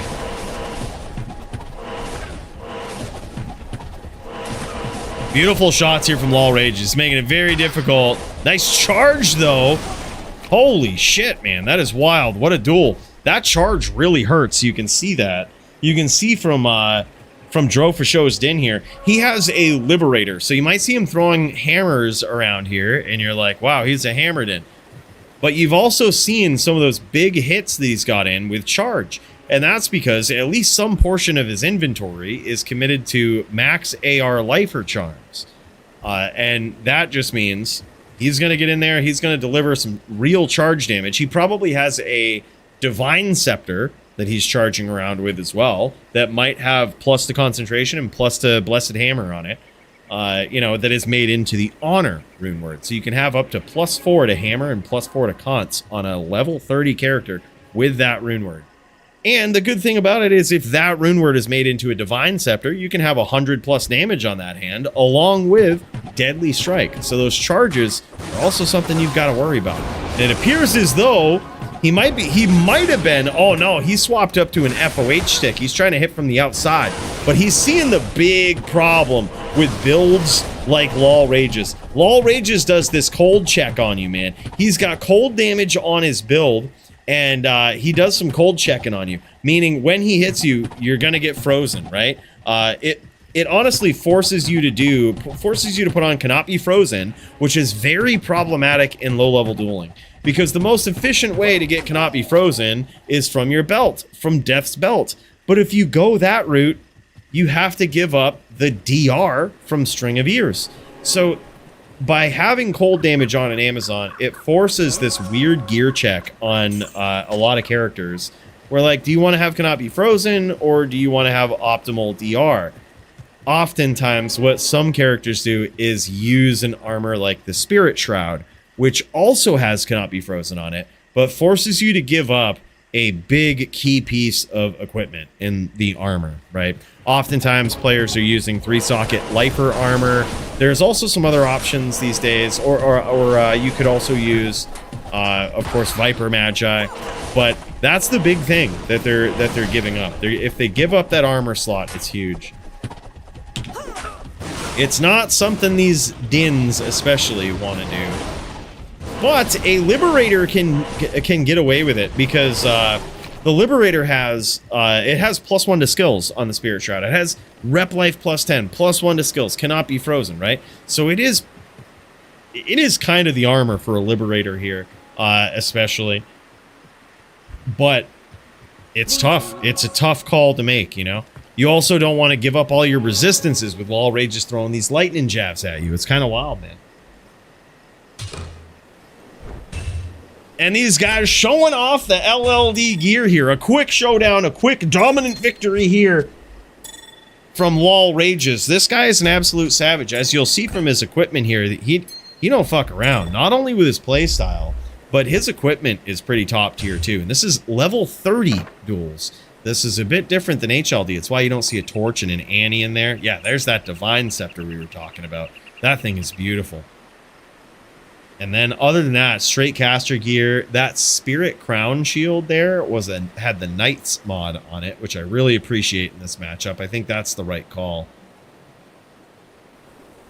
And a beautiful 230-20 helm there too for Dro for show. Holy shit. Look at these jabs, man. Look at this shield, man. 232 open socket, passive skill Zan helm. God damn. This guy's Zan is built like a brick shithouse, man. You do not want to get hit by that thing. Dexterity in that armor also helps with the ranged damage. And that bow, 40 IAS in there. 20 IAS coming from the bow natural and a shale rune in it as well. But that's huge. Big damage on this Zon, man, as you can see. Even on the approach, you just end up taking so much. I sold my Spirit Shrouds to Charcy. That's usually where they end up. They're not really worth anything. It's just a good swap to have in this situation.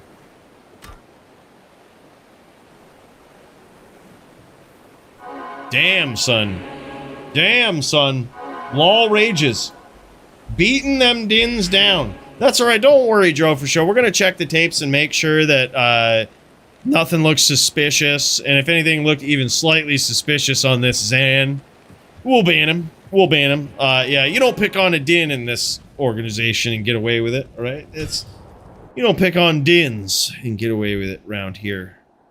All right, boys, let's pop into Hash A versus Thor Jitsu, and then I'm going to message my opponent, DD. See how this guy is doing. Hell yeah. Be there soon.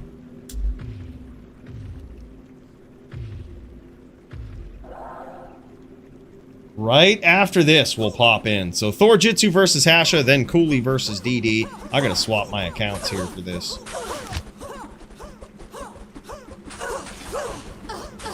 Thor Jitsu versus Hasha in this melee showdown. This is Zan v Zan, too. The Zons are making a comeback, man.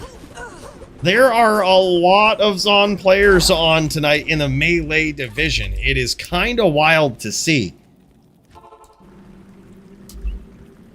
It is kind of wild to see, I gotta say. Alright, let's get this fired up.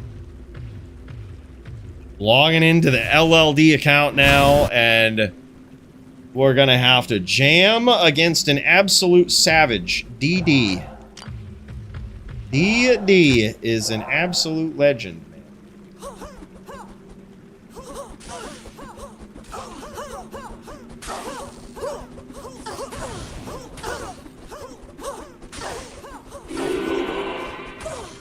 Hash A delivering another win here.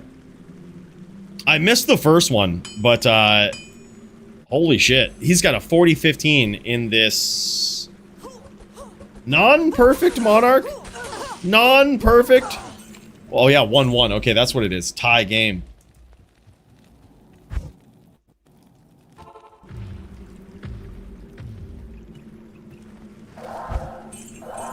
All right. BRB boys, just gonna drain the old lizard real quick, and then we'll get right back to it.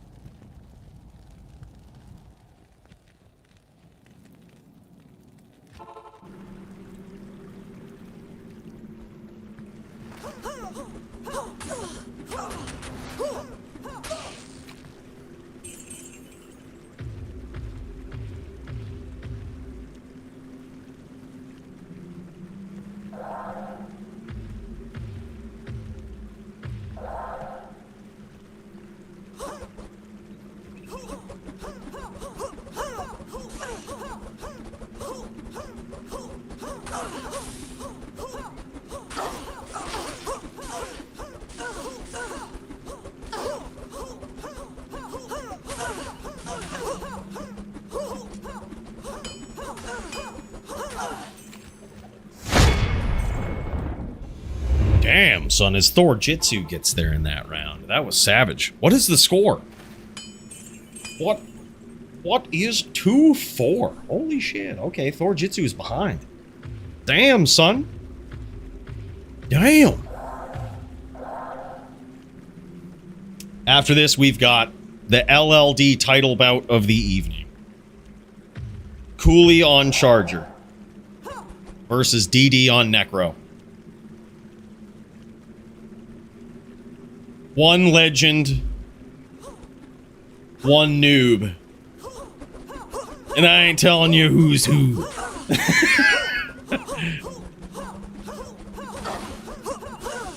Nah, it's gonna be an epic fight, man.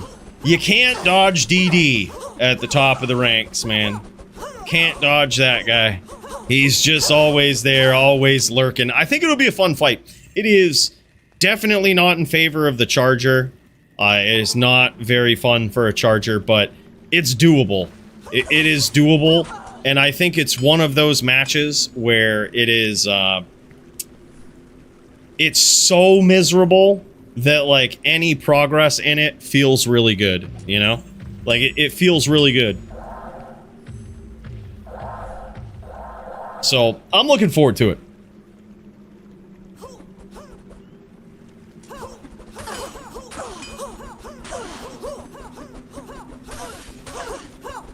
Damn, son.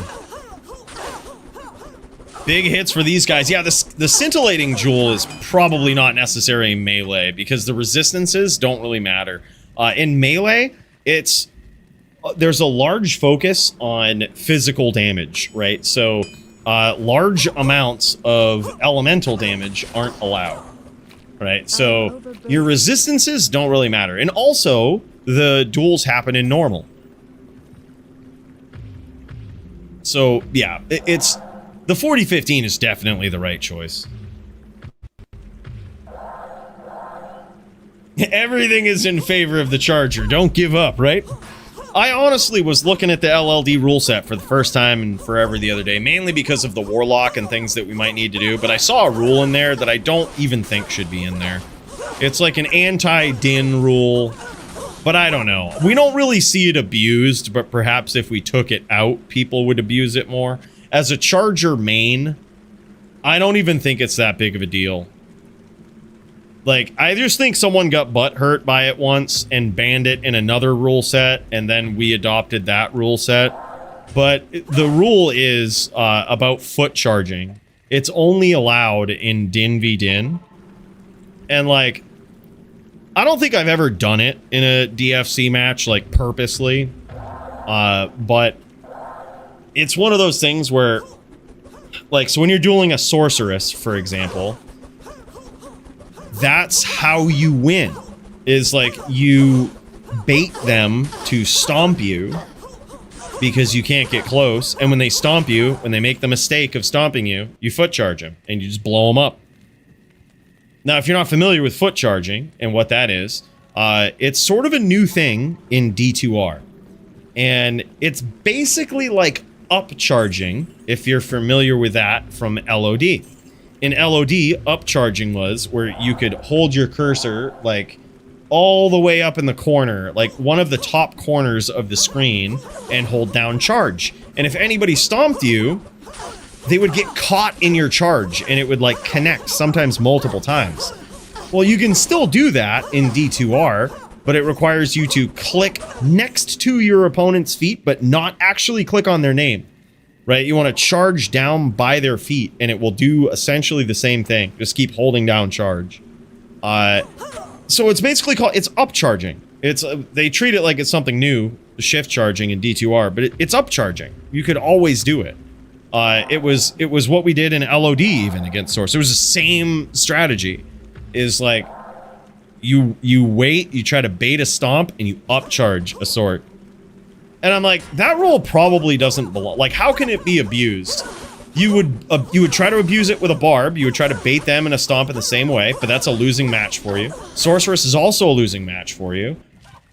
You're probably not doing it versus Zons and winning against a good Zon anyway. You're Din v Din, it's allowed. You're not doing it versus a Necro. You're certainly not doing it versus a Druid. And I'm like, that rule probably doesn't need to exist and probably hurts Chargers in ways that it shouldn't. It, like, makes matchups unwinnable for them. Oh, hell yeah, Jits. That's gonna be sick, man. Speaking of Chargers.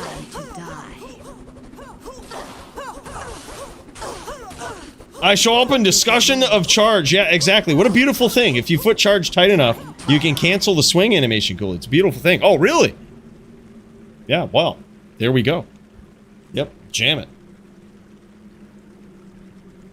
Damn, son. 4-9. He says, I should have died. That was a very, very close round right there.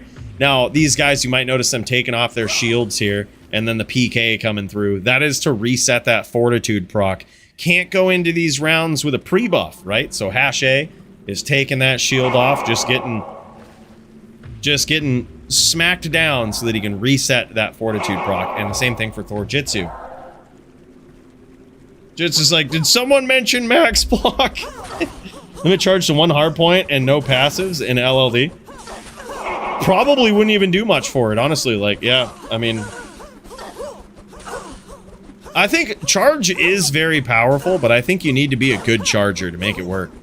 Like, as a charger main, all right, I will say, I haven't seen many. I can probably count them on one hand in the entire course of my LLD career over decades now. I can count on one hand the amount of top tier chargers I've ever run into. I can count on one hand. And like the people that would use foot charging and know how and when to do it, but that can also hold their own in like every other matchup.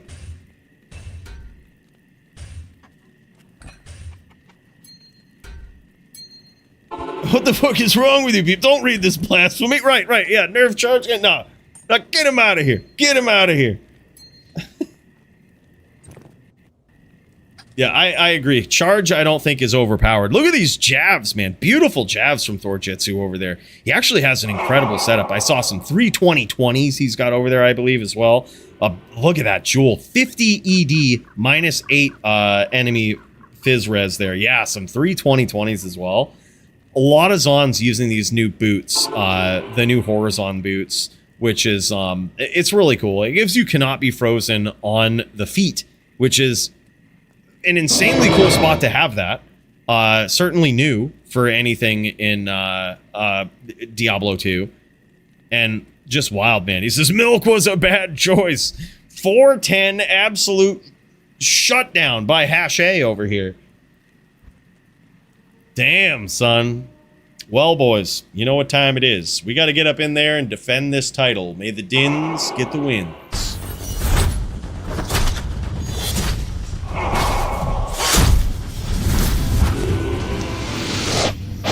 All right, here we go, boys. Let's bring it up.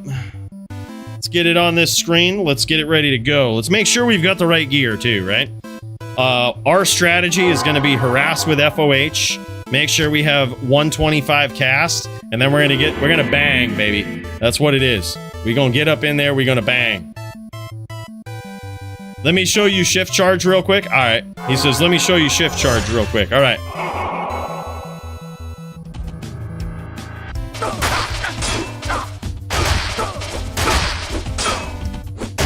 Fair and balanced. Fair and balanced. Nothing wrong with that. Fair and balanced.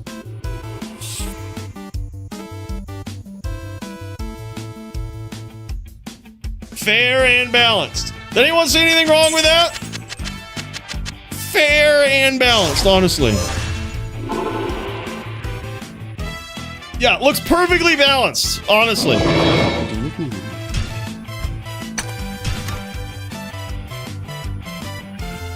Alright, boys. Here it is. On the Necro. Very legal, very cool. Well, it's technically only in Din v Din in the DFC. Foot charging, you can't purposely do it. I mean, it happens from time to time, just with angles, but yeah. You can't just purposely hold down foot charge and be like, bam, against anything but a Din.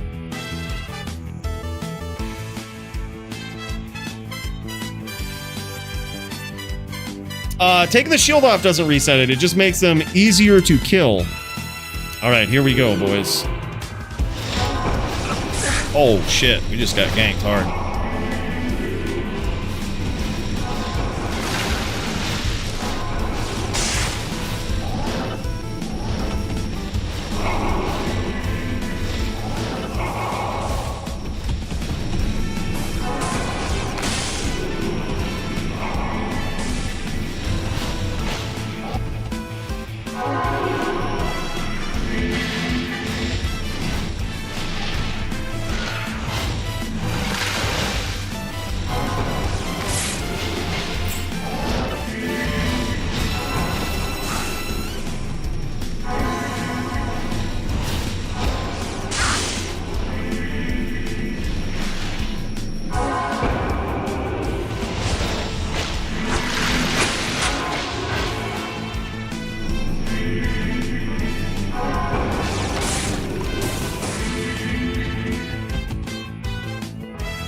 I don't know where he is.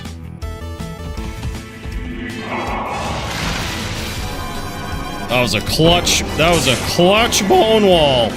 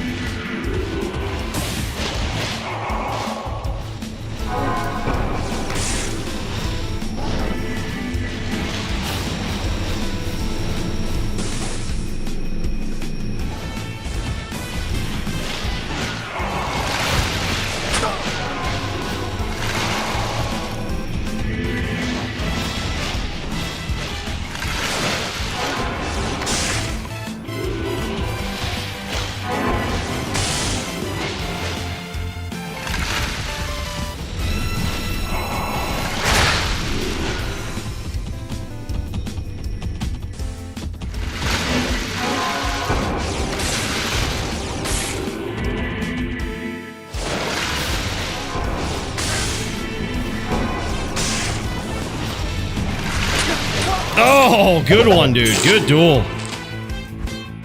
Holy shit. That was a good one.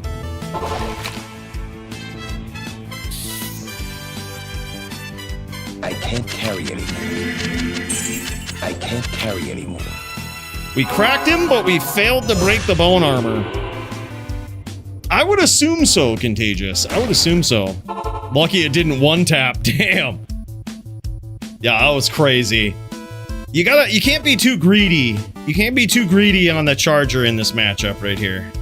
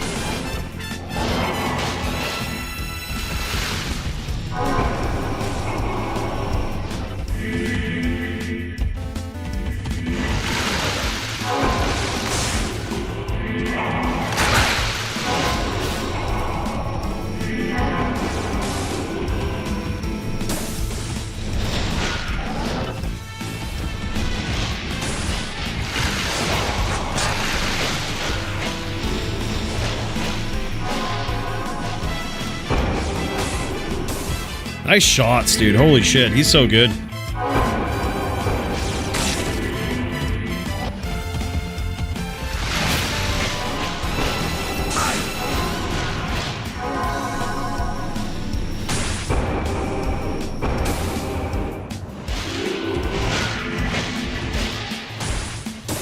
All right, let's go in for a big one here.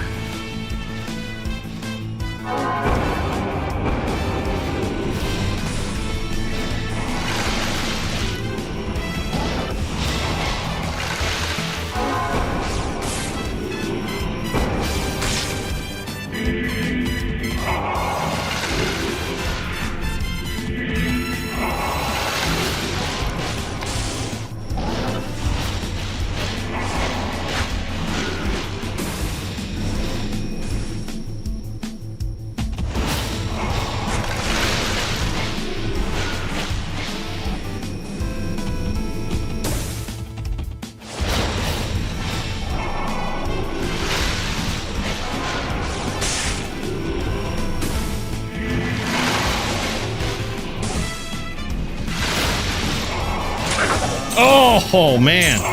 GG.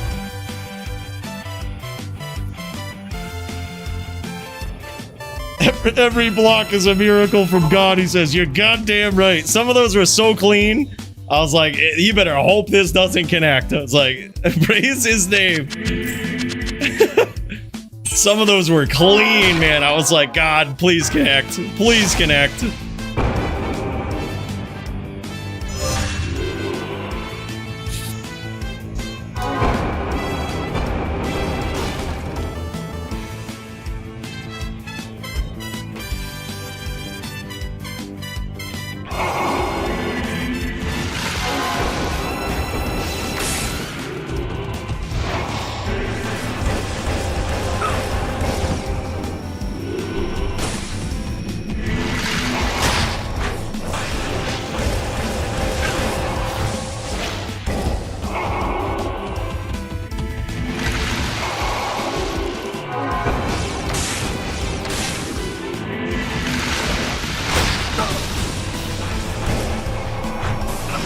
Bullshit.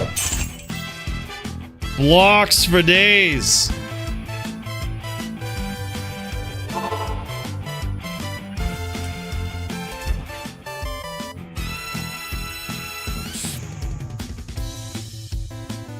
Somewhere Jit's eye is watching. All right, we're gonna have to turn this into a real duel, boys. Real duel.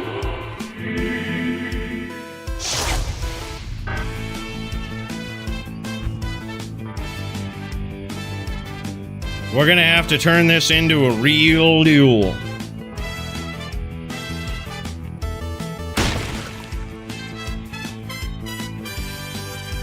Is this 95% block? Yeah, exactly. Yeah, we're gonna check the tapes.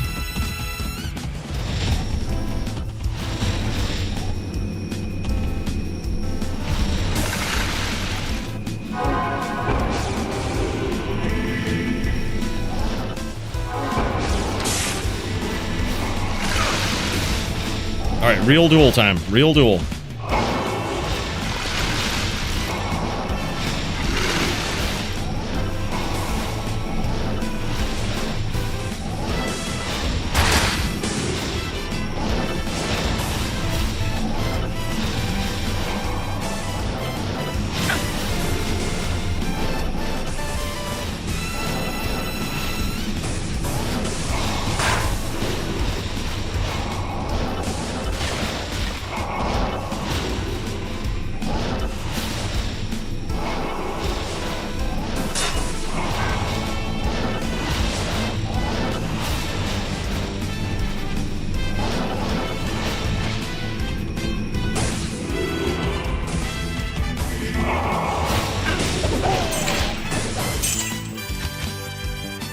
GG, man. Not much you can do. Never lucky, man. Crazy blocks. Yeah, those were insane. I think I landed maybe 3 shots. Those were top tier charges, too. I gotta say, he plays well, man. He plays very well. That's just what it is. DD is on a whole nother level, man. DD is on a whole nother level. Look at this thing. Yeah, he was ready to turn it into a real duel. He knows what's up in this duel. He knows what's up.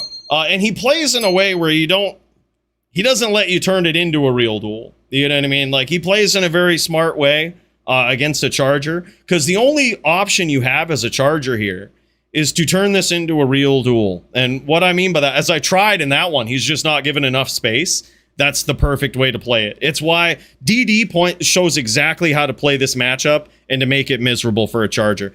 The charger's out is to rep to full. They can rep way faster than the Necro. Especially with DFC rules, you can put 1 point into prayer and just rep your whole life back if they don't come in, right? But if they come in, it's really hard to get away from them when you're low.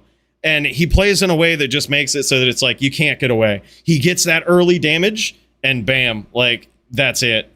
You know, like, he doesn't let you recover from it. And that is the way to play the Necro. He plays it so well. That's why this guy was the longest reigning DFC champ in LLD history. He plays like nobody else, man. That's what it is. He knows how to play the matchup. Very, very smart. He knows that the only out the charger has is to rep to full when they get hurt. It's the only out they have. And they keep rolling the dice, but he doesn't let you do it. Very, very smart, top tier Necro play right here, man. And look at this Ami, too. Look at this gear. This wand is insane. +5 spirit, +5 spear. This thing is nuts. Yeah, end game gear on LLD chart. It's wild. Look at this. 222 open socket, 60 life on the base as well. This thing is just nasty. This thing is just nasty. He played very well. Played very well. That's insane. This was the setup for me with the charger. You want to FOH. You want to make sure you FOH fast because it's the way that you fight back against the bone walls, right? So we go with the FOH scepter to fight the bone walls. You want to make sure you run fast, right? You got to run fast in this matchup. You notice a couple of times I'd get caught in the bone wall. You charge in, and he's a very smart necro. He'll bone wall behind you so that you can't charge back out. So what you have to do is you don't get greedy. You get in, you charge, and you run out, right? So you have to run quick because you're going to have a ton of magic shit following you. And you just got to keep rolling the dice. And when you get hurt, you rep to full, right? You rep to full. Make sure you're never in that like one shot range. But if they do it right, you can't get away. That was, I think, dude, DD, you got to bring this duel. You got to bring this duel to the people.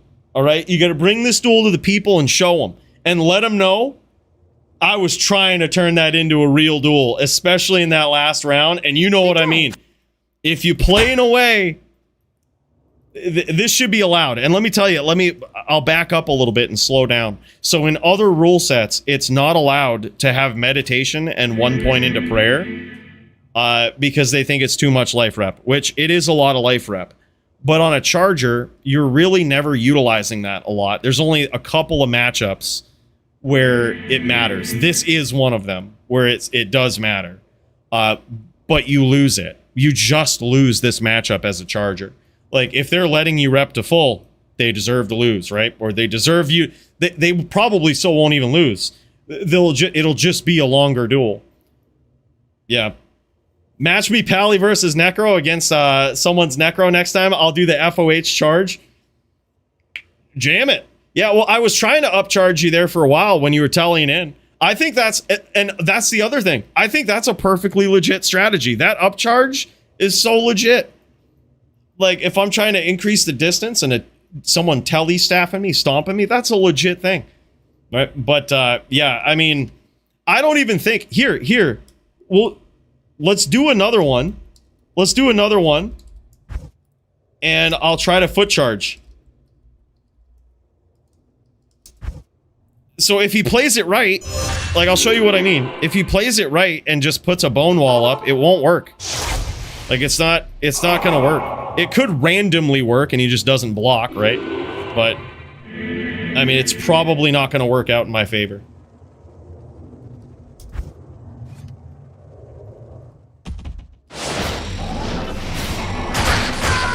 Yeah, he had the staff out.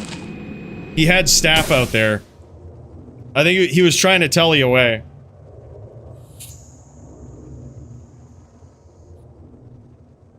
He had full staff out, no blocks, no wall. Yeah, this is the full gear that we've got here. Yeah, I'll show you to you in a sec. We'll run a different one here. Yeah, see, and then I'm dead. Like, I hit the wall once, I'm fucking dead. It is not a smart strategy ever. You get stuck on the wall and you just die. Foot charge does not work if you have, like, someone who knows how to play Necro. FOH spam is the only way to win? Yeah. Yeah, I think so too. You could spam that, but I honestly think that it's not a very fun duel, and honestly, I think you gotta land a big charge first. Before you start FOH spamming, I think you need to get some damage in. Yeah, exactly. Wait for him to get a little antsy, wait for your opportunity, land a big charge, then FOH spam. I think that's what you want to do as a charger. That's also the backup plan. I'm not even sure how much it did versus him. Yeah, it's not much, but I mean, it is something. He'll rep that back over time, though, which is why, like, I mean, if you FOH spam it, they constantly run away. They run out of telly charges. There's only one person I've ever seen play it correctly. Bro, this is correct, right? This is top din, top charger shit. Most enraging build ever. Yeah, then you insight charge. Wait for Neko to get antsy enough to stomp. Yeah, yeah. I mean, for sure. This is... I think you get the charge in first. That's the thing. is like, it's a big mind game too. Like, you could start with one or the other, but getting the charge in first is just, we ain't trying to be here all night, right? Like, that's the other thing. It'll come down to that. The other thing is I could try to run out the tele charges by just FOHing for an hour or so each round, but we ain't trying to be here all night. I mean, and I honestly don't think it's the most effective way to win. I think you do land the charge first. Get a charge, then FOH. If I landed any decent charge, I would have done that. Did someone say they're trying to be here all night? Yeah, this was the gear here. I'm honestly surprised that he did very well. I usually don't lose that bad to a Necro in this matchup, but here's the thing. When you're streaming, you lose 75% of your skill. If you're streaming, 75% skill is gone. So we need a rematch, DD. Rematch. I'm gonna go into fucking polytheist mode. Polytheist mode. I'm gonna be fucking laser focused. I think it's possible. I think I could do better at least. I probably still will lose. It's a losing matchup for the Den. GG's, man. And new. Here's belt. We gotta give him this. This is the DFC LLD champion belt right here that we pass off ceremoniously. It's a 100% perfect string. 100% perfect. Nothing else worthy, all right? If you got that, you know that you are a champion. GG's, brother. Well done. Well done. Much deserved. Your new DFC LLD champion. What was his name? What? Who is that? Who is that guy?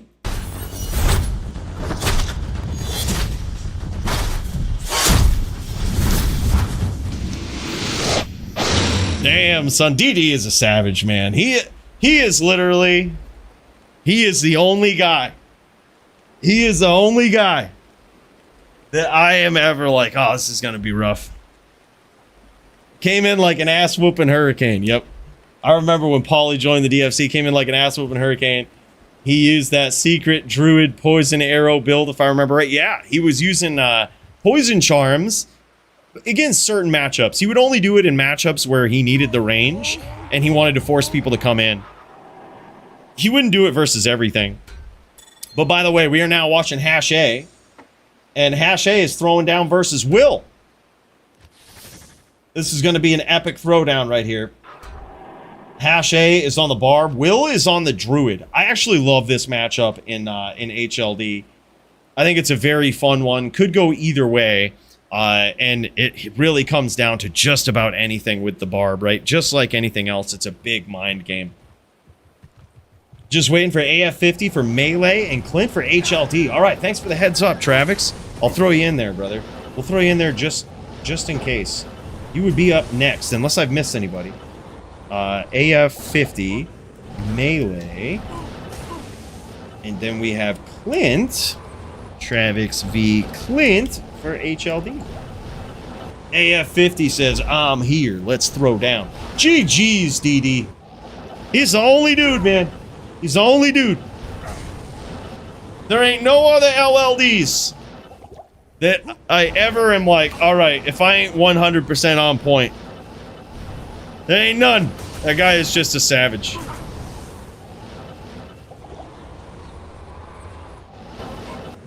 He's on a different level, man. He makes everybody look bad with whatever he plays. It doesn't matter. We've seen that guy. We've seen DD go with a mirror, a back and forth mirror between Zon and Necro, and absolutely look demoralizing on whatever side he's playing on.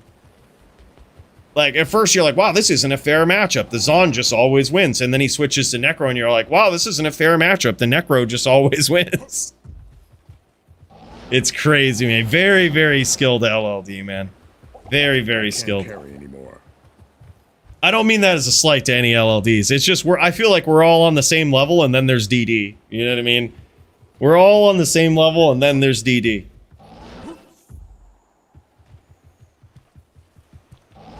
I can't carry anymore. That is wild. What a savage. I shall be back. I shall be back. Yup, that's what it is. There's DD. He is a phenom. He is the toe shank of LLD, man. He's the fucking toe shank of LLD. He almost, he tied Toe Shank's record for defenses, too. Fucking wild. Beautiful chains here from Hash A. What is this? Just tuned in, but got to get some bedtime, so GL to all participants as usual. Archie. My guy. Thank you so much, man. You didn't have to do that. He pops in, drops the 1337 leet dono. Bro, really appreciate it, man. Big cheers to you. I hope you rest well tonight, man. Tomorrow is Friday, right? Big day. Big cheers, man. Hello. Hulk, aka the Hash A, is ahead here 2-0 in this matchup. Will on this droid. Now, what do these guys have to do? What's the game plan here from these dudes? Well, it's an interesting one for the Barb. I actually love playing this matchup on the Barb because what you do is you usually stack up to 65 FCR to try to punish the Druid's cast frames as much as possible. You don't always have to, but you can. And what you do is you leap and try to stun the Druid, and when you catch him in that stun, you telestomp whirl. Now, if you blow up all of their pets and they're telling a way to recast them, you can chain them and really keep that pressure on. But you're being patient as a Barb player here. You're being really patient and waiting for your opportunities, right? As a droid player, you are just trying to circle the outside and recast your pets whenever they get hit, right? Circle the outside, throw some tornadoes, even set up, especially against aggro Barbs, set up these tornado alleys. That's what you see Will doing here. He's trying to set up these decent little tornado alleys to try to punish Hash A for coming in and missing, right? Or even taking a shot, maybe even getting a little bit of damage in, but he's trying to severely punish with NATOs. And the Druid will circle around, right? They'll kind of circle around and make it so that the Barbarian never really knows what angle they're coming in from. Can't really get a good CT stomp on them. Beautiful hits there from Hash A as Will tries to telly away and recast those pets. Now he's in trouble. Hash A trying to track him down. Beautiful chains. He knows he's not in a lot of trouble there. Not a ton of pets up protecting Will. Now, why are those pets important? Well, the pets are important because the Druid is limited to 35% block in HLD versus the Barb. And those pets will get in the way of a Whirlwind. So if you have all of your pets, you have your wolves, you have your Oak Sage, and the Barbarian gets in and Whirlwinds, there's a very good chance that they're going to hit the pets first instead of the player. The Whirlwind can only hit one thing on any given frame. So if there's pets in the way, there's a very good chance the pets are going to get hit and not the player. Beautiful hits there, though, from Hash A as he's very low, but so is Will. Will now trying to capitalize on this aggression. Set a little bit of traps here for Hash A.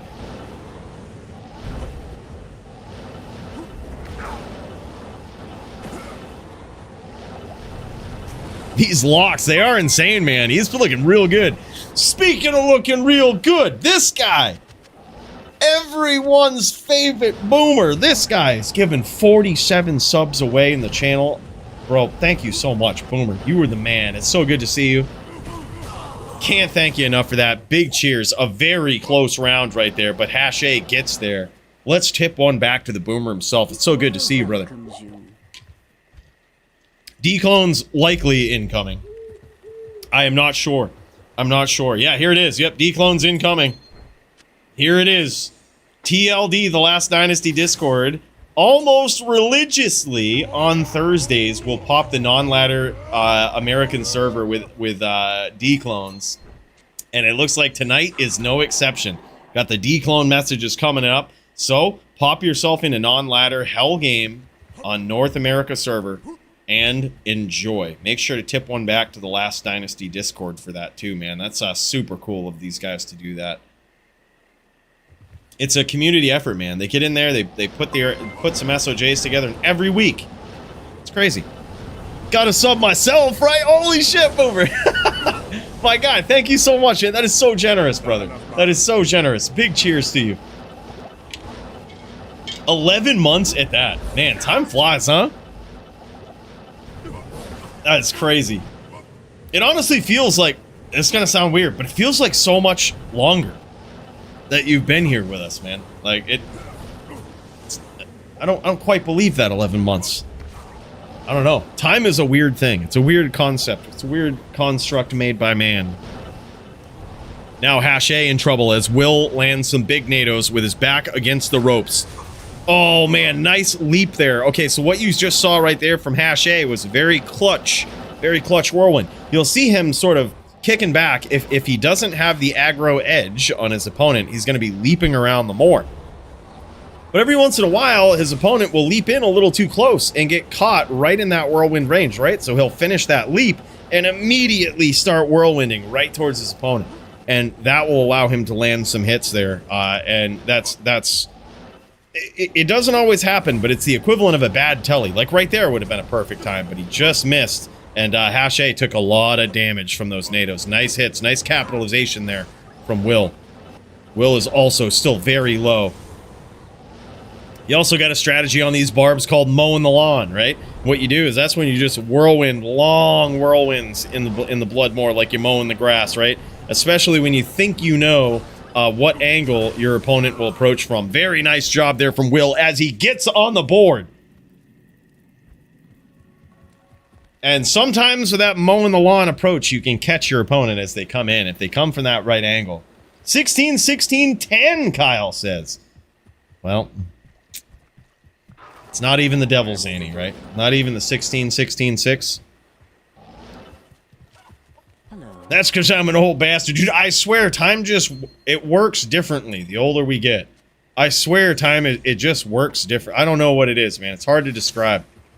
It's like shorter sometimes than you expect and longer sometimes than you would think. It's just, time just starts to fall apart, man. I don't know what it is.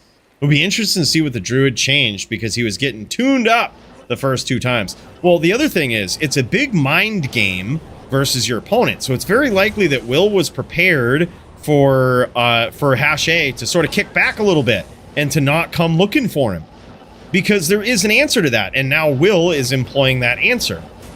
And that is, you set these NATOs up, you don't kick around for long, and you just let them run into it. Right? That's the answer to this aggro, right? Especially when you have your pets up. You just keep them guessing and keep punishing them. Make them swing and miss, and you're never really around for too long. But as Hache keeps going with this aggression here, Will is noticing it, and he's implementing the strategy for that. He was probably prepared for the typical strategy going in, which is where the barb kicks back, kind of leaps around, waits for the druid to come in, right? That's totally something a barb can do here. Yeah, that's a good observation, Roland. That's a very good observation. He did pick up on that. Will's a very good dueler. Kyle and Smolf's ready for HLD. Holy shit. Dude, hell yeah. I'm going to put you right in between Travix's duels here. Smolf's v. Kyle. That one's going to be so good. I can't wait for it. We've got Travix versus AF50 next, then Smolf's versus Kyle, then Travix versus Clint, if Clint is around. Seems like only yesterday you were green, wet behind the ears D2 player, and now the king of the world, man. Hey, I appreciate that. By king of the world, Boomer means dude that always beats Joby, has never lost, even dropped 1 round in an unquantifiable amount of time for the newcomers here that don't know what that means. That never lost to anybody named Joby at all, ever. Probably. So, just to clear things up. But yeah, thank you, man. Obviously, yeah, that's exactly what Boomer means. I appreciate you, brother. Oh, hell yeah, man. Sick. He is around. Gonna hit him up after the AF50 duel. The Creekers and I are ready for HLD match as well. GG, I'll throw you in there, brother. Nim versus the Creekers.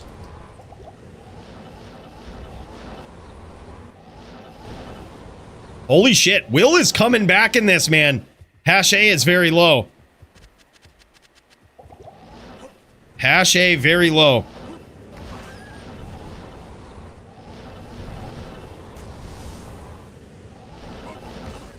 but I believe Will is as well. So it's oh my god, nice NATOs here from Will. This is a touchy one. Very bad telly there from Will, but he got away with it. He got away with it. Not punished, never punished, and now we've got a duel, boys. It's now 2-3. Still in favor of Hash A, but Will is making a comeback. He did. He knows he got lucky on that. He made a very bad telly right into Hash A there and almost got slain. But luckily, Hash wasn't whirlwinding, man. Good morning. Never punished. I agree, Muchez. I agree. All right. Hash A sounds a little hash gay. All right. I think with Hash's or Hash A's permission, perhaps we can go back to how things once were. All right. Wow.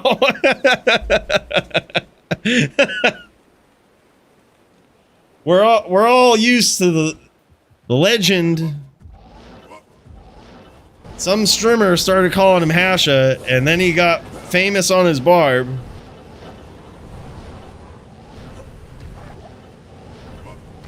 Alright, I suppose. Add Lynn and Smalps to the LLD queue. Alright, got you, brother. Lynn v. Smalps. In there. 2029 anti-second declone kill. Damn. That is really cool. That is a great one. Congrats on that one, Eon. I would keep that one. I'd throw that one right in the stash. Beautiful, beautiful lock here. I was going to say, Will ain't going to be ready for that. As I said it, though, he kind of was. He actually had a nice tornado trap just waiting for Hash A as he came in. Hash A's getting real sneaky with these stomps, but I think Will is figuring it out. I think he's just always expecting that he's locked here when he comes in, and that's the way to play it. Uh-oh! Very nicely done. Hash A getting there, closing the distance, and getting some nice, tiny whirlwinds in there. And that is an old school trick right there, getting those real short whirls in. That allows you to get pack a lot of frames into your whirlwind attack, all in one small little area. And that's exactly what happened there. Hash A pulling it off, looking clean, man. That was wild. Hash hey, right? Exactly. Damn, man.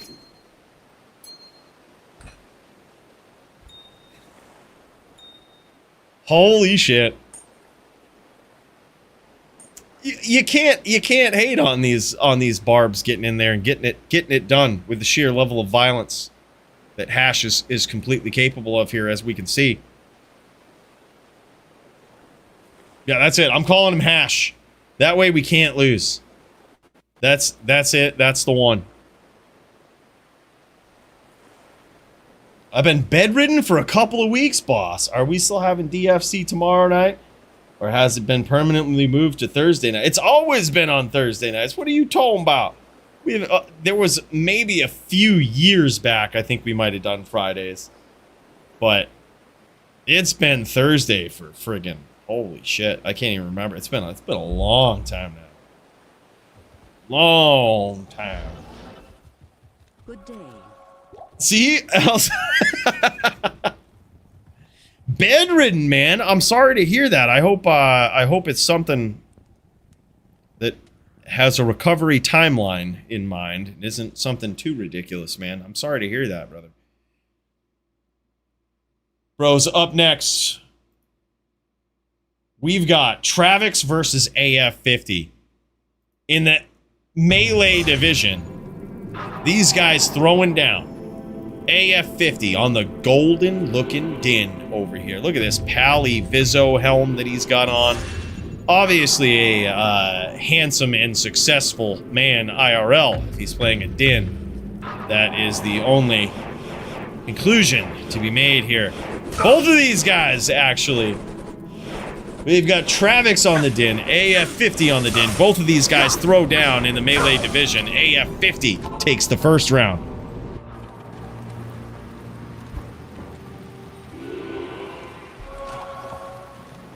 Murder SC and Kyle into the queue. Oh shit, hell yeah, man. Murder SCV Kyle. That one's gonna be wild.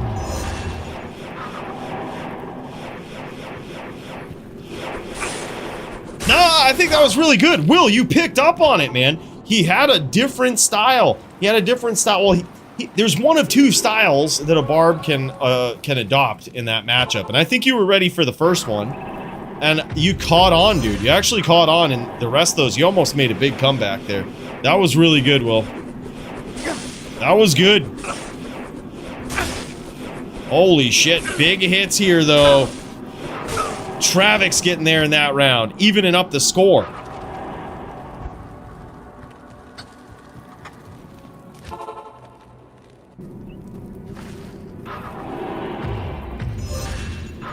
One of us, right? That's what it is. Here we go, boys. Even score between these guys. Travik's AF50 with a clean win there in that round. Look at this life total. Look at this life total. No damage. No damage. Flawless victory. 3-1 now in favor of the Loot Goblin. AF50. This guy is a savage in every format that he plays in, and you can see from that sword right there. We'll get to see that in a little bit.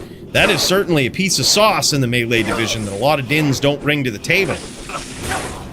Damn, that one was a little closer, but AF50 getting 2 wins with the same life total. AF50, that's right, man. This guy is a legend. Any HLD no-shows need a fill? Damn. I doubt it. Speaking of which, I gotta get I'm in the HLD division tonight. I gotta log in. Get ready to take down some Zans. Get ready to punish some Zans. On my Barbarian.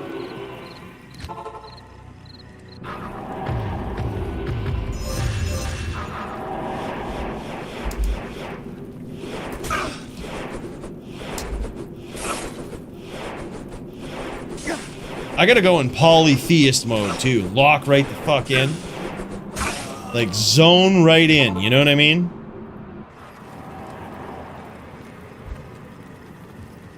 I gotta be like the D2 Rain Man of PvP focus. That's how we gotta dial in. We already lost the title tonight. Don't worry, we're going back in the tapes and we're checking to see if DD did anything that looks suspicious. All right, we're gonna heavily check those tapes. But pending Supreme Court review, I have lost my title. We ain't losing another one. No way! 2025? Holy shit, dude. Perfect PvP, Annie? No, Leroy, you deserve it, man. You deserve it. How many freaking clones we popped before that happened? Holy shit. Congrats. Finally, right? Finally. GG, man. Everybody's getting lucky with the 2020s tonight. Maybe I ought to get in the damn game.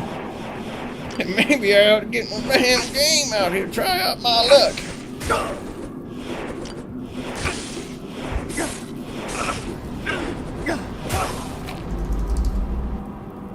AF50. Robin, his opponent over here. It is now 8-2 in favor of AF50. Just logging into my screen here. Gonna see if I've got a token. I don't. Well, that's gonna be interesting. So, we're gonna have to get creative.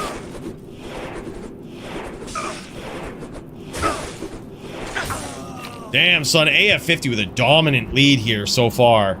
9-2. Now, here's the good part about being so far behind, is if Travix pulls this out and actually comes back, he would tie Nim to the greatest comeback in Melee history. And he's off to a good start to do just that, but can he get there? Can he do it?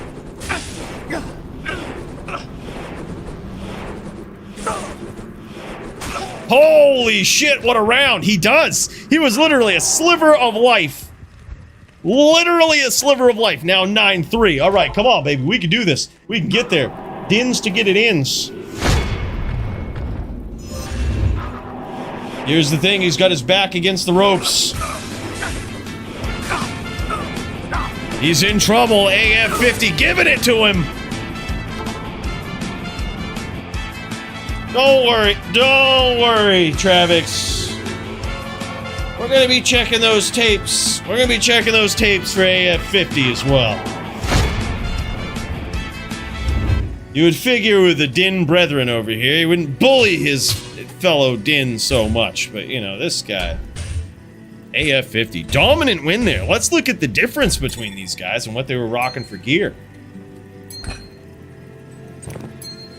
I love it. These guys rocking some rare armors. Oh, and look at this. The glyph visor. 2-socket Vizzo with a perfect deadly strike roll on that. Yeah, and he was using the Black Hades. This is very common to see that on mallet builds as well. Not as common on EDC builds, but still a pretty devastating armor. Big defense. You can stock 2 40-15s up in there. It's pretty nice. But this armor, usually the better choice, right? Usually. That thing is insane, man. Rare armor for AF50. It looked like he had 2 Maxer Jewels in there, too. 2 30 Maxer Jewels. Which is kind of wild. And look at this thing. This is the Conquest Sword that I'm saying most Dins don't bring that to the table. That thing is beautiful, dude. 2-socket, not E-Rep. He actually needs to throw the Zod in there, unfortunately. But all the rest of that, the stats on that sword are just insanely good. Look at that. Cruel Fool, IAS, perfect roll on Cruels. That's just such a beautiful sword. GG's, man.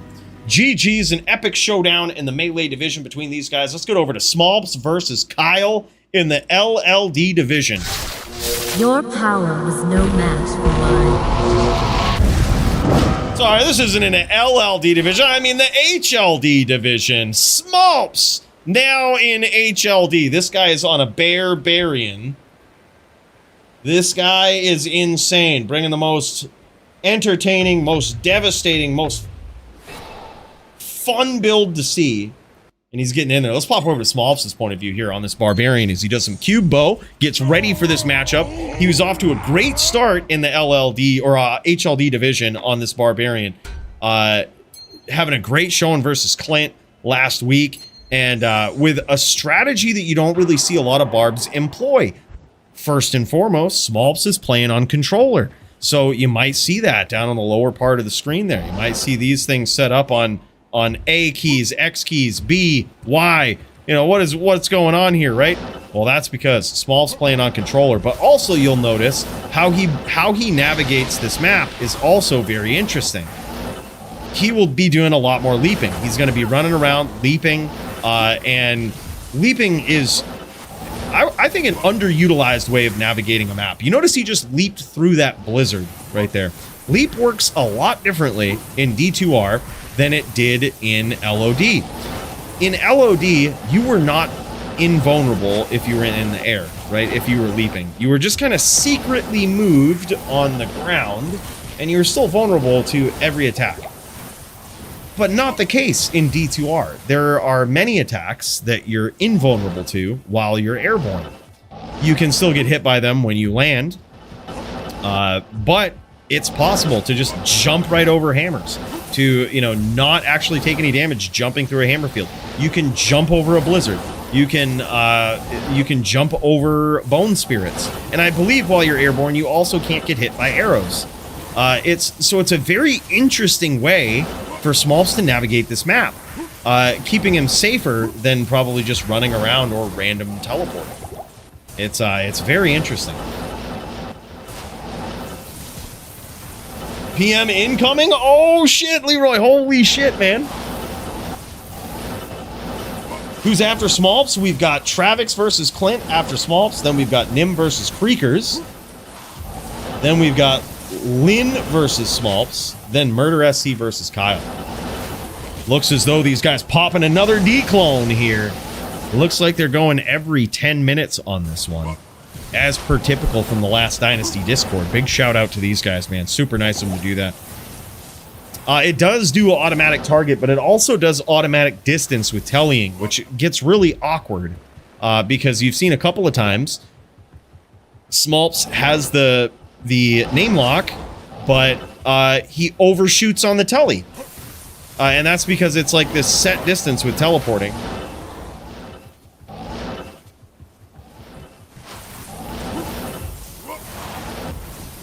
Overshoots or undershoots sometimes. Oh my god, and he catches him, man. Gets there in round 1.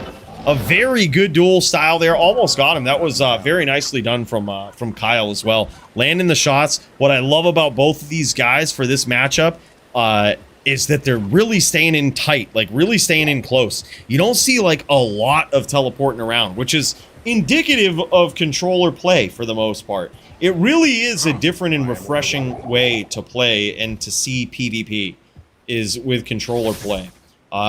We have seen an exhibition match of consoles before, and it was just very, very different. Of course, there's still teleport. Of course, Enigma is still a very powerful item. However, the setup and the way that the duels progress is just refreshingly different, is the only way to put it. Yeah, Smiter, it's not bad on either. You get those automatic name locks is essentially what it is. There's a cost to that, though. I mean, there's the set distance telly. Uh-oh, Kyle getting caught there. And I think, in general, there's a lot more bad things about playing on controller than there are good. But one of the best things is the refreshing pace of the duels. Holy shit, and a quick win in that round there as Smolps progresses to 2-0. Throw Baloney in for LLD? Hell yeah, man. Baloney LLD.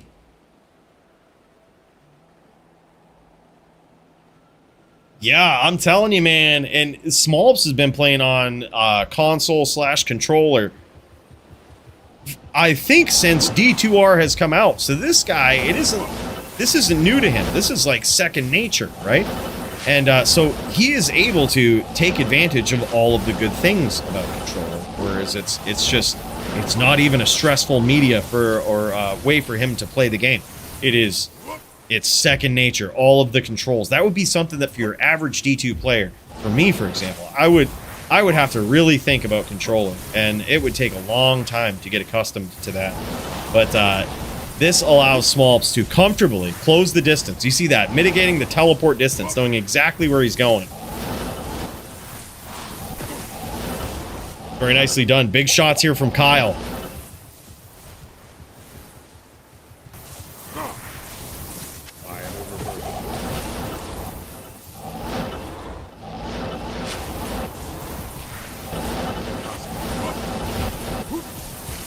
Oh, you can name lock with like a teleport or whatnot? You can teleport directly on top of him with controller?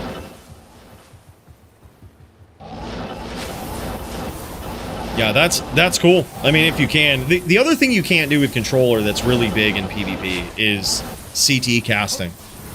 Can't do that, right? When you plug in the controller interface, if you bring up the character screen or the skill tab, it covers the entire screen. You have no way to click out of it. Put me in #gay in the cube. Wow.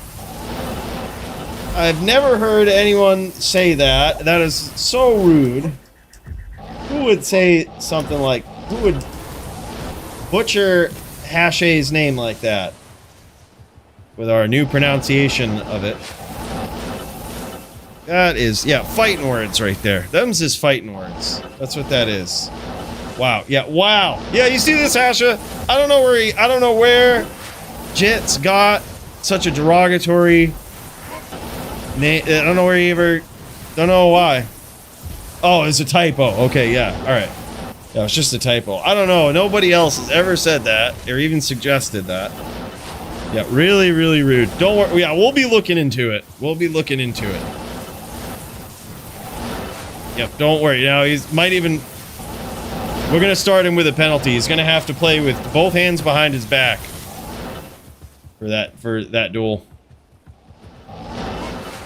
First round, both hands behind his back. He's going to have to.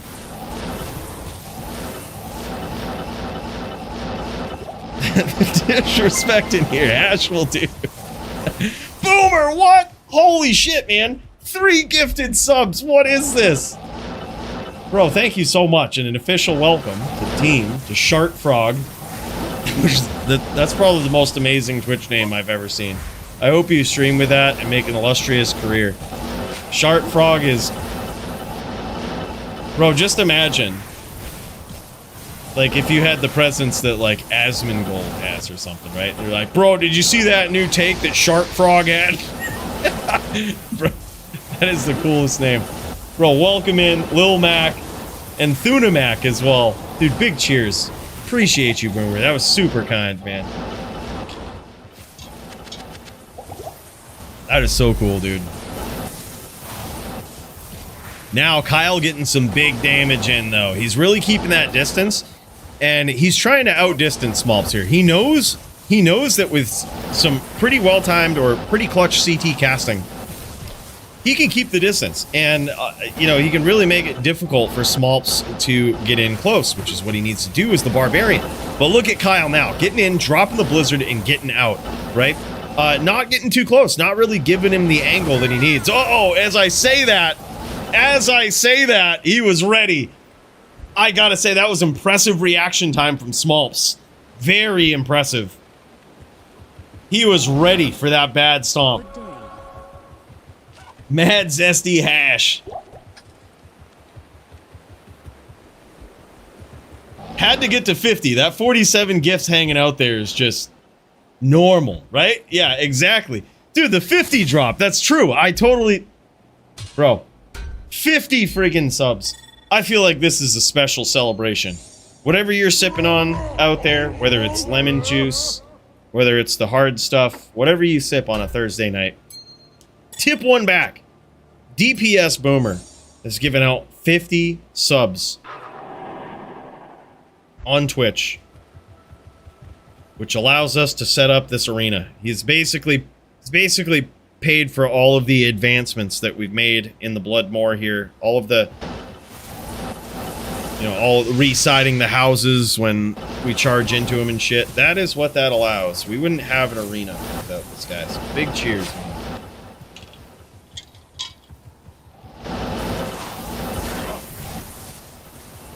Hash A. With the toenail paint emoji. Hash A. It does indeed sound... It sounds very bougie, right? It really does. I'm too used to Hasha now. It's like... It feels as though, like, Hash A has... Like, now he's too good for us. You know what I mean? Like, now... I knew him back when he was Hasha. But when he became Hash A, well, nobody was good enough for him then.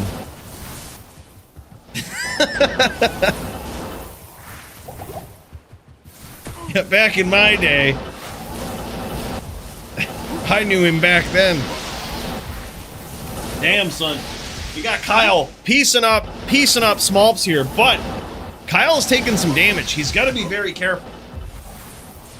Smolps is always ready. His big opportunity is when Kyle gets a little too close, and he's always ready with these whirls, man. He's quick on it. So that's why he's almost baiting it in. He's baiting Kyle to come in here. Kyle really just needs to keep that distance, barely even appear on Smolps' screen. That's going to make it nearly impossible for him to actually land telly stomps. And he just really needs to utilize that range. Kyle is actually looking pretty healthy this round. Really got to utilize that range. Very nice whirl there from Smolps.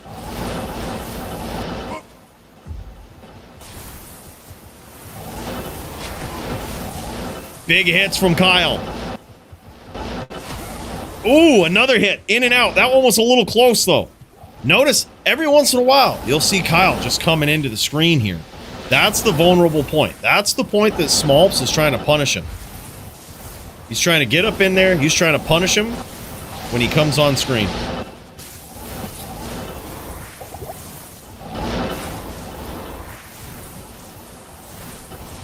What's good, Enigma? Good to see you, man. No, this is HLD. This is controller. This is Smolps on controller. That's why you see him moving around the moor a bit more on the feet, doing some leaping. teleport not as predictable on controller.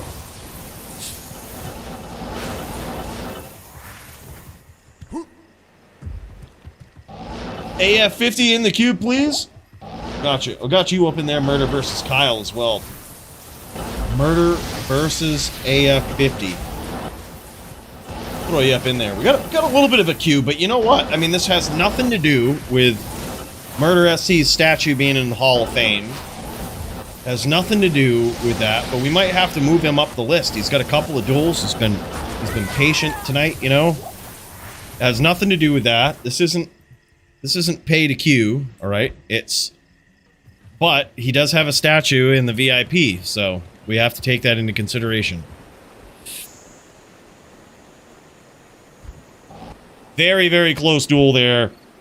And Smolps gets there, advancing to 2-0 in the HLD division. Let's check out some of this gear here from these guys. Advancing to 2-0 in HLD. Look at this. A nasty jewel in this D Fathom as well. I love that. Looks like a 910, assuming a perfect 35 base. I don't think you'd put a 1010 in a non-perfect base. Damn, man. Kyle almost had it. Such close rounds. Kyle plays very well, man. It's so good to see the progress of Kyle and like going from 0 to hero in PvP. This guy is a threat now, man. Like, he is a threat, but so is Smolps. It was inevitable that these guys meet each other. These two up-and-coming savages. And damn, son, I think both of them got mad promise in this division. And Kyle coming in on Cold Sork, man, that is a very hard class to prepare for, to know how to duel against. It's impressive that Smolps, in his second duel, was able to catch on to this, able to capitalize. That's crazy.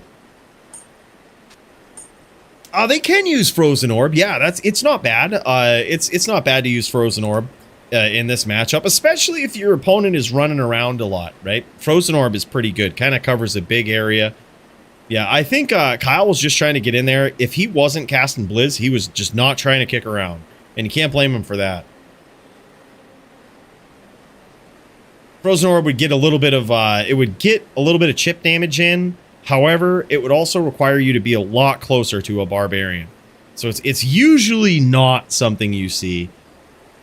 But in the right circumstance, it could be all right. But you just don't. I think Kyle had the right approach. You don't really even want to kick around.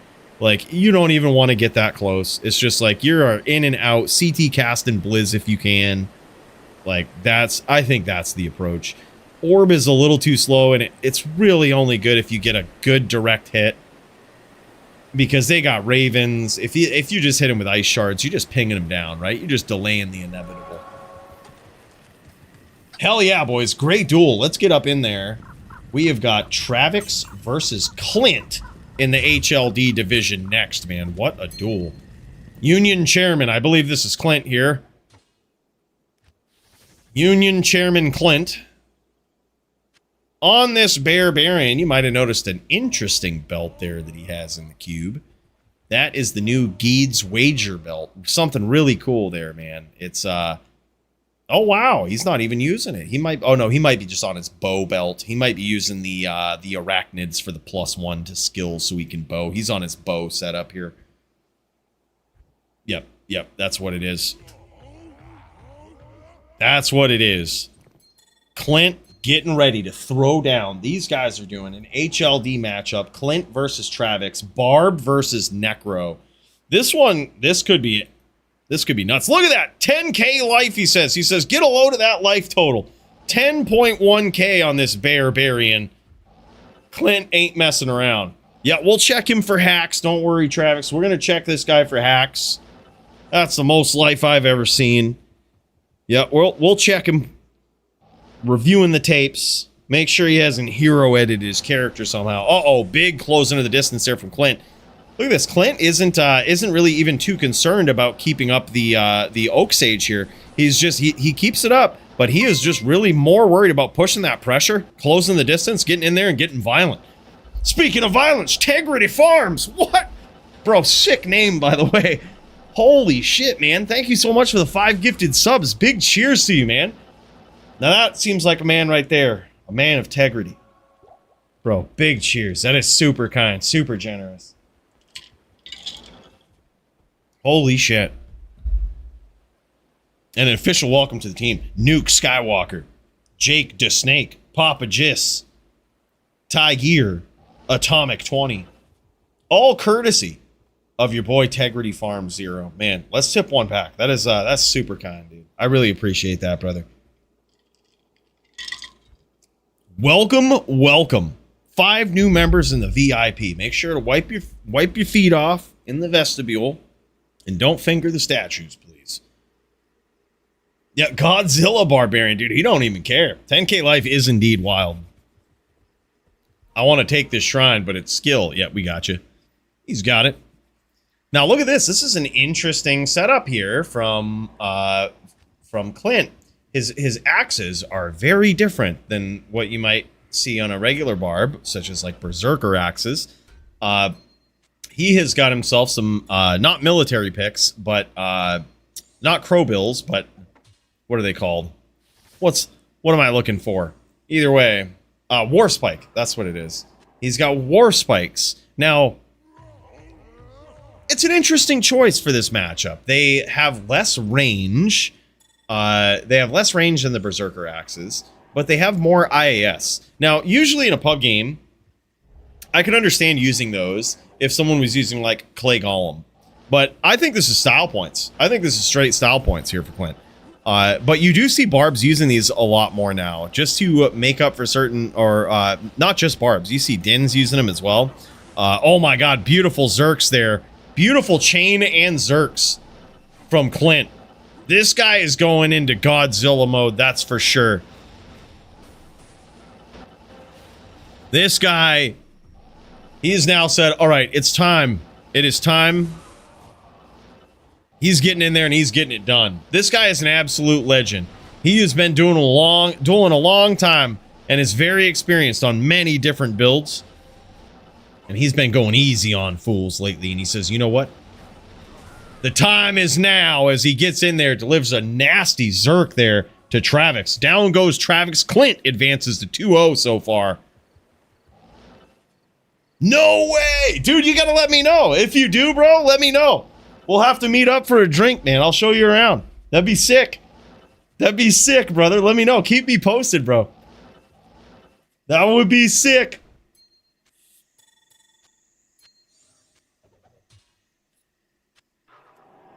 That would be insane. Wow. Impossible. Holy shit. We'd have to get a pick for the Discord, man. Be like, yeah, we did it. We met up. IRL, charge v charge. That would be nasty, man. Keep me posted, bro. What can I do for you? Yeah, it is really cool. It is. I love Maine, dude.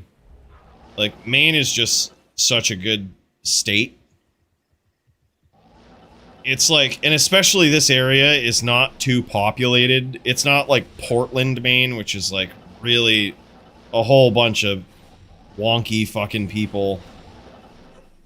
It's just not your typical rural people, which isn't a bad thing, but like, it just feels so much different than the rest of Maine. And like the Bangor area is like, it's chill, still got small town vibes, but it's like big enough where it's not too small, and there's always like a place to go or something to do. It's pretty cool.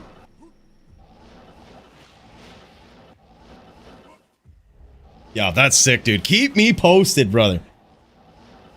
So is Portland, Oregon? Yeah, something about the name, right? Something about the name.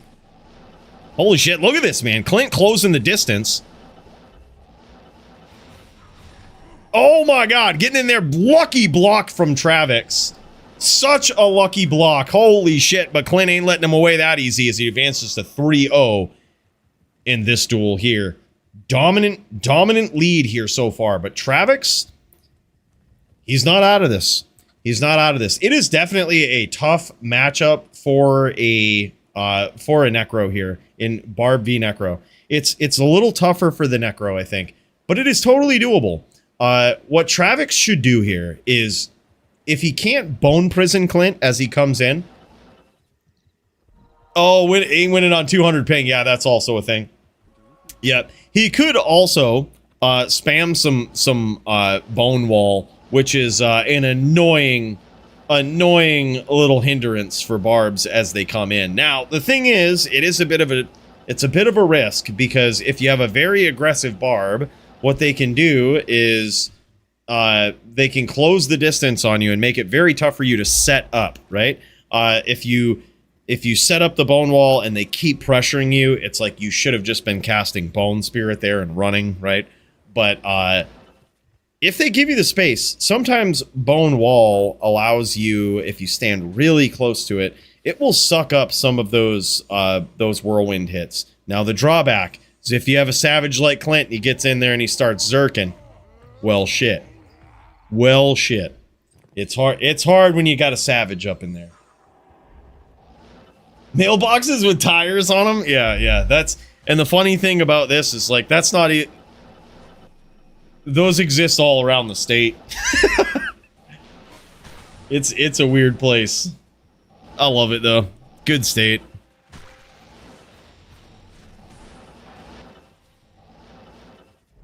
Yeah. Another declo. Yep, dude, it's stacked up. Apparently, Leroy's got some games up in here, too. Uh-oh! Big Zerks! And a flawless victory for Clint as he gets in here 4-0 on this Necro v Barb matchup. Tough ping disadvantage there for Travix. It is a tough duel, I think, for a Necro. Especially when you get a Savage on these Barbs. You know, it's crazy. But very well done from Clint. And style points for the War Spikes, man. When is it resetting? Do we know, Enigma? I mean, probably I'll jam it for sure, but he's so good. Absolute monster. That's that boy Clint, man. You don't mess with that boy Clint. You don't mess with that boy Clint.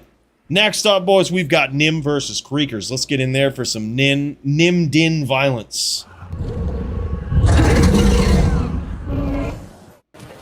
In this corner, we've got Nimrod. Oh, and look at this, man. He might be on a very interesting build here. Look at that helm. Look at that helm, bro. He's got the new Hell Warden's helm on. Interesting choice. He appears to be on a smiter as well. And I like that helm, period. I actually love the new Hell Warden's helm. I think it's just incredibly cool. Because it's the only helm in the game that gives you 20 cast and 20 IAS naturally, which allows you to, with one jewel, go above 30 IAS on the helm while maintaining 20 cast.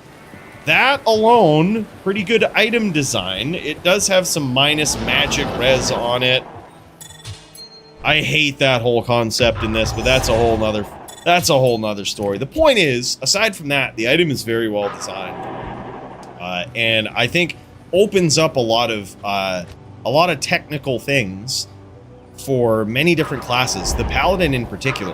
Now, I think Nim is using this because he's on Grief Zerker here, and it's very likely that, oh yeah, okay, I get it. He's got a bow on the swap. That's what it is. He's got a bow on the swap, and that's going to allow him to hit some pretty critical breakpoints.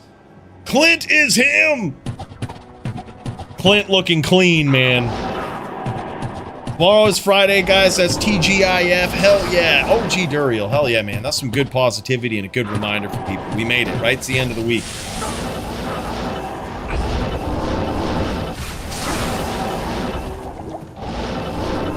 Bougie, a.k.a. McCreekers. Now, this guy is off to an incredible start in the DFC here, making some big waves, piecing some big people up here.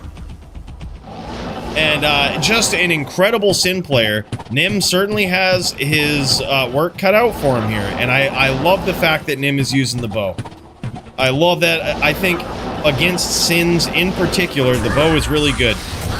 Is it going to do huge damage? Probably not, right? But what it does is it can cut your opponent open.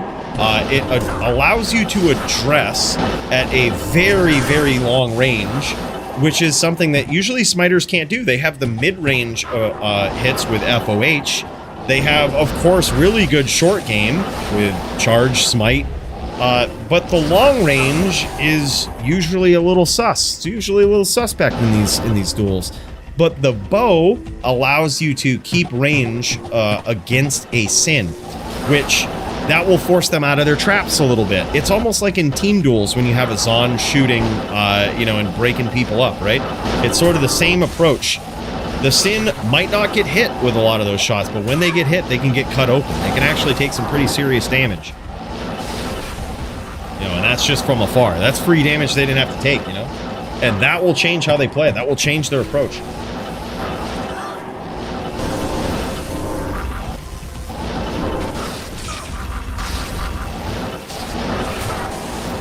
Big hits from Nim as he closes the distance. Takes a bit of trap damage for his troubles, though.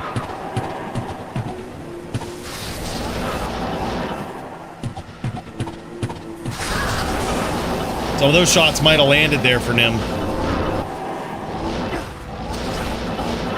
Beautiful use of Mind Blast here as well. So Mind Blast is one of those skills that is extremely powerful in this matchup. And the Shadow Bay, or Shadow Master, is banned in this matchup. Because it's just so many free Mind Blasts against those Dins, which are already disadvantaged in this matchup. So, when you see this Mind Blast going up, this is Mind Blast proper, which is something you don't see enough Sins do these days. There's not enough Sins who are really good with actually looking for the name lock and casting Mind Blast on their Paladin opponent. And that is McCreekers. He is really good at that. He has shown his skill, and that's really how he stands out in this. He's incredible at grabbing Mind Blast locks. What's the queue look like? We'll throw you up in there, Serenity. We've got a few people up in here. Well, you know what? Title bout, we're gonna have to give Serenity versus Tracking a little bit of preference, you know. We're watching Nim versus McCreekers, and then after that, we've got, what, 6 duels in the queue now? Lynn v. Smolps is next. Murder SC versus Kyle after that. Baloney in LLD is up. Hasha versus Jits. Murder SC versus AF50. We might be able to piggyback Murder SC's duels too. And that way you got such a... Let me swap that up actually. Let me put Murder in front. Give him a little bit of a breather to let Baloney duel, and then right back in it. And then Hasha v Jits, and then Serenity v Tracking.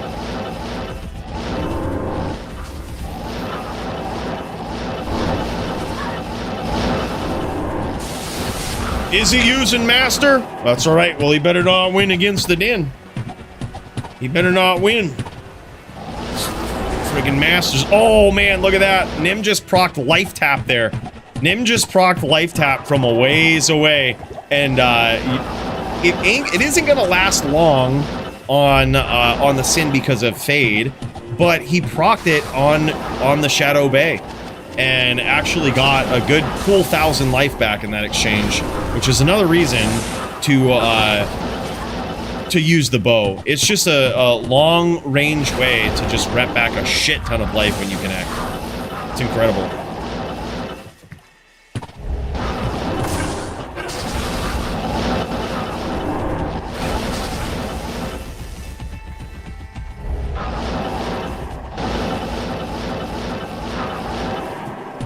No, we don't really do MLD. There isn't really a big scene in America for it. EU has a bigger scene, that's for sure.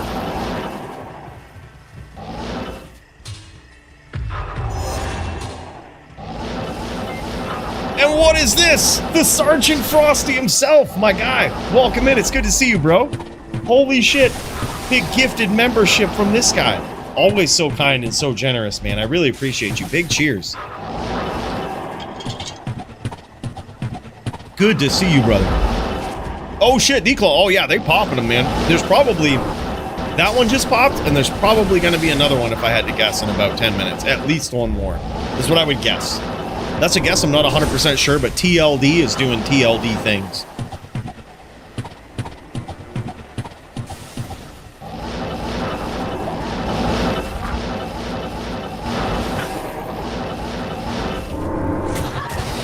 Uh-oh. Bougie looking like he's FOH PK as well. That's pretty bad, and he's trying to keep his distance.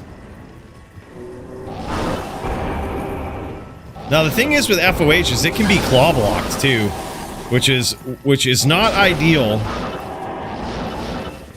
But Nim might be trying to hunt him with this as McCreekers is trying to back up, trying to increase that distance and lead Nim in. Nim might be going for that bow kill now.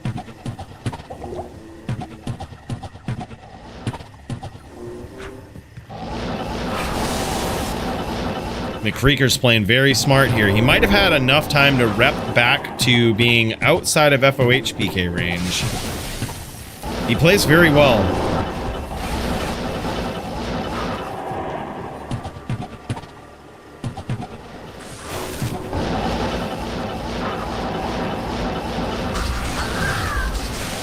Oh shit, yeah. Wasted 30k? I hope you mean in-game gold. Otherwise, that sounds real bad. Or forum gold, maybe. Oh, damn. This is what I say, though. Maybe we ought to give MLD a shot. It's been a while since we've added a division. Oh my god, there it is. The FOH PK. Big props, though, to McCreekers for actually closing the distance there and taking a big risk, even though he was low.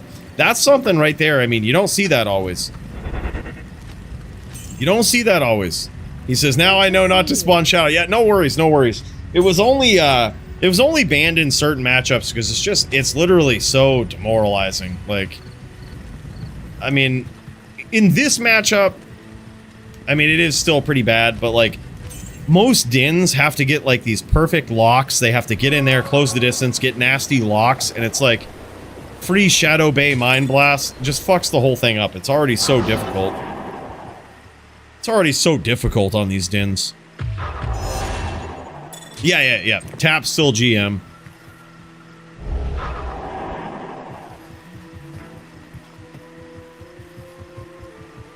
Oh, 45k at J-Stod? That's insane. Yeah, 49 is the range for MLD. There used to be some weird... Correct me if I'm wrong. I didn't really MLD too much on LOD. But I remember seeing level 59 MLDers as well. I feel like that was a whole different division or a whole different way that people did it. I can't remember exactly, though. But I remember 49 was the most common. But I remember like 59 Dins and shit. Yeah, 59 builds, yeah. I know there was at least some sort of small scene for it, whether it was just a small handful of people doing 59s, but I was actually always confused early on in MLD. I thought it was 59 because I saw so many people doing that, but then learned way later that it was 49.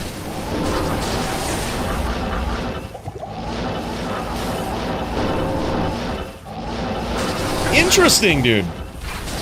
Maybe we ought to try it, Jits. From what I understand, it's kind of like LLD to some degree in how it's set up, with more sorceress builds being pretty dominant. But, I mean, there's a lot of opportunities.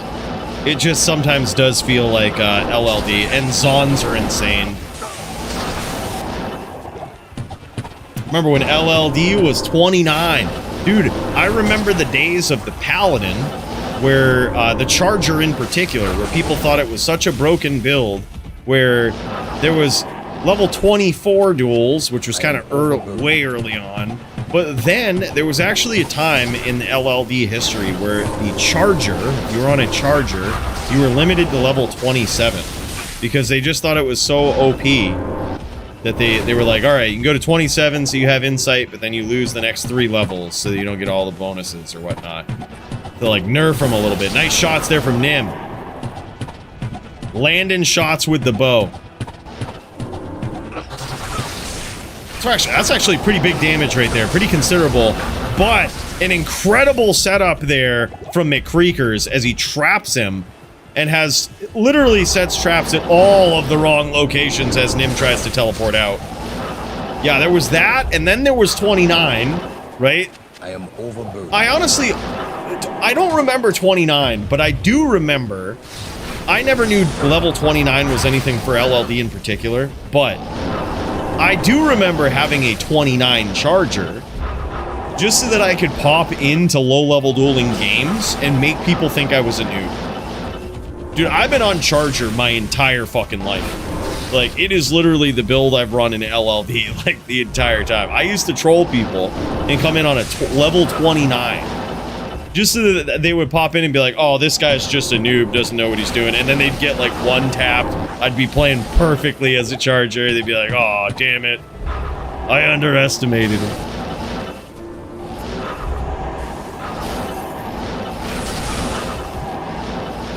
Yeah, I mean, it's kind of crazy, the discrimination we've gone through as a people. It's kind of crazy. The sheer discrimination that chargers have gone through as a collective. We've had a rough history. Didn't DD just prove chargers are bums? Listen here, okay? DD obviously was hacking. We're gonna check the tapes. All right, we're obviously gonna check the tapes on that. So, jury's still out. And by the way, window mode. Holy shit, man. Thank you so much for the gifted sub, brother. That's huge. Big cheers. Mucho apreciado. That's awesome, man. Really appreciate that support, dude. DD's just on a different level, man. Dude, put it this way. I was dueling Koa. Koa's a little rusty, not gonna lie. Koa was a little rusty. But I was dueling Koa last night, who is a really good dueler. And I was going back and forth with him, Charger versus Necro. Like, it was a really good, really close duel. He's a real dueler, too. Like, he has the capability of turning things into a real duel.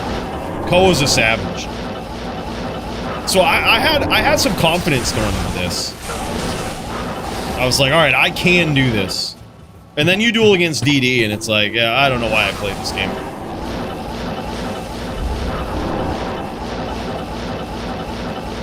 Right. It's like Mike Tyson versus amateur boxing. All right, clearly boxing is the best. It'd be like putting Mike Tyson in his prime versus like someone who does mixed martial arts and just started yesterday. And then when Mike Tyson blasts him into a different dimension, you're like, see, boxing is better than MMA. Obviously.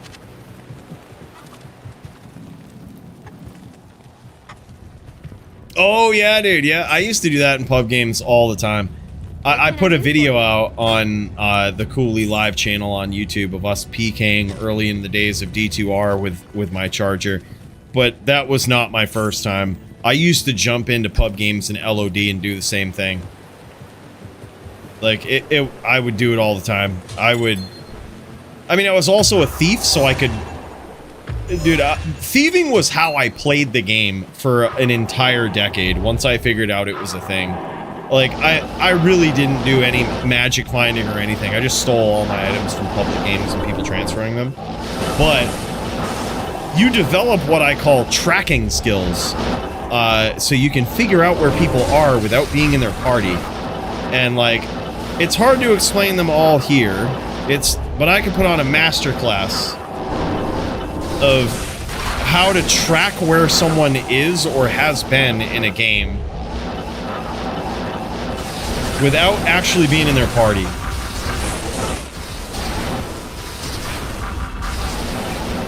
Like, we could do it. We could put it to the test on stream someday. I'll be like, all right, do this.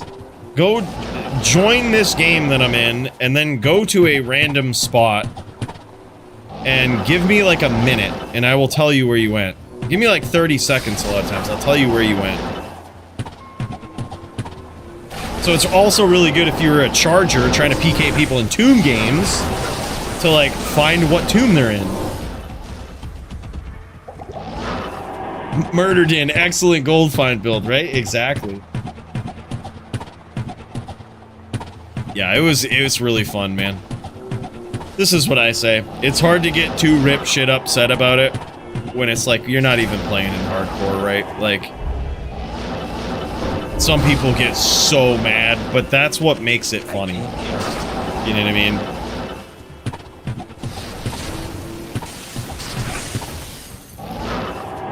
Yeah, that's basically what it was. That's basically what it was, Murder. That's basically what it was. I would actually sit AFK. I was one of those losers that would have multiple computers that had one thief as a mule in a pub game watching who would join, and the other ones that on my main sitting outside the game waiting for them to leave. And I would definitely just like be doing something else, like eating, watching YouTube, doing whatever. I was definitely that dude. I had a friend too who ended up getting really rich on JSP. He didn't even know what JSP was, and he was a thief. And eventually I told him what JSP was, and he's like, dude, you gotta sell some of this stuff for me. I was like, dude, you have too much shit. I was like, just sell it. And like I told him about JSP, and literally within a month he was a JSP millionaire. I don't know exactly all the shit that he stole, but he told me some of it. And like the shit that he stole, I was always so jealous of. He was a degenerate. I was on, like, when I had time, I would sit there for like hours in you know, pub transfer games. But like this guy literally was retired and was a fucking degenerate, and like he didn't miss a transfer at all. And like he was telling me he stole so many hybrids, 08 items. You rarely saw those. It was so rare to see hybrids or 08s. Those were something that like you never saw that shit. I stole a ton of perfects though. Like most of the time people would go to those websites, like those you know, like how we have Yes Gamers now. Well, there was websites from back in the day, and they would create a mule account for you from that website, and people would join on those mules. So you knew that they bought it from a website online, and it was going to be god tier shit. So, and you knew that they also didn't have access to very many waypoints, if any. So you knew where they were going. But yeah, so I would just sit in there, and then they would go and dump it in the moor or dump it in Act 1 and just go pick it up. It was so easy, and it was always perfect gear. Like, it was always top-end perfect shit. I had so much perfect shit. All from just people buying from the website, going into a public game, dumping it, trying to transfer, and losing it. I honestly don't even feel bad about it. Like, you bought it from a website, bro. You know, like, who cares? Yeah, D2 items or whatever. Yeah, yep, the champ bots, all that stuff. I started playing D2 probably in, like, right around the time it came out. Like, probably very early 2000s. I would say 2002 by the latest. Like, somewhere around there. Yeah, yeah, it was... I just moved to my new place, got a new friend group, and they brought me into it. And that would have been 2001 or somewhere around there. Yep.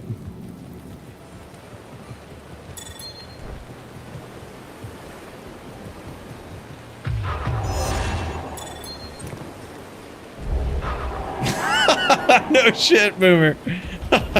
Well, there was a big scare about that back in the day. You remember that? That was why they put seals on everything. That was why they sealed things in the way that they did.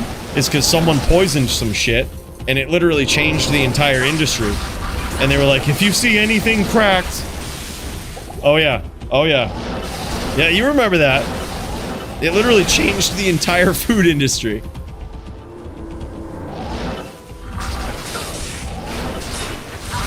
Oh, nice hits here from Nim. Yeah, Nim knows how frustrating this duel is right here. He's going in, charging. He knows how it is. He's just trying to get in and get violent. He's throwing caution to the wind here. He knows it's a frustrating duel. As a Din main, that boy knows. That was a nice charge there and a lucky claw block. Oh my god, Nim connected there too. Rubber band connection. A little bit of desync going on there, but he connected. That was so close. Vigor Nim! Yeah, I think I was in 5th or 6th grade as well, something like that. It had to have been, I was 5th or 6th grade. I know that for a fact now, so it had to have been then, which would have put me, which that would have made it what year? Would have made it,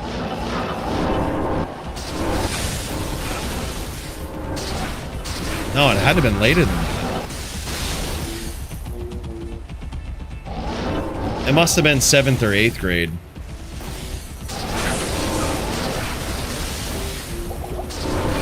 Yeah, let's call it 8th grade by the latest. I know I was in a certain school when it happened. So let's call it 8th grade. I was in middle school. So let's call it 8th grade, which would have made it 2001. Yeah. Nice tap there from Nim.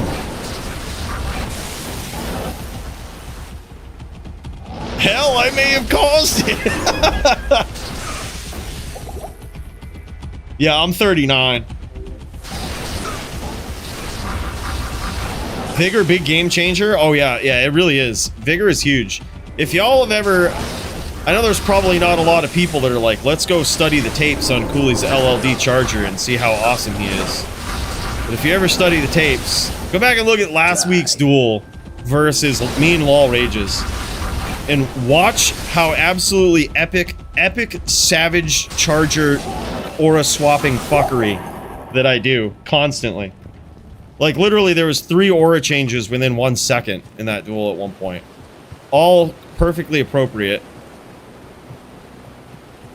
Like, it was like Vigor, Might to Connect, Fanat to Zeal. It's like, wow, what an insane... But dude, yeah, Vigor is big. Vigor allows you to move faster. It increases the velocity of your character. Not just... It doesn't just give you faster run walk. It increases your overall velocity, which is a big game changer for catching people.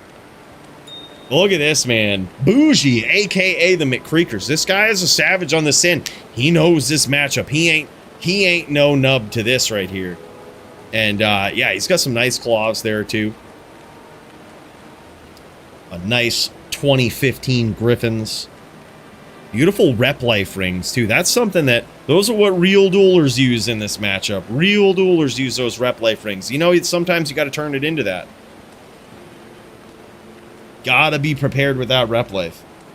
I studied those tapes. Hey, thanks, Smolps. I appreciate you. Smolps always going through and putting the timestamps in there for some epic duels. Usually melee as well. It's really cool, man. Yeah, I'm telling you. I'm telling you. Anyone that doubts, go back and study the tapes, all right? Look at that aura swapping. Let me tell you, it's something. It's something to be studied, okay? All right, boys, on to the next. We've got Lynn v. Smolps, and then we've got Murder SC v. Kyle. Let's check it out, man. Smolps is up in here for his second duel tonight. He's off to a great start. Let's pop in and check it out. This is LLD. Smolps is on his Sorceress. This guy tearing it up in every single division now. Melee, LLD, HLD. This guy's unstoppable. But is he untouchable still in LLD? He is a savage, man. Oh, look at this. Great matchup here. I love this. Necro versus Sork is actually incredible. And I believe both of these guys, is Lynn on controller? Let me see here. Let's take a peek over here. Oh yeah, he is. That's actually really cool. This is the closest thing to a console duel that we're probably gonna see. He is on controller, and both of these guys are.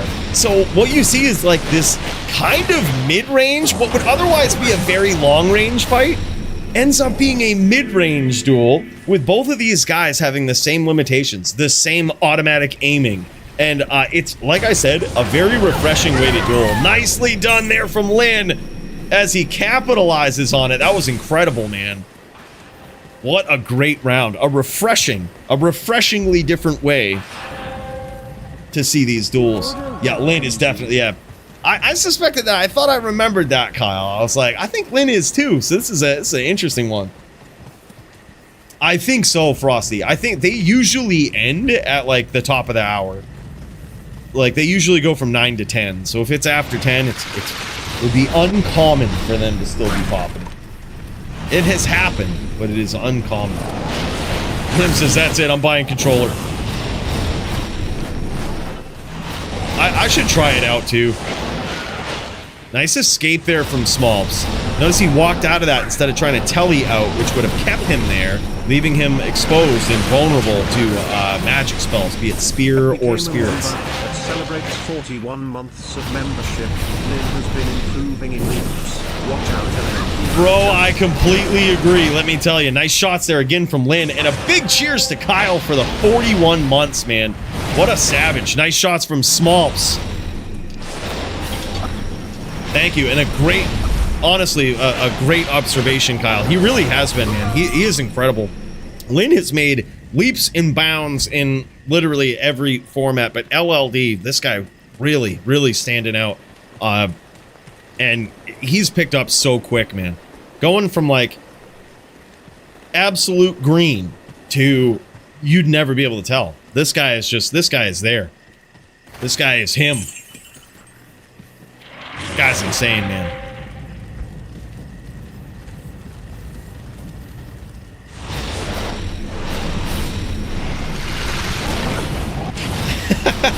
Right? I agree, Nim.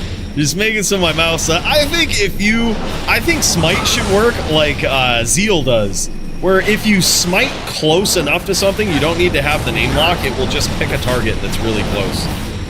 I think that's always how Smite should work. That's always how certain skills should work. Nice shots there from Lynn.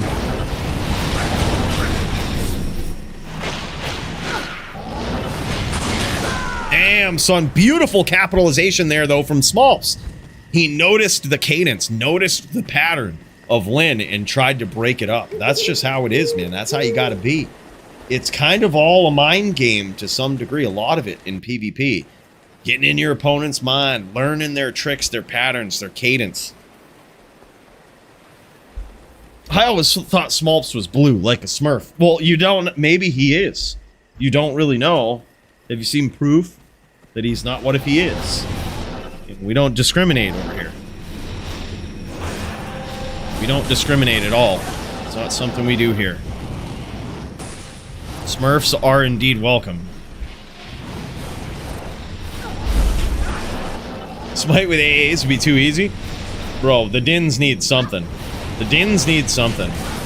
Beautiful use of Fire Golem here, too, from Lynn. That's going to suck up a lot of that residual fire damage, those random fireballs from the outside. The Fire Golem will always, you notice it aggressing and walking towards Smolps. That's problematic for those fireballs, because it will block them. It will get in the way, and Smolps notices that. He's trying to close that distance now.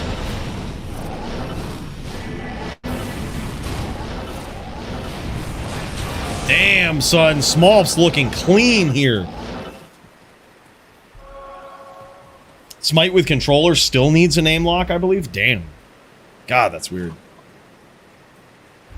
Yeah, sick name, right? Right, Logan? Appropriately named. This sorceress can never be tokened into a cold Sork, a light Sork, anything else.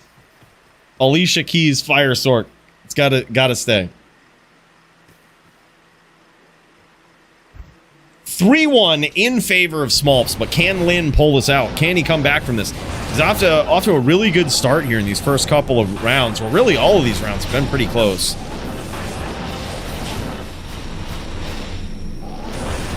Beautiful setup there and an incredible escape by Smolps.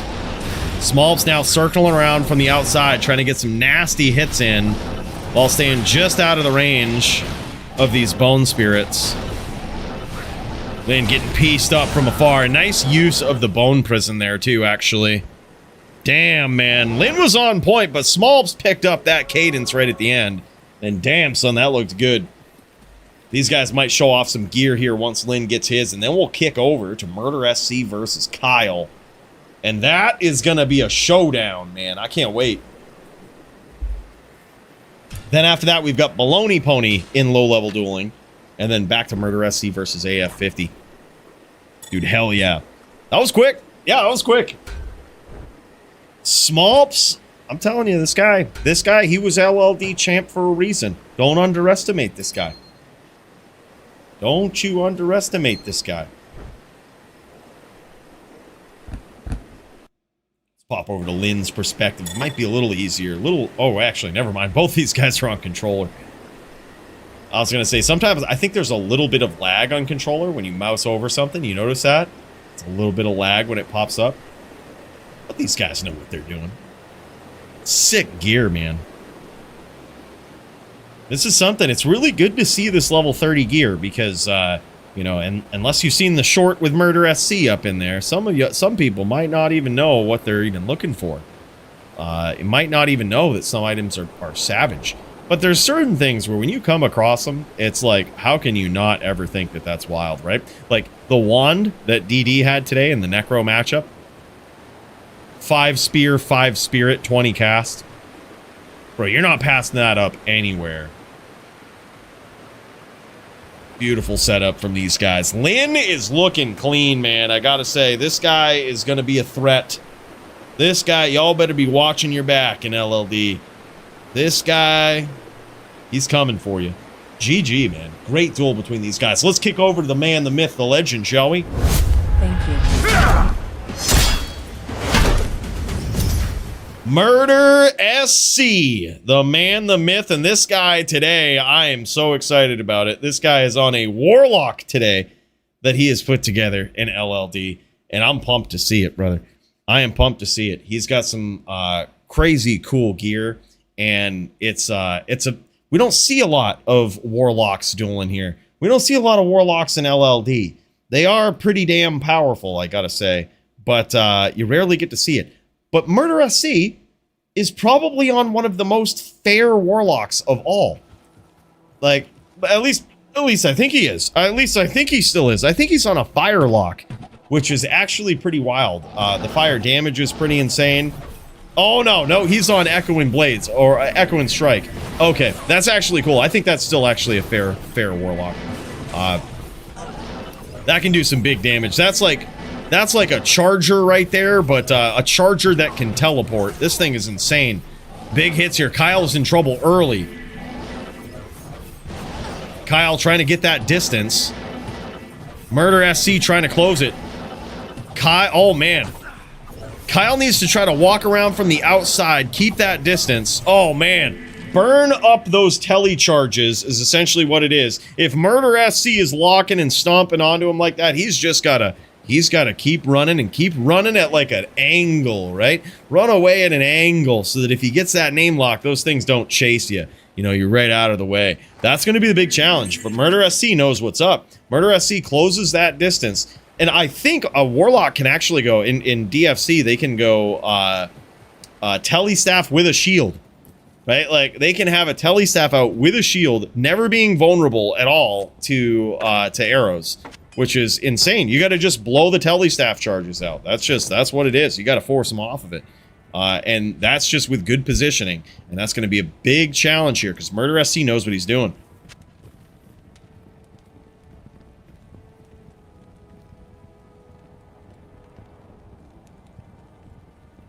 Yeah, murder using the Telestaff, but the thing is, he's got his shield up, so he's never vulnerable. It's really like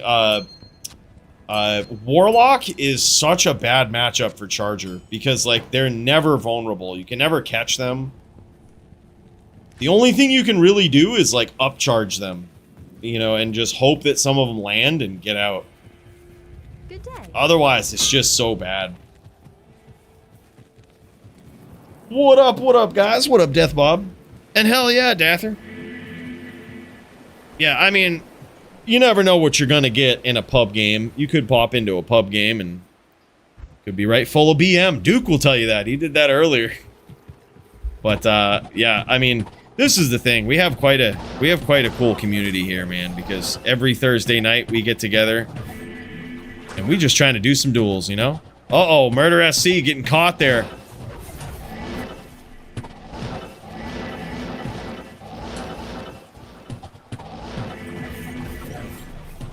Kyle now picking the right angles here. I like this. Flooding with some arrows from the outside. This is actually a really cool matchup, I think. Kyle's got to be very careful. All of these shots are very avoidable. That's the thing. They are very avoidable. It's just a matter of, uh-oh, man, he is lucky he got that because Murder SC trapped him perfectly. He had him trapped perfectly. And Kyle did the right thing there. Just stay on the trigger, right? Keep staying on the trigger because you are trapped. Like, you better hope some of those land. He might look like he was at a healthy life total, but that positioning right there said Murder SC was seconds away from winning. Kyle had barely any way out of that. He needed those shots to land. That was huge. Very clutch. 1-1 in this level 30 showdown between Murder SC and Kyle. Is he still 130 faster run walk with that telestaff? Good question. I'm not sure. We might be able to see, though. We might be able to see here in a bit.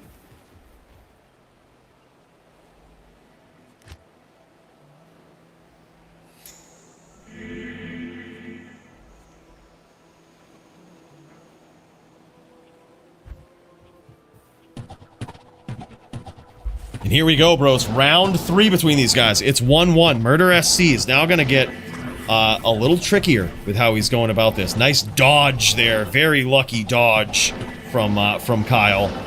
And he is practically always vulnerable to this. So this means, in this matchup, if Murder SC can actually get in there and catch him, he's never blocking this. Kyle is never blocking these. So if Murder SC closes that distance, gets some big shots in on him, he's never blocking it. Those are always free if he can get in there. The trick is getting him in the right position. Nice shots from Murder SC there, though.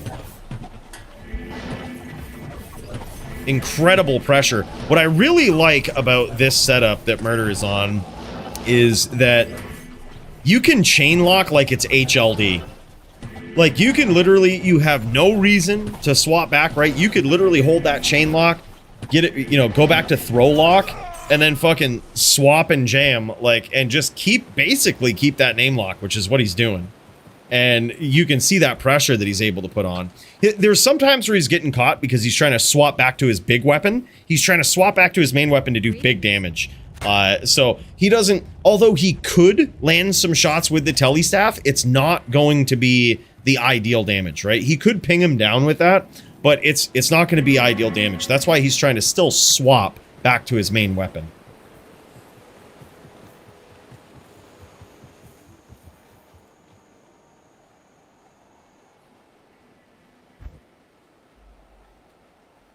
Oh, yeah. Yeah, there was a lot of shit they were doing, Frosty. I still remember putting that video out where, like, I remember, I wouldn't say I discovered the build, but I was, like, one of the first players to really dive into, like, everybody was doing these, oh, let's the miasma lock, fire lock, and I was like, dude, there's a skill here that's pretty fucking insane. And I was seeing how low I could go with it, like, the shittiest items I could possibly use, and, like, it was embarrassingly OP. I just remember, like, literally getting down to an insight. I had an F insight, and I was like, even this is kind of too much. Like, the damage is insane. Uh-oh. Kyle's in trouble. Beautiful shots here from Murder. What Murder's trying to do is not only telly in, but he's trying to cut Kyle off. Kyle's getting really good with his angles here, and Murder's trying to cut him off so that he's trying to make it so that his echoing strike isn't following Kyle, but it's getting in front of him, right? And he's doing a great job of that here. Great pressure from Murder.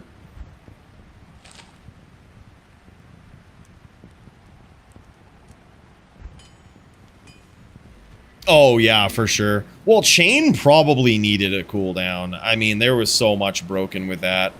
I mean, there still is. But it seemed to me that this is how they designed the Warlock. They said, let's make some Warlock-like skills, think way outside the box, and just do things that look and feel cool. That's appropriate, right? And then they said, once they got things that looked and felt cool, they were like, all right, let's put some damage numbers on them. And that's where everything went wrong. Me and Jinshin gonna start our fight because he only has 20 minutes. All right, GG. Thanks for the heads up. I appreciate that, Julvan. Julvan v. Jinshin. I'll see if I can pop in, man. See if we can pop in after this.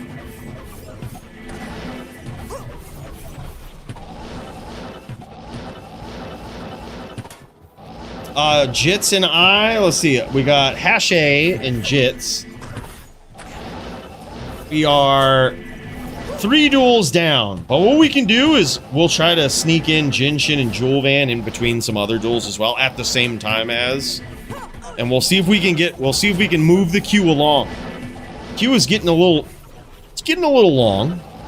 We'll see if we can move it along a little faster. We'll do multiples at once if we have the opportunity. LLD is usually, well, I'm a little biased. LLD to me is like most interesting, and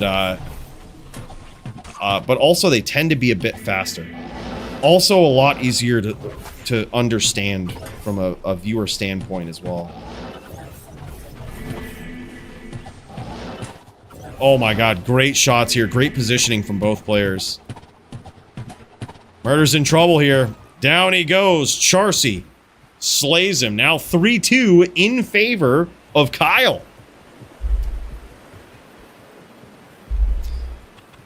Yeah, for sure. I think that they could have had a perfectly fine expansion without the Warlock being added. If you're going to add a whole new class, like, you should at least add some new, like, an act or something. You know what I mean? Like, it seemed really weird to just throw a new class in there. But then again, I mean, they probably don't have a big team. Maybe that's in their plans. Makes me think it is in their plans to do way bigger things with D2. Because why else would they've just added randomly a class? Like, there is a lot of stuff that you could do and that probably should have come along with that. But I don't think they would just do that and not have some other thing in store, you know?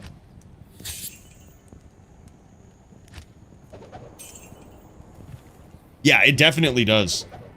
Yep. Death Sigil definitely does. It's the only thing in D2 that does something like that, where when something's low, it just executes. Like, that is a concept foreign to D2. It's foreign to D2. The concept of, like, monster execution. 3-2 in favor of Kyle. Can he get there on the Zon?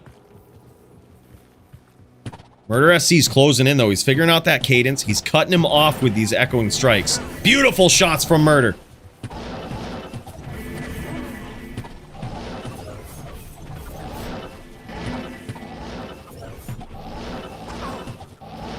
More incredible shots. Murder being very, very careful not to get caught from these arrows. Try to keep his feet planted as they land so that he has the best chance to block them. Beautiful shots again, and a very lucky dodge from Kyle.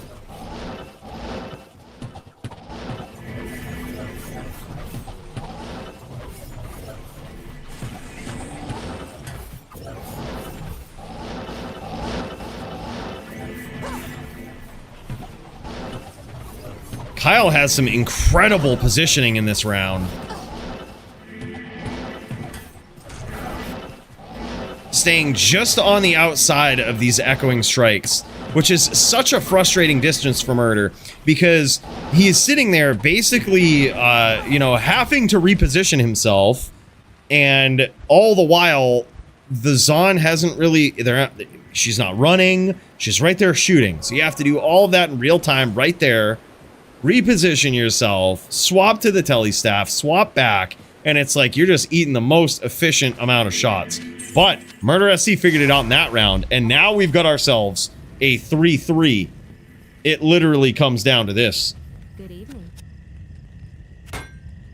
Yeah, dude, I honestly hope they pull a Mr. Llama SC with me, and they reach out and they're like, we've been looking for ideas for end game content for D2.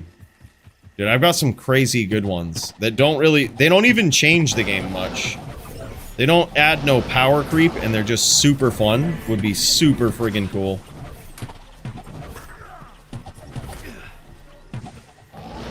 I hope they reach out. I'd do it for free.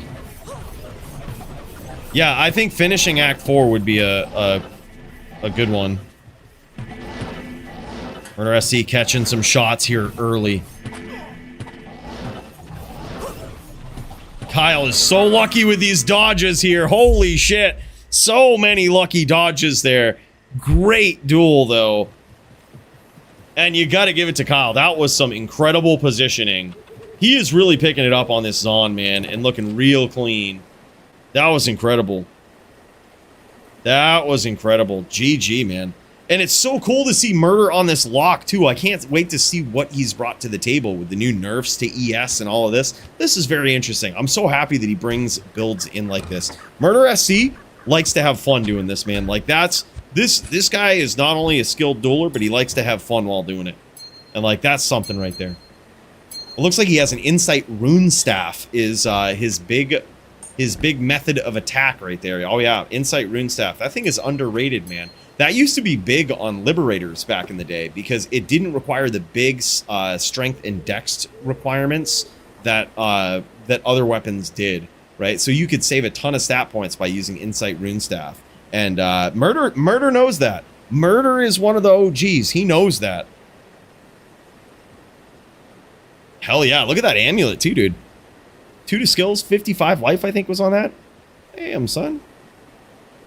Insight Ashwood Bow. Love it. For the +3 to skills and everything. That's a cool addition. I love the fact that they made Insight usable in bows. I think that was such a clutch thing to do.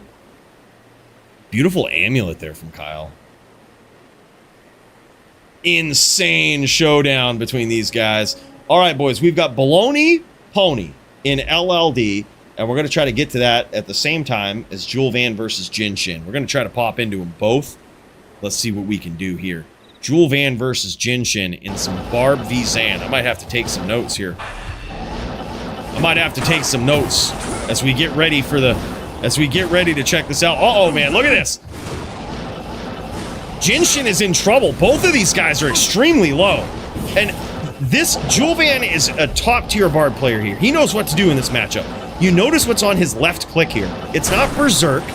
It's Concentrate. Very, very smart play. The reason he's using Concentrate is because A, Berserk lowers your defense to 0, making you take all of the shots that Azan throws your way, right? Everything is getting through that defense. But also, a good thing about concentration is it's uninterruptible. The knockback from the Amazon doesn't work. If you're in Con's animation, you cannot get knocked back. So that's very smart, especially if you're getting in there close in the distance and doing some chains like Jewel Van is doing. He almost got there in that round. That was incredible. Very nice fancy footwork there from Jin Shin.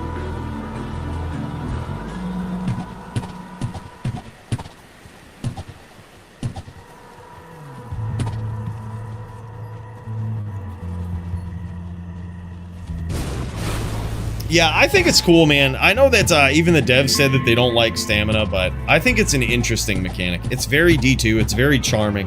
It's like part of that odd charm of D2. Oh my god, huge hits there. Baloney Pony on the Zan. Tonight, he is going up against Nimrod on the Din. Getting in there with a charger. A build so close to my heart, and Nimrod showing him what's up in there.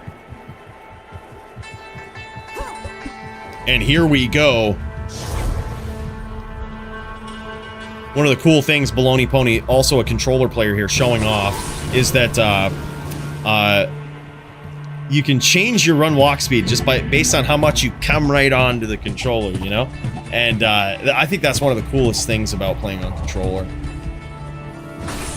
So one thing that I noticed while dueling Baloney Pony is, check this out. When Nim is very close and Baloney Pony throws a jab, I swear, and I'm very curious to see it from this angle, those things are like homing jabs. Look at that. That didn't hit. That didn't hit. The actual throw of that jab didn't hit. However, it did hit Nim. It did connect. It's weird. I think that it's like possibly a visual bug or something, but like, holy shit, they're like homing jabs. That should have just missed Nim. But it didn't. GG's, Boomer. Really appreciate you, man. Thanks again. All of our senior citizens, we've got to get up in there. We've got to get up early. Dude, hell yeah, man. Thank you so much again, Boomer. Appreciate you, dude. I love me a good charge. Hell yeah. But you can see that, man. It's weird. It's weird.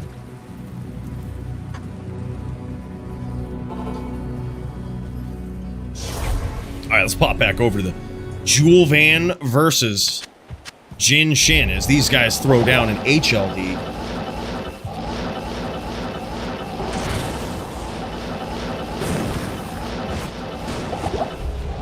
Try to move this queue along a little bit. Up next, we've got Murder SC versus AF50. Then Hasha versus Jits. Hash A versus Jits. I can't carry. Then Serenity versus Track Amp. Let's freaking go.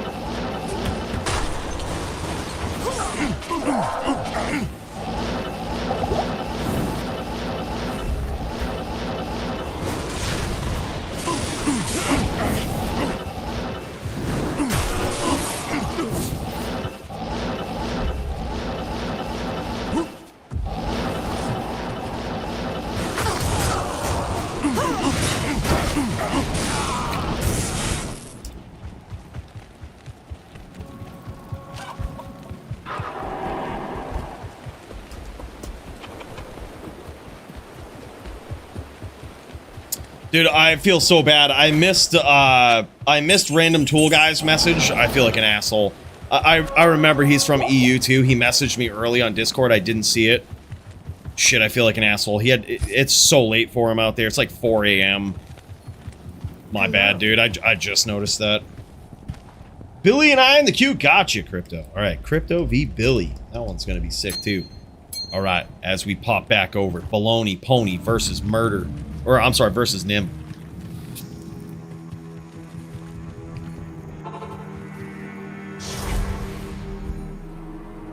And it looks like Baloney got there in that third round. It's at least 2-1 in his favor.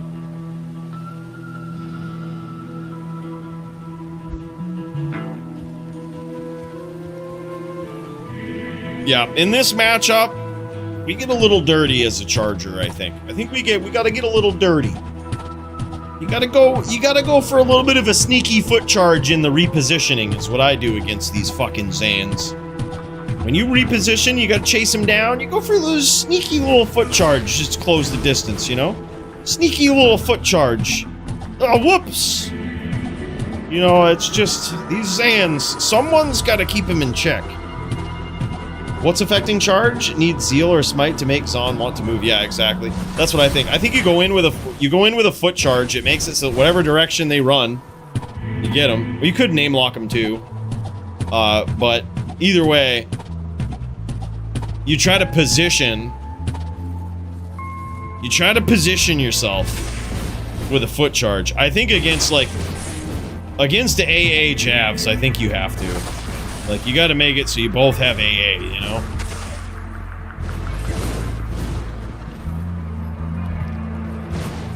I like Nim's choice here, but I got caught with that same thing versus Baloney.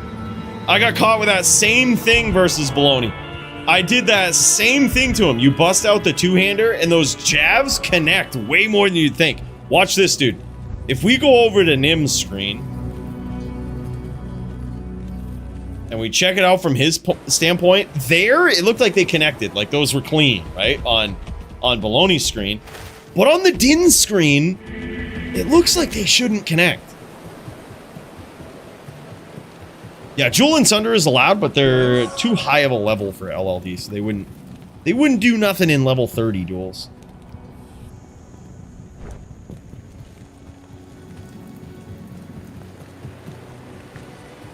Dude, something about controller jabs is different. It's weird. It takes a little bit of adapting. Like, it's... You have to just, like... You have to really try to make them miss. I guess it's probably because a lot of people on mouse and keyboard probably just... Maybe they just don't go for a name lock. And they try to cut you off with the jabs instead of hit you directly with them. But I have seen some... I don't know. I've seen people name lock on mouse and keyboard, too.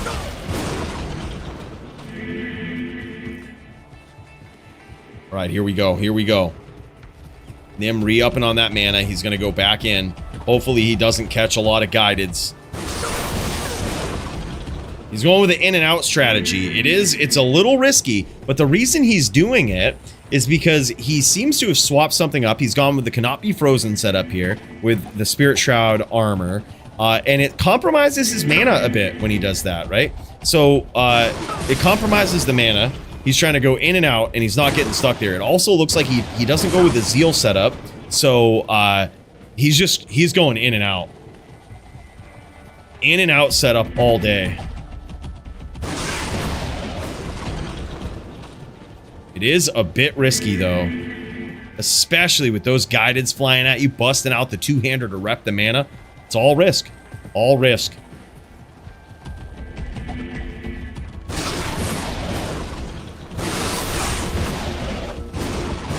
Damn, son. Big hits from Baloney. Now Nim is in trouble. Nim tried the approach, which I actually really like. Busting out the two-hander and trying to stay close to Azan. It encourages them to bust out their bow and to try to shoot you. They're so incentivized to do it. But it's a big risk for them at that range.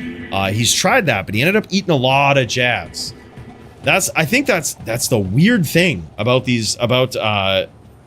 Baloney's jabs in particular. It's a weird thing. Oh, it's a stamina thing as well. Holy shit. Yep, that's stamina running low. Vigor Nim. Oh, he goes in for the big hit, but gets the jab, man. 4-1. Damn, so damn, that's crazy. Where can I take you? That is crazy. These Zans, man, they got something out for these Dins. They've got something out for these Dins, let me tell you. New Jewel and Iron Golem, level 30? Oh, you could do that, technically. Technically, you could do that. You indeed could.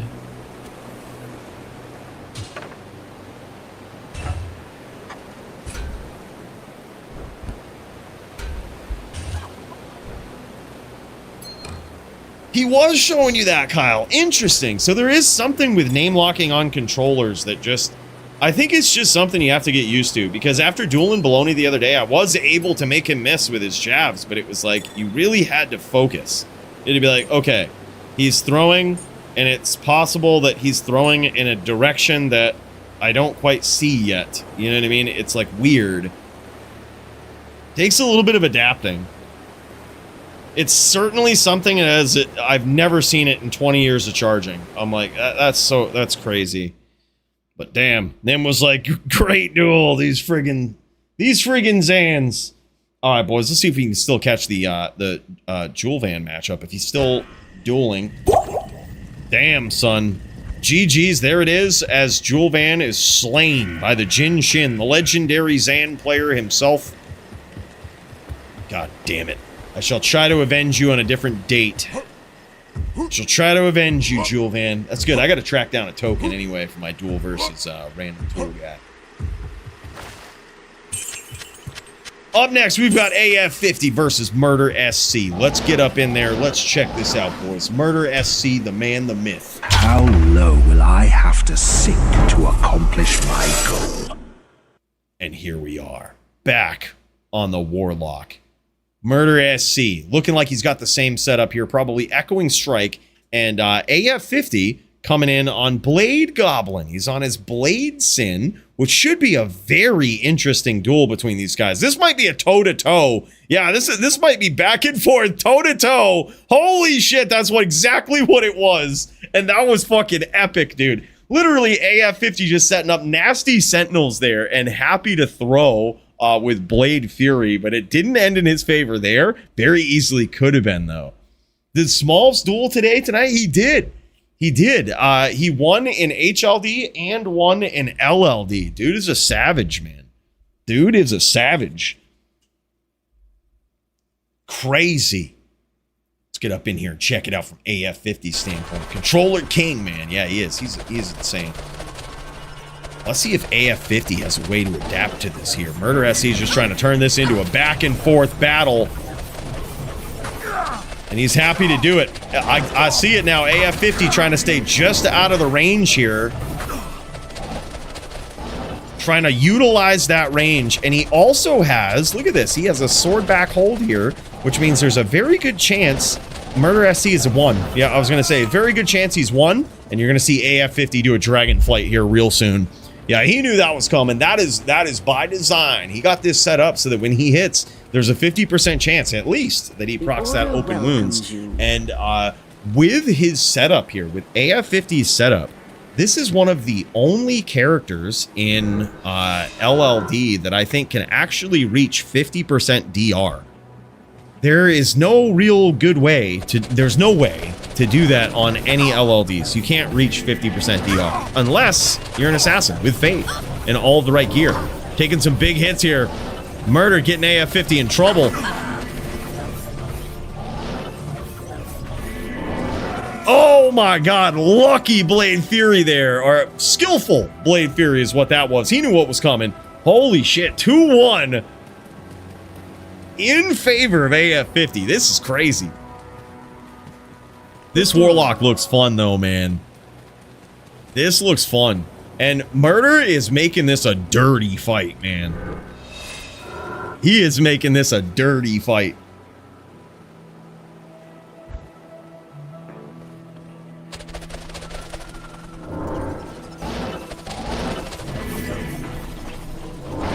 Damn, son, and look at this. These guys just want to be close range, throwing right back and forth with each other. That is so crazy. Look at this back and forth. This is basically a mid-range melee match, boys. Mid-range melee. Holy shit. Oh my god, how did AF50 win that? Holy shit, man. That was wild. The Order welcomes you. I thought Murder had that for sure.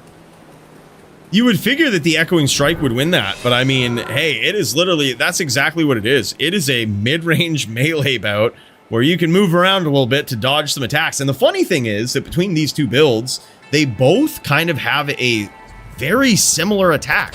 A very heavy-hitting, shorter mid-range attack that you can move out of the way of. Right? That, like, you can theoretically move out of the way of, with the exception being AF50 has some Blade Sentinels, right? That can also throw some things in the mix that get very complicated. And, oh my god, nice shots there from Murder. Now 3-2 between these two titans. Holy shit.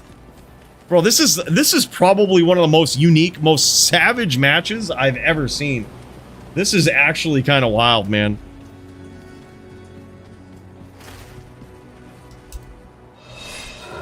AF50 versus Murder SC. That's right. We got to vote on Fight of the Night later, boys. We got to vote on Fight of the Night. We've got some prizes.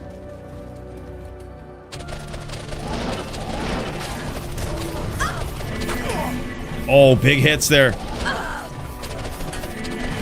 Mid-range melee, boys. Mid-range melee.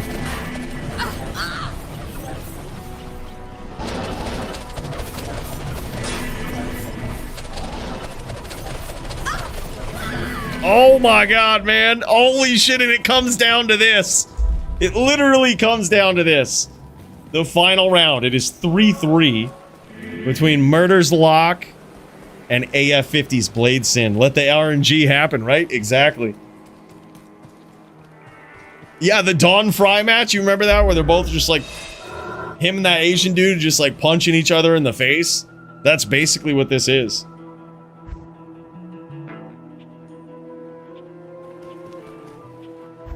Yeah, real slugfest. I love these fights where both just swing and see where it lands. Yeah, it's really cool. This is a very interesting match, dude, I gotta say. It literally comes down to this, boys. Mid-range melee and AF50 comes out on top. Holy shit. That was probably one of the coolest duels I have ever seen. Yes? Mid-range melee was basically what that was. That was insane. Very, very cool. Yep, that's what it was, Crypto. Dawn Fry versus Yoshihiro Takayama. Yeah, it was the manliest fight ever. Now dudes just compare signal bars on their cell phones, right? Very good duel between these guys, man. Holy shit. That was wild. Very fun match. Up next, we've got Hasha versus Jits in the queue, then Serenity versus Track Amp, then Crypto versus Billy. And there it is, that Insight Rune Staff. Oh yeah, Murder doesn't even have the... He's got a Necro Helm there. Like, this character isn't even complete yet, which is, like, the scary part, you know what I mean? Like, there's still some improvements to be made, which is wild. 20 ED, 9 Dex Jewel in that Skin of the Viper Magi. That's so crazy. I love it, man. I love that Murder is bringing builds like this to LLD. And the thing is, I mean, I think this is probably the funnest match you'll ever see between these two builds. I think this is really cool. Both have attacks that are very dodgeable, but at the end of the day, to set up and to actually deal damage, one of you has to sit still. Both of you do. You know what I mean? And that's just what it came down to. A little bit of rep life on these boots here, too. That's really cool. 15 12s, a very common LLD charm, and 320 15s. Look at this. Nice little mix of those in AF50's inventory. Some nice fade buff claws here. 4 to fade on this. It is possible to get 5 fade claws in LLD. But they are very rare. Probably pretty pricey as well. Good duel, man. Holy shit, that was cool. That was just insane. Let's get over here. Hash A versus the Jits. Let's pop in the Charger Man himself. It's the Jits. Can you roll 20 faster run walk on rep blood boots for level 30? I don't think you can. I think 10 is the max. Pretty sure if it goes 20, it's too high of a level. I'm not 100% on that, though. This is a level 30 matchup. Jits versus Hash A. I love Hash A's Zon's name, Thunder Slut. That's fucking hilarious, dude. This is just incredible charging here from Jits. You notice what he's doing is, as Hash A is setting up and getting ready to throw these distance shots. Oh man, I'm surprised Jits survived that. As Hash A is getting ready to set up these distance shots with the jabs, Jits charges to the side. That is purposeful. That's to avoid the free hits that the Zon would have with Lightning Bolt or Lightning Fury that are coming your way, right? Like, he knows it. He's anticipating it. He's waiting till the absolute very last second to encourage Hash A to actually commit to it, just so that he can dodge it and get out of the way. It's very, very high level charging, man. Incredible hits here so far from Jits, but damn, son, look at that damage from the Thunder Slut. Incredible movement from Jits.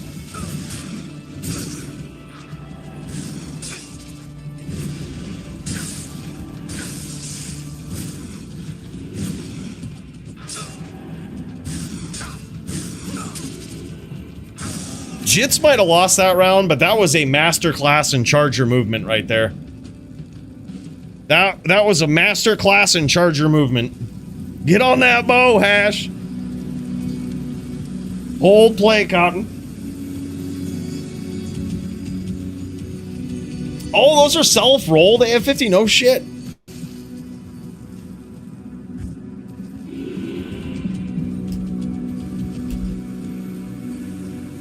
That's wild, dude.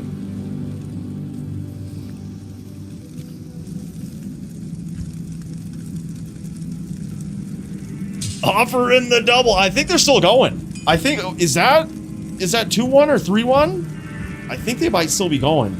Or are they? Jits and Lin to the queue? Jam it, dude. Yep, we'll throw you right in there. Throw you right in. Jits v Lin. HLD. Damn, son. Hell yeah. Got you, brother.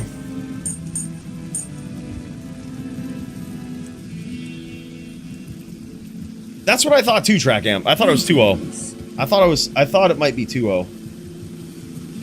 Alright, well, let's freaking go, man. He's gonna switch it up. I think Jits, I didn't quite catch what he swapped to there, but he might be going for the amp. He needs to do some big damage. The thing is, at this point, Hache can just kind of... He can kind of tank some of these hits and just roll the dice, hoping that his jabs land. And the big drawback to Jits here is he's practically always charging, which means that when Hache does land a shot, or does actually have his jabs go in the right direction of where Jits is going, there's a 75% chance he's going to connect. So that's dangerous for Jits. And he gets the amp. This is real bad for Hache. Real bad. It's gonna be bad. Oh, just as it runs out. Hache, very, very lucky. Oh, beautiful shot from Hache right there. Beautiful timing. Jits chose to charge right into it. He was going for it. He's trying that fake out the whole duel. He was hoping that he was gonna catch him there. But Hache, always ready.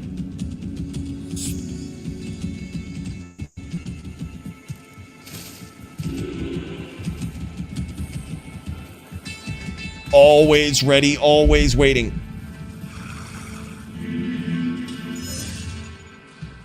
Up next, we've got Serenity versus Track Amp, which is gonna be insane. It's the Jits is like the Justin Gaethje of charging, man. He's like the Justin Gaethje of Dins. Win or lose, it is an exciting bout, and it is a masterclass in violence.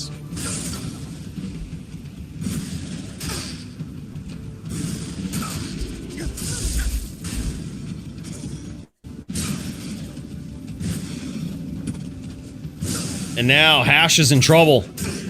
Hash is in big trouble with that amp too. Oh, and he catches him. Down he goes. Jits is on the board. The Justin Gaethje violence has begun.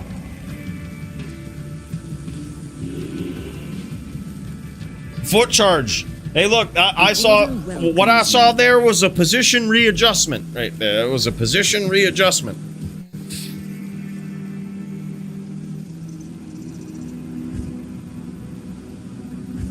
Yep, exactly. Position readjustment is what that was. Perfectly fair and balanced. I really don't think foot charging is even that OP, really.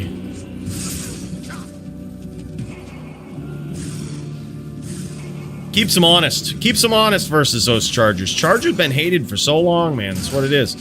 See, now that right there, that was a position readjustment is what that was. Damn, son, and that's how you do it. That's how you do it right there. Good day. I guess we're not telling people about foot charge. Oh yeah, we gave a little bit of an explanation on it before, but it's basically the new term for upcharging, is what it is. Like upcharging was the thing back in LOD where you could drag your cursor to the corner of the screen, and if you just continually casted charge and someone telestomped you, you'd catch them. Well, this is basically the new upcharging, whereas if you don't actually name lock and you put your charge really close to their feet, all of those charges will try to land and act like full range charges. It's nothing too new, just a new way of doing it. I guess that it is new in the sense that they don't have to telestomp you. Ash noticing he's going to lose that duel if he keeps it up. This is a very, very close bout here.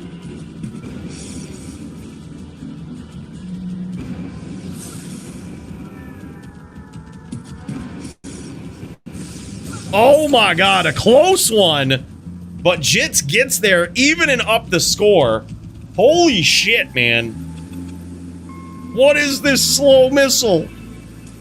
Yeah, that's a perfectly legit charger item. That's called Peace Armor. It has 2 Dazan skills on it too, Hash, if you want to use it. Yeah, it's 2 Dazan skills. Helps out with your dodge and shit.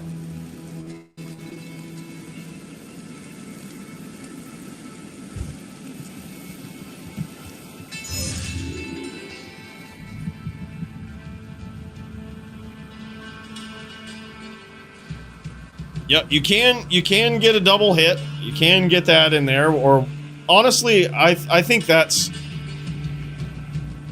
I'm not fully convinced about the double hit. It sounds like it's a double hit, but I don't know if it is. I don't know, more testing needed. But even if it is, that's why we got max block. I think Jits was saying you can interrupt animations by spamming it. Good.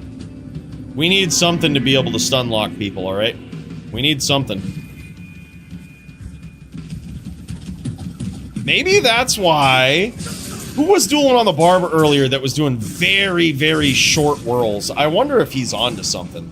I wonder if it's like the same thing but with Whirlwind. Uh-oh. Hash is in a lot of trouble here.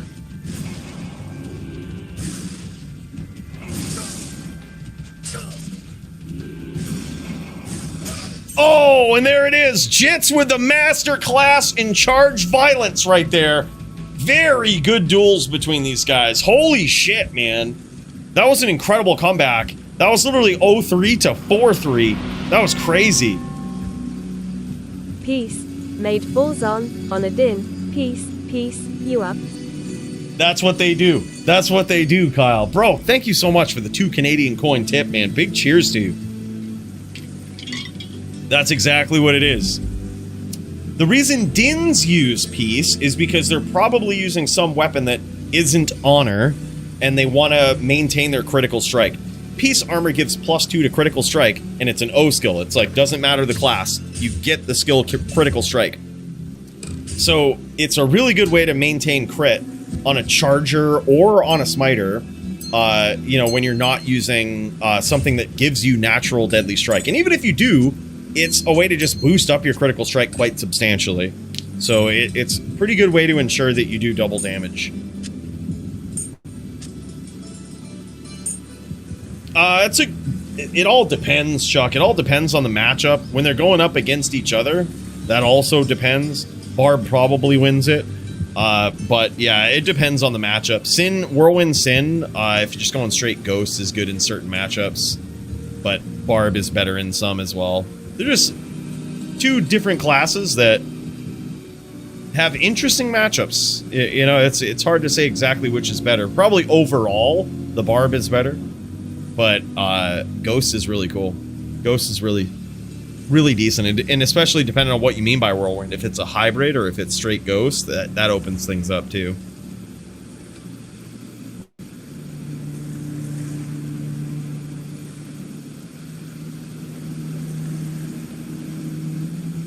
Damn, son. That's actually an incredible setup here from Jits. Love this. He also has faster run walk charms in his inventory. I love that scepter. That is a really good scepter. It's 5 Fist of Heavens, Conviction, and Meditation. That's an incredible scepter.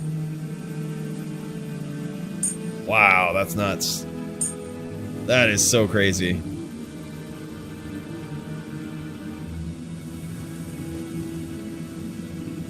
Wow. I think with PVM, it would probably depend on what you're doing, too. If you're, like, trying to beat bosses, or if you're just trying to, like, beat terror zones. Terror zones, I think, probably a hybrid. And even then, I think a Barb would be better, but I don't know. I don't think a Whirlwind Sin is a PVM build.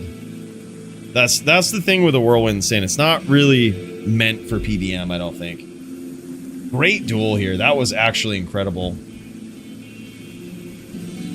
That was incredible. Boys, you know what time it is. Serenity will try to defend his title in HLD on this Din versus the legendary Tracky. But who is going to come out on top? We're about to find out, boys.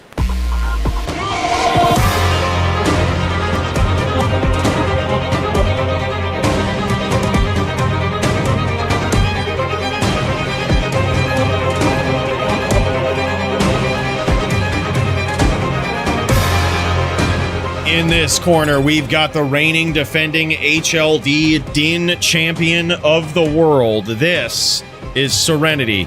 And this guy is probably one of the most creative and skilled Din players of all time.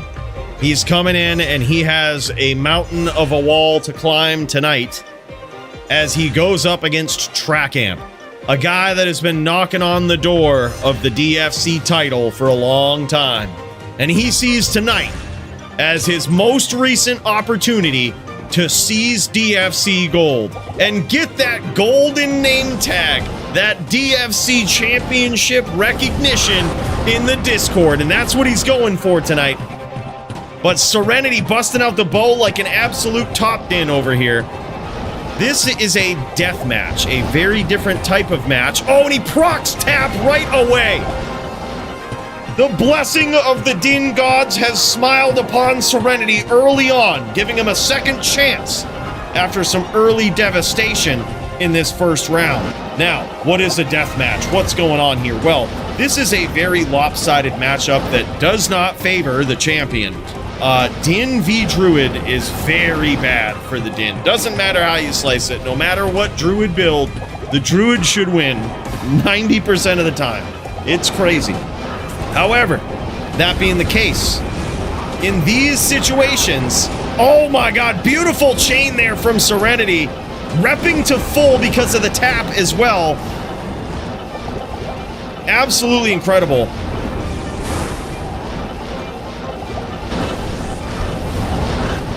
So in a death match, we try to even the score a little bit. In a regular duel, players need to get 4 wins to win the duel. It's FT4, right? First to 4. But in a death match, the disadvantaged class, the usually heavily disadvantaged class, only needs to get 2 wins. It's a bit of a handicap in the duel, but it doesn't feel like that. Sometimes it can be very, very tough to even get 1 win. And so far, look at this. Trackamp setting some nasty traps up here. Serenity has been very lucky with the life tap. That is one of the big things that Dins need to bring them back into this duel. As you can see, Serenity closes the distance and gets beat up hard by those fire spells.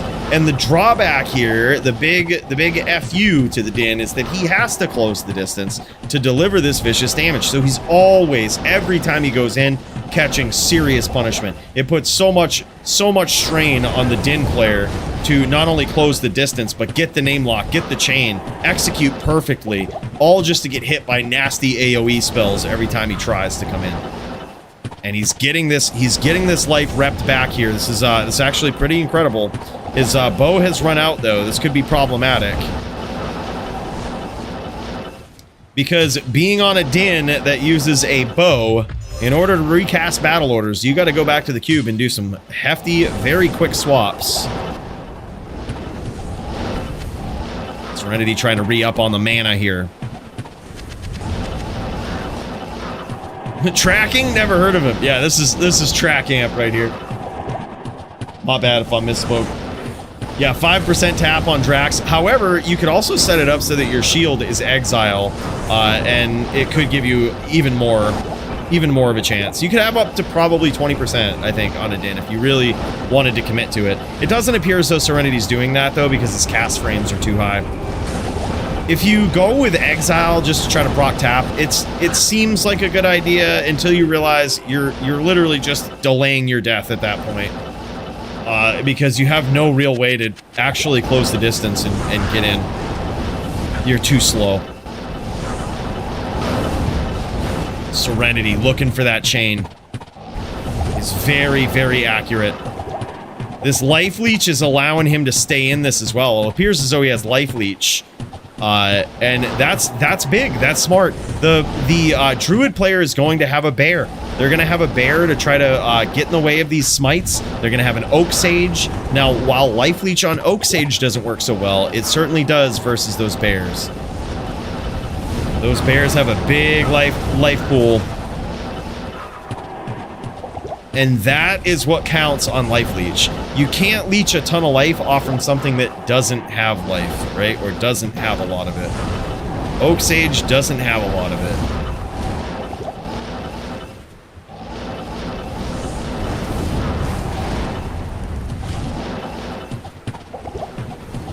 McCreakers, give him some arrows. He's running low. Oh my god, beautiful chains here from Serenity. He's masterfully just trying to get in here. Trying to execute. Waiting for his opportunity to close that distance. Really love the use of the bow here.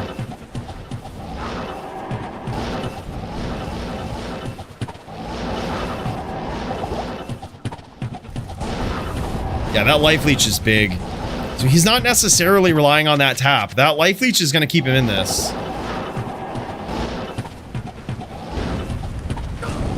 Beautiful shot there, though, from Track Amp. That one actually landed. That Molten Boulder way on the outside landed.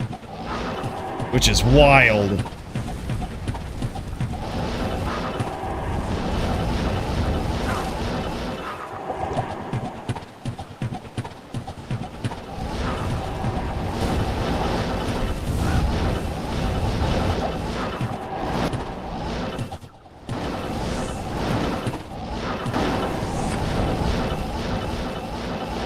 Life Leech is bringing him back into this duel, and you can see him, he has to re-up his life so that he can venture in and try to get these name locks. But now we have Track Amp. This is very interesting. Track Amp is very good at adapting to these duels as well, and what he's doing is trying to figure out a way that he's trying to figure out Serenity's pattern here, so that when he gets him low, when he gets him into these troublesome spots where he swaps to that bow again, Track Amp is figuring out, he's kind of biding his time, trying to figure out how he's gonna finish when he gets Serenity there, right? Oh my god, and he catches him. Some more damage here. Serenity pushing the pressure. Track Amp caught another smite here. No arrows, Coooley. Oh, damn. Uh-oh. Big hits from Track Amp.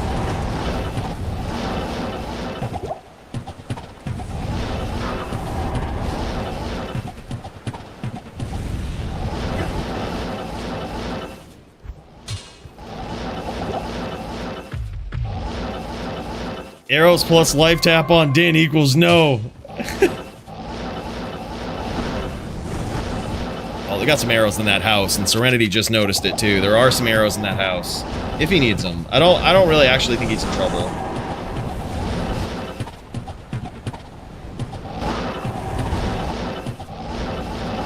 Yeah, and also the bow is, as we've seen from very early on in this duel, is a way that it allows Serenity to proc life tap from a very long distance, from a very safe distance. There it is. Now he's going to need those arrows.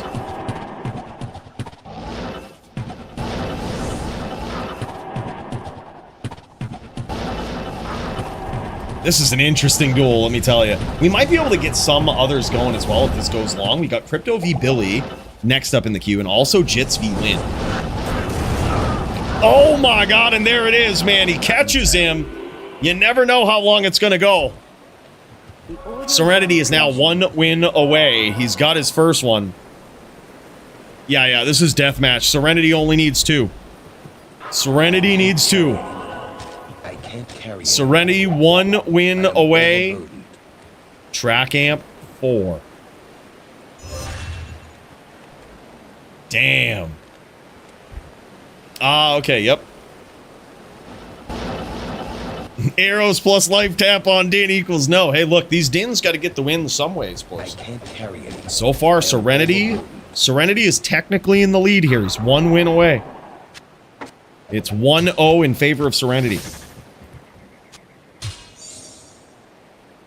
Oh, yep, Mooch has dropped arrows to town, GG. This is actually pretty impressive.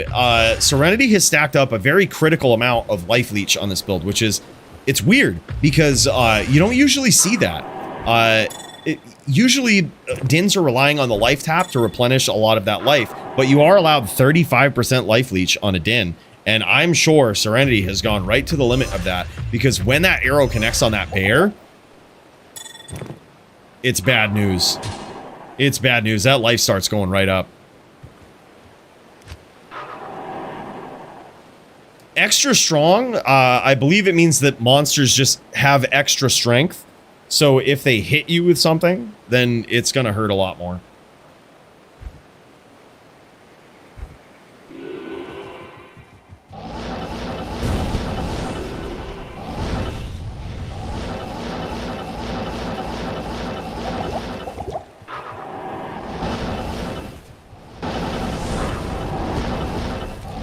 Serenity looking for these opportunities to close the distance. Let's check it out from Trackamp's point of view here. This guy has got his back against the ropes. Can he do it? Uh-oh. Trackamp in trouble. Trackamp with some big hits here. He's got some big damage on him already.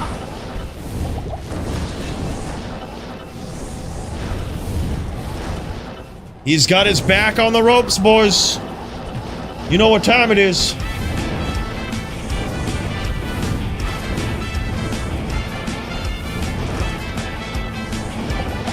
He's gonna have to, Trackamp is gonna have to keep his distance here until he starts landing some big shots on Serenity. Until he lands something on Serenity.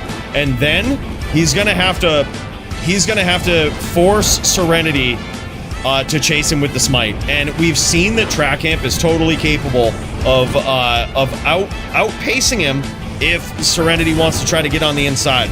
He's done a great job of that, but now he's got the damage on him. Serenity has run away. He's got the damage on him. He now just needs to force him to do it, right? Use that volcano, get that up under him. Trackamp cannot stay on the outside when this happens. He has got to stay uncomfortably close to Serenity.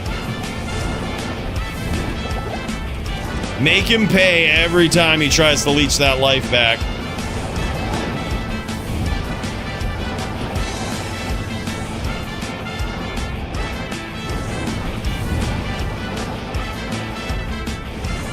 I wonder if there's also merit in killing the bear, right? I wonder. I honestly wonder. I don't know enough about the Fire Druid to know for sure. But when Serenity is getting a lot of life back from the bear when he's low. And that could be the way that Trackamp stops him from ever regenerating.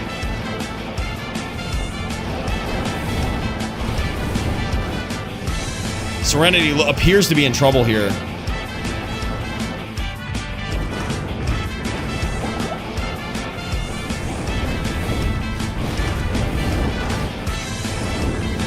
Yeah, that bear gets hit again, man.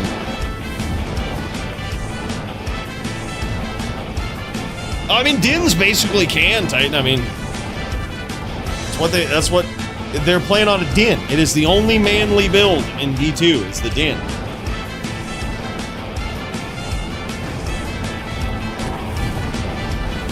It's the only manly build. I guess Barb, not Barb too. Yeah, no bear versus Serenity, also very risky. It is true, but the thing is, he does have that Oak Sage, which will, which can potentially eat up those smites if Serenity tries to get in. Yeah, there it is. That Oak Sage ate it that time. That's big. He's going right back to that bear. He's going to it. He didn't like eating those arrows, is what it was. He ate some of those arrows with the no bear being there. And he ate some more there.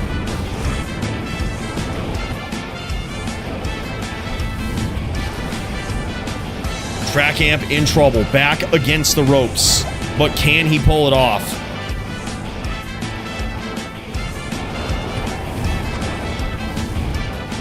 Oh yeah, Serenity appears to be pretty low. Let's see if we can get a look at his life total over here. It's about half. It's about half. He's going in for it. You figure he's healthy enough to go in for it.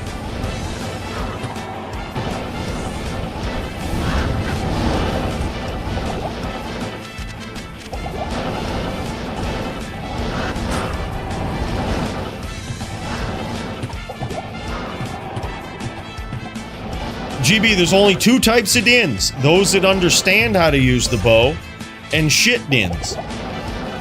That's it. It's as simple as that.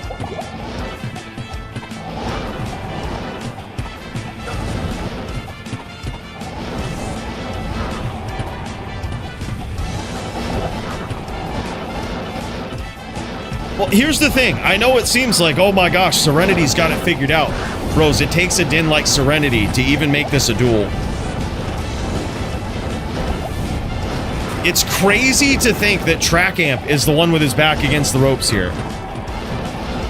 We should not look at this as though, oh my god, and Serenity gets there, man. Holy shit. That is insane.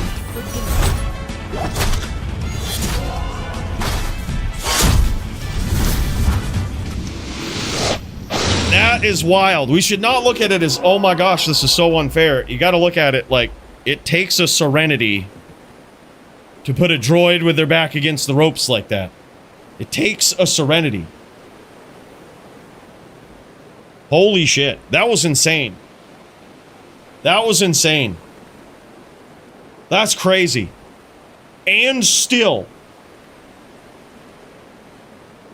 the one they don't see coming. Dude, I'm telling you, that is nuts. Yeah, I mean, this is how it is. We say this all the time. Sometimes, boys, it takes some of the greatest players on a class to make it feel demoralizing. It's like Muchez on a Zan. It's like you play against him and it's like I came up with the craziest barb build to beat Muchez at one point. And I was like, I'm done losing to Zans. I beat Muchez twice in the Bloodmore. And then he tokened and went to some tribrid build and fucked me up with it. I had no answers. And I was like, well, this is done. And we could look at that like, well, that's just BM, or that's just stupid. Or we could be like, fair play. Like, you done figured it out. Yeah, oh yeah, he went right to that 35% life leech. Went right to it. You know, it takes a Muchez to beat the cheese out of the barb. It takes a Serenity to beat a fire droid. It's tough. That is a tough match. Wow, holy shit. GG's Serenity, and still, he's showing off his gear here, and you kind of get to see what he went with in his setup. But yeah, I mean, this is a completely min-maxed, very well thought out Din here. And look at this helm! Look at this helm, dude. 100 ED on that. That means that is, I'm gonna guess somewhere close to 30 ED in the base of that, with some 4015s in there as well. Or yeah, anywhere between 20 and 30. But he purposely made that exactly 100. You could tell. Whatever that was, he got Jules in there to make it exactly 100 ED. Yeah. Yeah, between 20 and 30, and he frigged with his Jules to make it exactly 100. How do I did the same thing on a Din helm that I have. Yeah, that's crazy. That's an insanely cool setup, man. Wow. Wow. Take some notes, boys. Take some notes. This is a tough match. Serenity makes it look demoralizing for the other side. That is wild.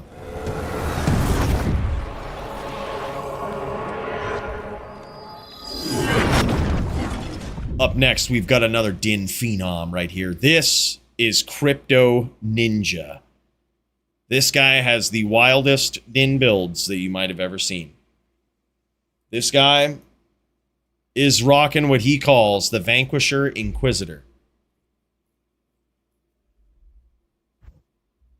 Part Oridin, part Smiter, part FOH. Half man, half bear, half pig. This thing is wild. Tonight, he's going up against Billy. Newcomer on the Necro, and certainly, like a Din he's never faced. Very likely. This guy is insane.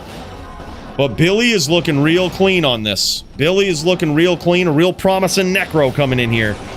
A lot of people in the community saying a lot of good things about Billy. Crypto gets in there, delivers some violence, but eats a ton of spears for his troubles.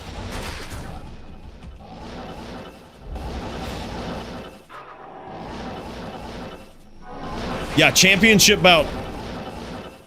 That's tough. I thought Track Amp would have had that. That's an interesting setup there. That's an interesting setup.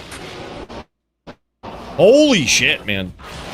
Crypto Ninja in trouble early. He actually lands a nice upcharge there.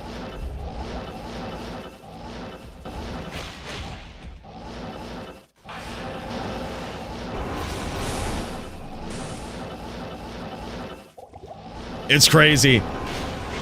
Honestly, it did feel miserable, Track Amp. It did feel miserable. but I didn't even think it was possible for a Din to make it feel that way. I'm not even lying. I didn't even think it was possible for a Din to make that matchup feel miserable. That was kind of wild.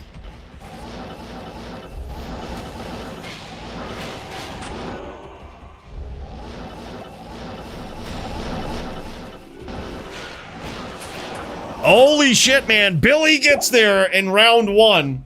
Crypto Ninja felled by those spears. That's what it's all about. We say this all the time, man. Duels are won by the way of the spear on a Necro, especially in Necro v Din. Spears are so quick. If your opponent's trying to get in, close the distance, smite, get a name lock, charge even, it gives them very little time to actually get in there and get it done, right? It puts them on a clock as soon as they close the distance. Those spears are so quick. They pierce the pets. They're not as unpredictable and as blockable as Bone Spirits are. Now, what do I mean by blockable with Bone Spirits, right? You can't block a magic damage spell. Well, your Oak Sage can just eat the damage for you, right? It can just take that hit instead of you. But those spears will pierce right through it.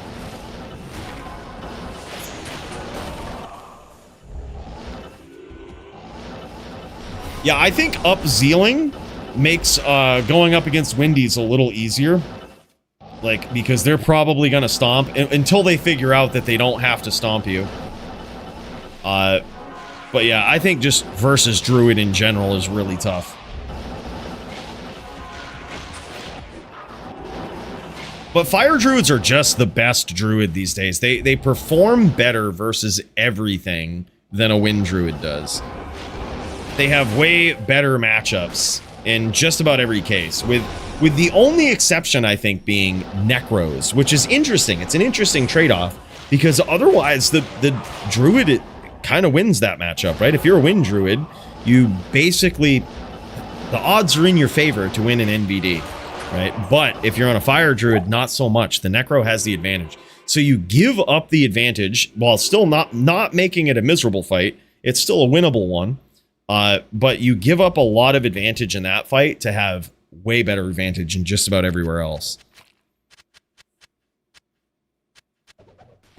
Yeah, I honestly, I think that was clutch play, man. It was clutch play. Put it this way. There's a lot of things. There's a lot of groundbreaking things that people call cheesy, all right? And it's just, sometimes you have to play to your outs, right? You play to win. You play to deliver the violence. It's how it is. Sometimes you got to play to win.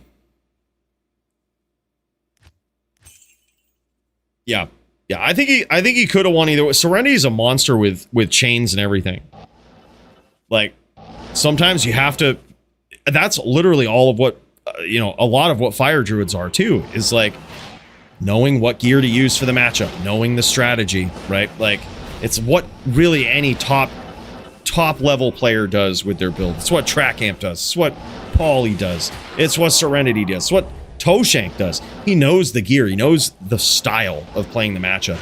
And Serenity on this Din is, on the Din is just incredible, man. He's not only a top tier player, but he knows the matchups. He knows the best chance that he has in the duel. He knows how to play to his outs. So I would say don't take that away from Serenity. Like, that's, I mean, it did feel miserable, I'm not gonna lie, but it's incredible that he made it feel that way. Like, it's kind of crazy he could make it feel that way. It did actually feel like, wow, he kind of has the upper hand here. Like, it felt like, how is Track Amp gonna beat this? Like, that's kind of wild. It's kind of wild, really. What is the queue right now? We've got Crypto and then you guys. So this duel right here, and you guys are up next.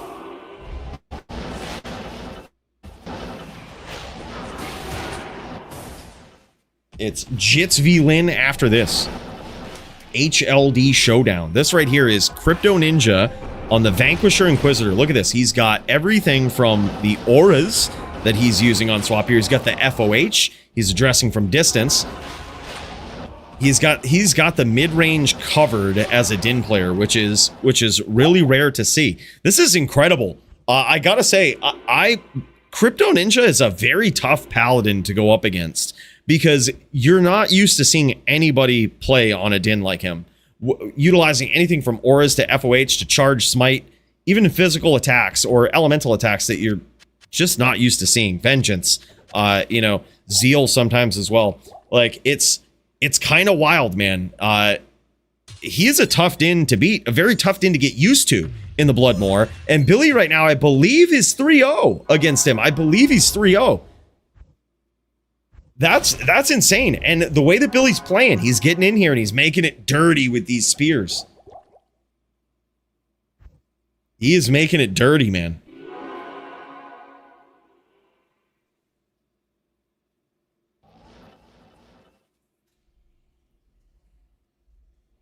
Yeah, exactly.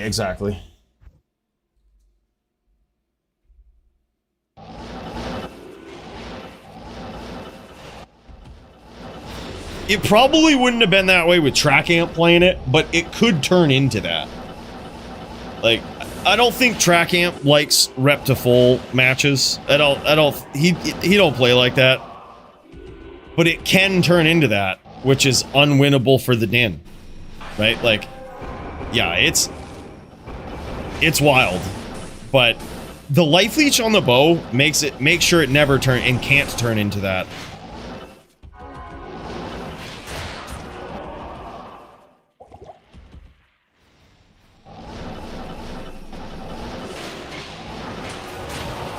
Holy shit, man. Now Crypto is locking in and he catches him. Beautiful chain there. That was incredible from Crypto. Holy shit, man. He was very low there too. Those spears are doing some big damage. Big damage from Billy. He might be all in on that. He might be, I didn't quite see his helm. It didn't look like he was Hell Warden's, but I mean, he might be all in. He might have the new belt. He might have the jewel. He might be going all in on that magic damage, which I really think what you should do as a Necro these days. Like, the cards are stacked in your favor with magic damage, and I think in a lot of matchups where Necros used to prepare and kind of, you know, up their defenses for what they're going up against, I really think the right tactic is just go full damage and force your opponent to respond to you, you know? Yeah, I think so. I think it's when someone plays like that, it's easy, you know, it's easy to be like, oh, that felt miserable. But I mean, I think we all agree Serenity is a nasty din player, right? Like, he's playing to an out that he wouldn't otherwise have had. And there's been many dins before that have tried and failed in that matchup quite miserably. And it feels miserable in the other way. So, I know, it feels bad. I feel for you, Track. Like, it didn't feel good even watching it. I'm like, holy shit, Track. Like, what is he gonna do? Like, this guy did not expect this. But, like, it's also just accolades to Serenity. To be like, bro made that happen with, like, skill and item choice. It's not an easy duel. Like, that is so tough for a din.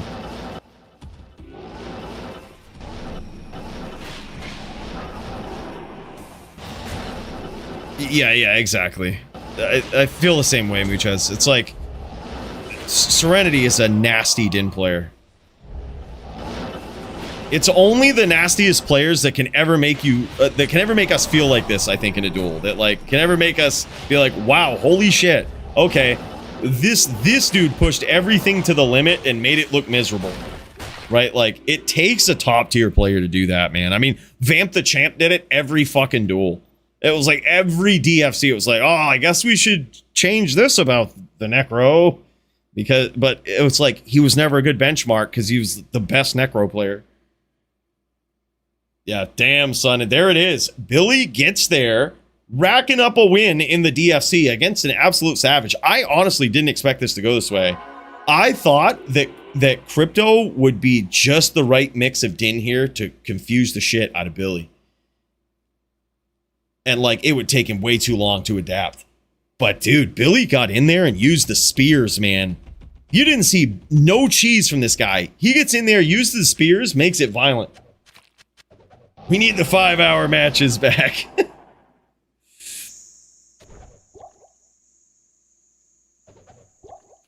Right.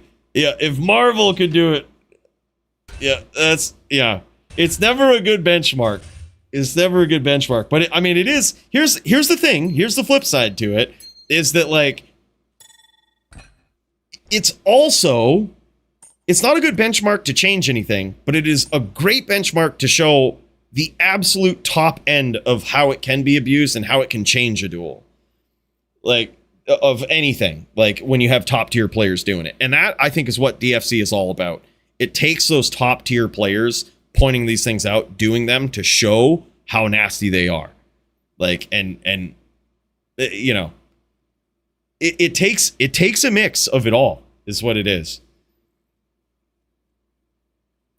It's all data points, is what I say. All data points. You know, who knows? Serenity might open the floodgates to show Dins how to do it and make that no longer a deathmatch. Who knows?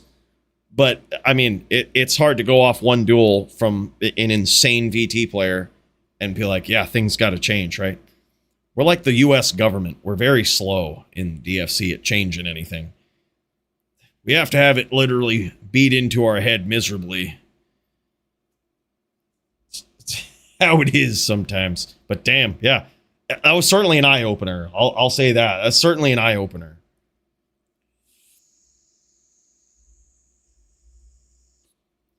GG's, boys. Thank you for showing off the gear here, too. You get a rare glimpse into what Crypto Ninja is rocking here. Very, very odd build. This guy is just...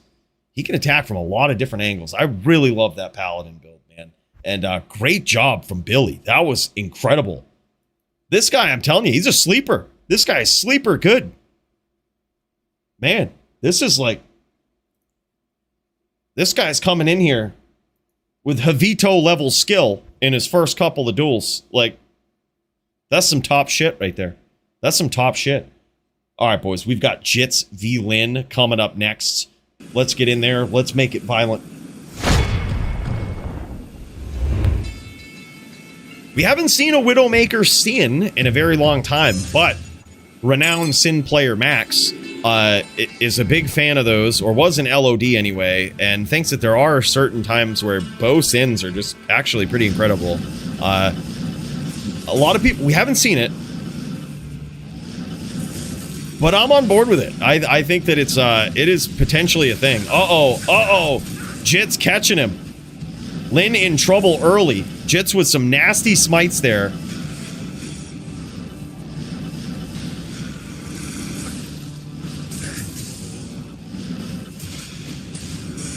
Damn, son. Jits with some absolute Din-based violence. Holy shit.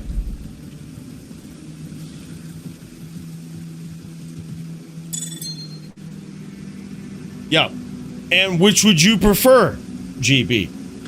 And which would you prefer? Right? I mean, he says, Gertie 4-0 Polly with life tap. Then you ban life tap and Polly 4-0 Gertie. Which feels more miserable? You know, which one feels more miserable? I think with life tap on the Din, it's a duel. You know what I mean? It's a grindy one, but it's a duel. I think in those cases, it flips the script on the Fire Druid, really, because what we've seen with Polly a lot in those situations, that's actually some incredible chains here from Jits. That showing absolute range on what this guy can do here tonight. Puts on a masterclass in LLD with charging, and that was some incredible chains, incredible catches, incredible speed, getting in, grabbing those name locks. This guy's on fire tonight, man.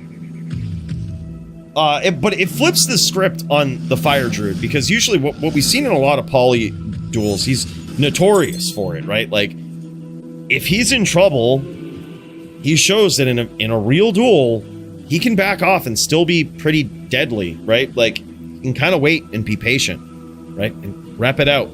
Rep back, right? But I think that approach flips it and makes that impossible. Poly can still, I mean, he's shown that he's not scared of that either, like, you know, and he's laid the groundwork of what to do there as well. It's like, and Trackamp was doing it. Trackamp knows what to do as well. He is a savage Fire Druid. The thing is, Serenity is so nasty. That's the thing. Like, he's so nasty. And Track Camp was doing it. You could see it at the end. He was literally keeping right at mid distance, making it so that when he gets Serenity in trouble, he's just keeping the pressure on him, right? But Serenity knows how to avoid it, knows how to get out of the way. Uh-oh, dude, look at this. Lynn is in trouble here.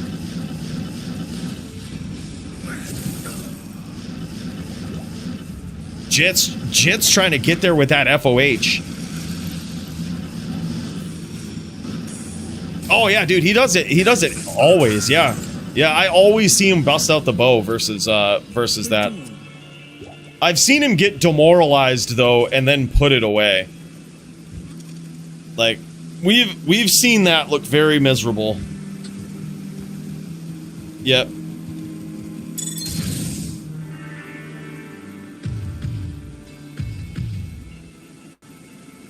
Yep. Yeah, there's that too. Yeah, similar setup. Yeah, Serenity shows the Dins it's possible. It's crazy. I'm inspired. 3-0 so far in favor of Jits.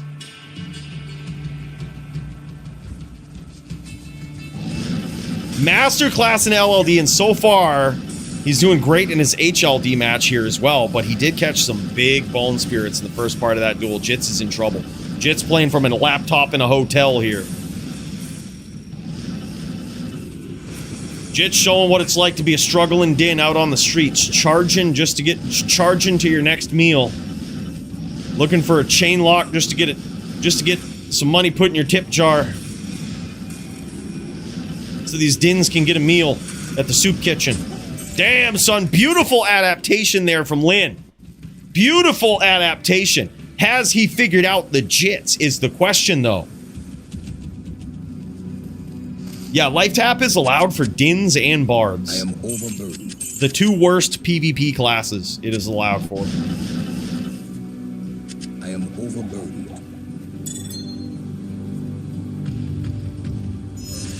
The Dins and the Barbs.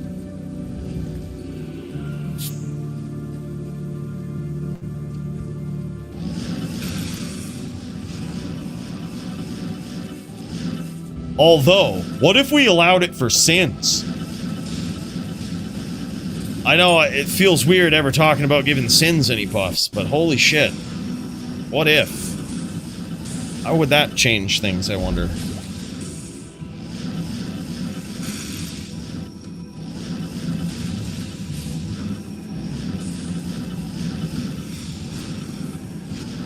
No! Yeah, probably not, right? But Sins are, I think, appropriately in the middle right now. They are like, based on they're a really good class, but they're like kind of mid. They're like right in the middle of everything. They're not the best. They're definitely not the worst. I think with the right pilot, like the right pilot can show how vicious they are in any situation. You get Bada up in there. He'll show you a nasty hybrid. He'll show you what to do in just about any situation. Really all depends on the player, man. I think a lot of classes right now have the ability to, with the right player, be the champion. I think you get Muchez on a Zan, he could take back the title pretty handily. His only real test would be Serenity, I think. It'd be no grief, no impale, but like that'd be a rough one. Just because Muchez is Zon main, Serenity Din main, it's like they don't run anything else.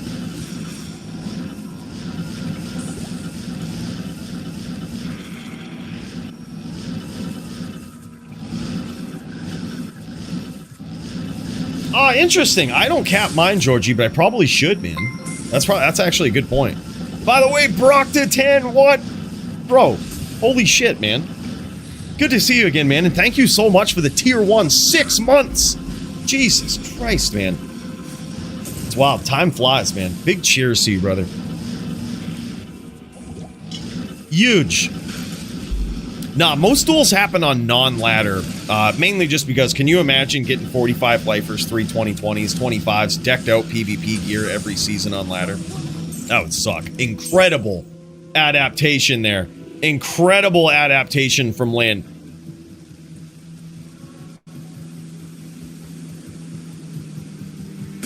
From 3-0 to 3-2. Jit's wondering what the hell happened there.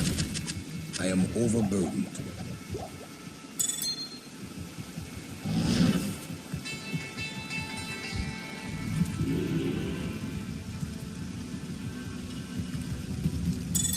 Good day.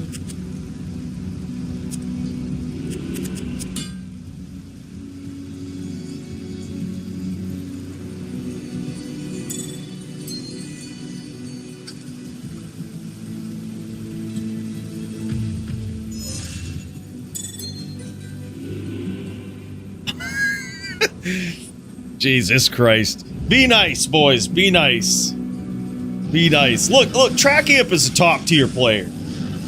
Alright, look, he's a top tier player. He probably expected that duel to go a little differently. Alright? I think a lot of people did. And look, it's when you're dueling with passion, you're doing it right. When you're dueling with the aggression and the violence of Track Amp that he puts forth like nobody else on that fucking fire druid, bros, you get a bit passionate sometimes.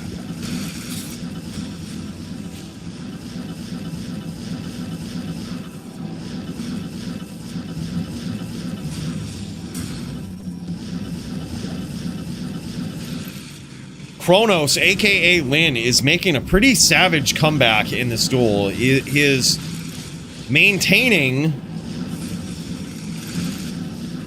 this unavoidable approach here, making it very tough for Jits to get on the inside without getting punished severely for it. And now Jits is in a very bad spot. There it is. Evened up the score now. 3-3 between these guys. From 0-3 to 3-3, Lyn might be making a big comeback against an absolute legend in Jits.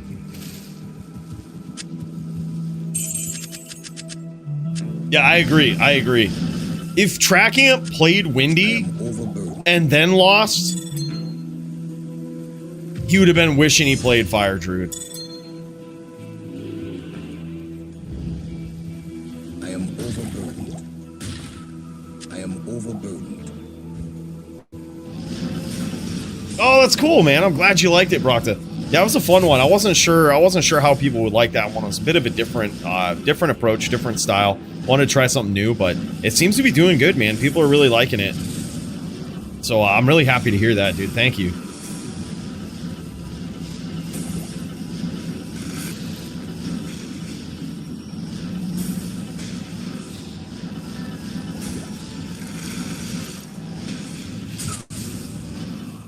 Damn, son. Jig getting in there. Closing that distance. Current rankings, we might be able to check them out after this. We got a little vote to do. We got a little fight of the night vote to do. And thanks to gold medals, we have some prizes for fight of the night for the month of August. This guy gave 4 20 life, 5 all res charms to go to the fight of the night winner for the month of August. I think that's really cool, man. So we're gonna vote on that in a bit. After this duel, we'll get up in there, vote fight of the night. No, I know. You guys wanted to vote for me on that Charger losing to DD. You don't need to do that. We'll put some other people up in there. He's just that was gay. GG's an incredible adaptation there from Lyn. He actually came back from that. I was surprised. The choice of the SS there was interesting. I always wonder about that on a Necro. If it's better to go with that SS and worry about the DR, or if it's just don't get hit, right? And towards the end of that, Lyn just said, yep, let's just not get hit. Let's set up these bone walls, let's make it difficult, and let's not get hit. Like, that's the way to jam it, dude. That's the way to jam it. Jam, slam, Alabama, as a wise man once said. Boys, we've got a vote to do. Let's get up in there, and then, yeah, you know what? We could probably check out these rankings. I say we get up in there and jam. Let's freaking do it. Let's get the vote going, shall we? Let's figure out how this is gonna go. All right, I'm going to start up a poll. And I've got some names here. I've got some names. We'll do it on Twitch and YouTube. We'll do it on both places here. So don't worry, wherever you're at. We'll get them both going, all right? Let's do a poll. We're going to vote on who you think should win fight of the night or performance of the night. And we'll let this go for about 3 minutes here. Let's see. I took some notes. I think there was some savages up in here. I think DD is just insane. He's on a different level, man. Dude whooped my ass. He's on a different level. And then Coach.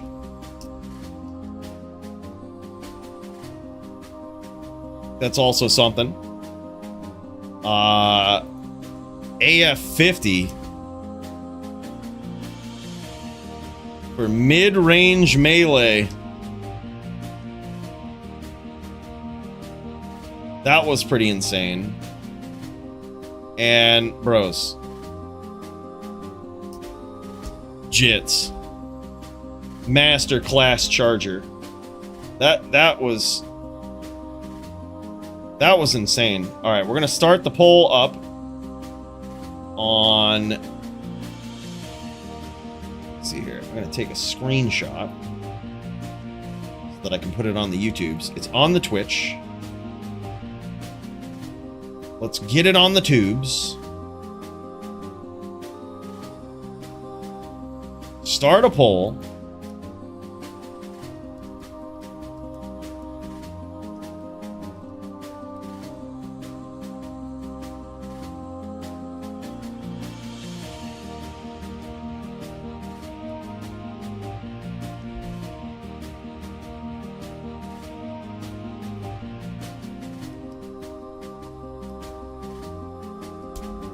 DD, Coach, AF50, mid-range melee, or Jits, Master Class Charge. Alright, let's do it. They're both up, they're both jamming. Let's figure it out, man. Get those votes in. Get them votes in. I think all of these guys are worthy of winning this, really. All these guys are worthy. We'll keep that up for about 2 minutes, and you know what we can do in the meantime? Let's check out the standings. Let's see what's going on here. Let's see if we can pull this up. The official DFC standings. Let's see what we can do here. Let's see what we can put together here, shall we?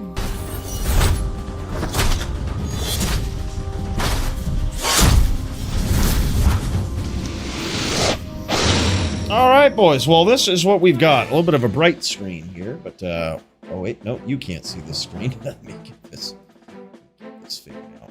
What noob streamer here? Noob streamer. Absolute noob streamer. Do this right too. Hold on. Hold on. We're gonna do this in a way that looks cool. We're gonna do it in a way that looks dope. All right, here we go. Here we go. This might... What happened to the music, Bill? What happened? God damn it, Bill. This guy, you don't know what he's doing. But anyways, by the way, Kuza777, 11 months of the Prime. Parking it over here. Bro, you could have parked that anywhere. I'm so happy that you parked it over this way, brother. For 11 months. That's so wild, man. Thank you so much. I really appreciate you, bro. Big cheers to you as we check out the HLD standings here. All right. Well, this is interesting here. We've got Serenity as the champion. We've got Track Amp, #1 contender. We've got Baloney Pony up there. We've got Polytheist. And those are the standings right there. Those are all based on just the number of wins that you have within the last 100 days. Right, that's very simple how these are ranked. The only time there's a tiebreaker is if you have the exact same amount of wins as somebody else, and then it has to judge you in some other way, and it will look at number of losses at that point. And then if you're tied there too, it will look at round wins. That's basically a very simple way how it ranks. And you can see some people, Toshank ain't played in a while. He's still up in the top 20 there. He just racks up those wins, keeps them going. Same with Punch, really. We ain't seen him in a little while. And some of these dudes just rack up the wins, right? And then also we can check out the LLD. This needs a little bit of an update. Looks like Bill forgot to list me as the champion before, and now it still says Lol Rages. That's all right. We're going to fire him twice. But now DD will be the top, and these guys will just shift down a bit. But, yep, that's LLD. And then, of course, Melee. We're looking at this. Pretty savage, man. Pretty savage. Yeah, I mean, those are the rankings. Yeah, top 20. Ain't messing around. Racking up those wins, bro. Let me tell you. Let me tell you. That's crazy. All right, so this is what we did here. I'm going to figure it out. We had a winner on Twitch, but I'm going to combine the number of votes and give them to the person. And combine all of these, all to determine that we have Jits, the Masterclass Charger, as the winner of said performance of the night. Congratulations, bro. That's wild. Holy shit. Who would have thought a Masterclass Charger out there in LLD just showing and proving how savage it is. Actually, are you in game right now? Hold up. Are you in a game here? I'll bring it up. Join. Actually, just give me a game. I'll pop in and give it to you. G, man. That's actually incredible. Yeah, can be, he says. All right, well, let's get up in there. Let's deliver the prize to the Jits over here. And y'all can see what the performance of the night winner has got. It's pretty wild.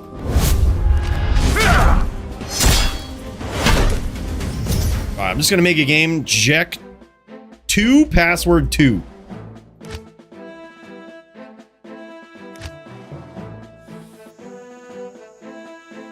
Yeah, number 1 voted upon. And thanks to Gold Medals, who has sponsored these top tier fighters this month, we have got a 25 charm. Look at this. What a generous dude, man. Gold Medals coming in, dropping these off. And wow, holy shit. What a savage. That's a big one, man. These things are wild. Top tier PvP charm right there to the winner.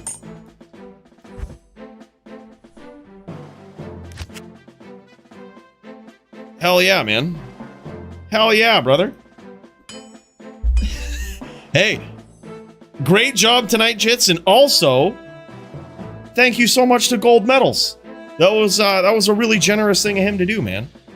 Just comes in, drops off 4 25 charms, and says, "Hey, look, give these to the savages of the DFC that deserve them." And y'all have voted in the Jits. He says, "Goes to show, charge pays, kids." GG's, brother, and thank you, Medals. Man, that was crazy. Thank you so much, Medals. Appreciate you, man. And congrats to Jits. And boys, we've got it all to do again next week. Let's friggin' jam it, huh? What a hell of a day. Boys, thank you so much for joining me here tonight, man. What an incredible night, as it always is.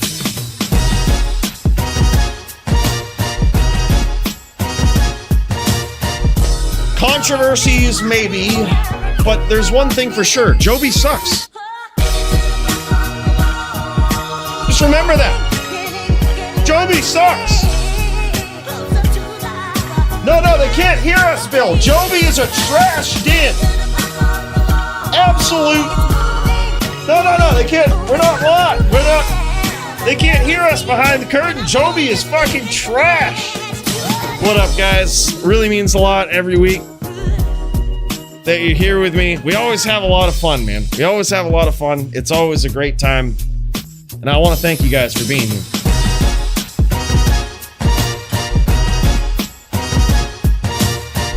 Guys, we will see you next week. Thanks again. Enjoy your weekend. Peace.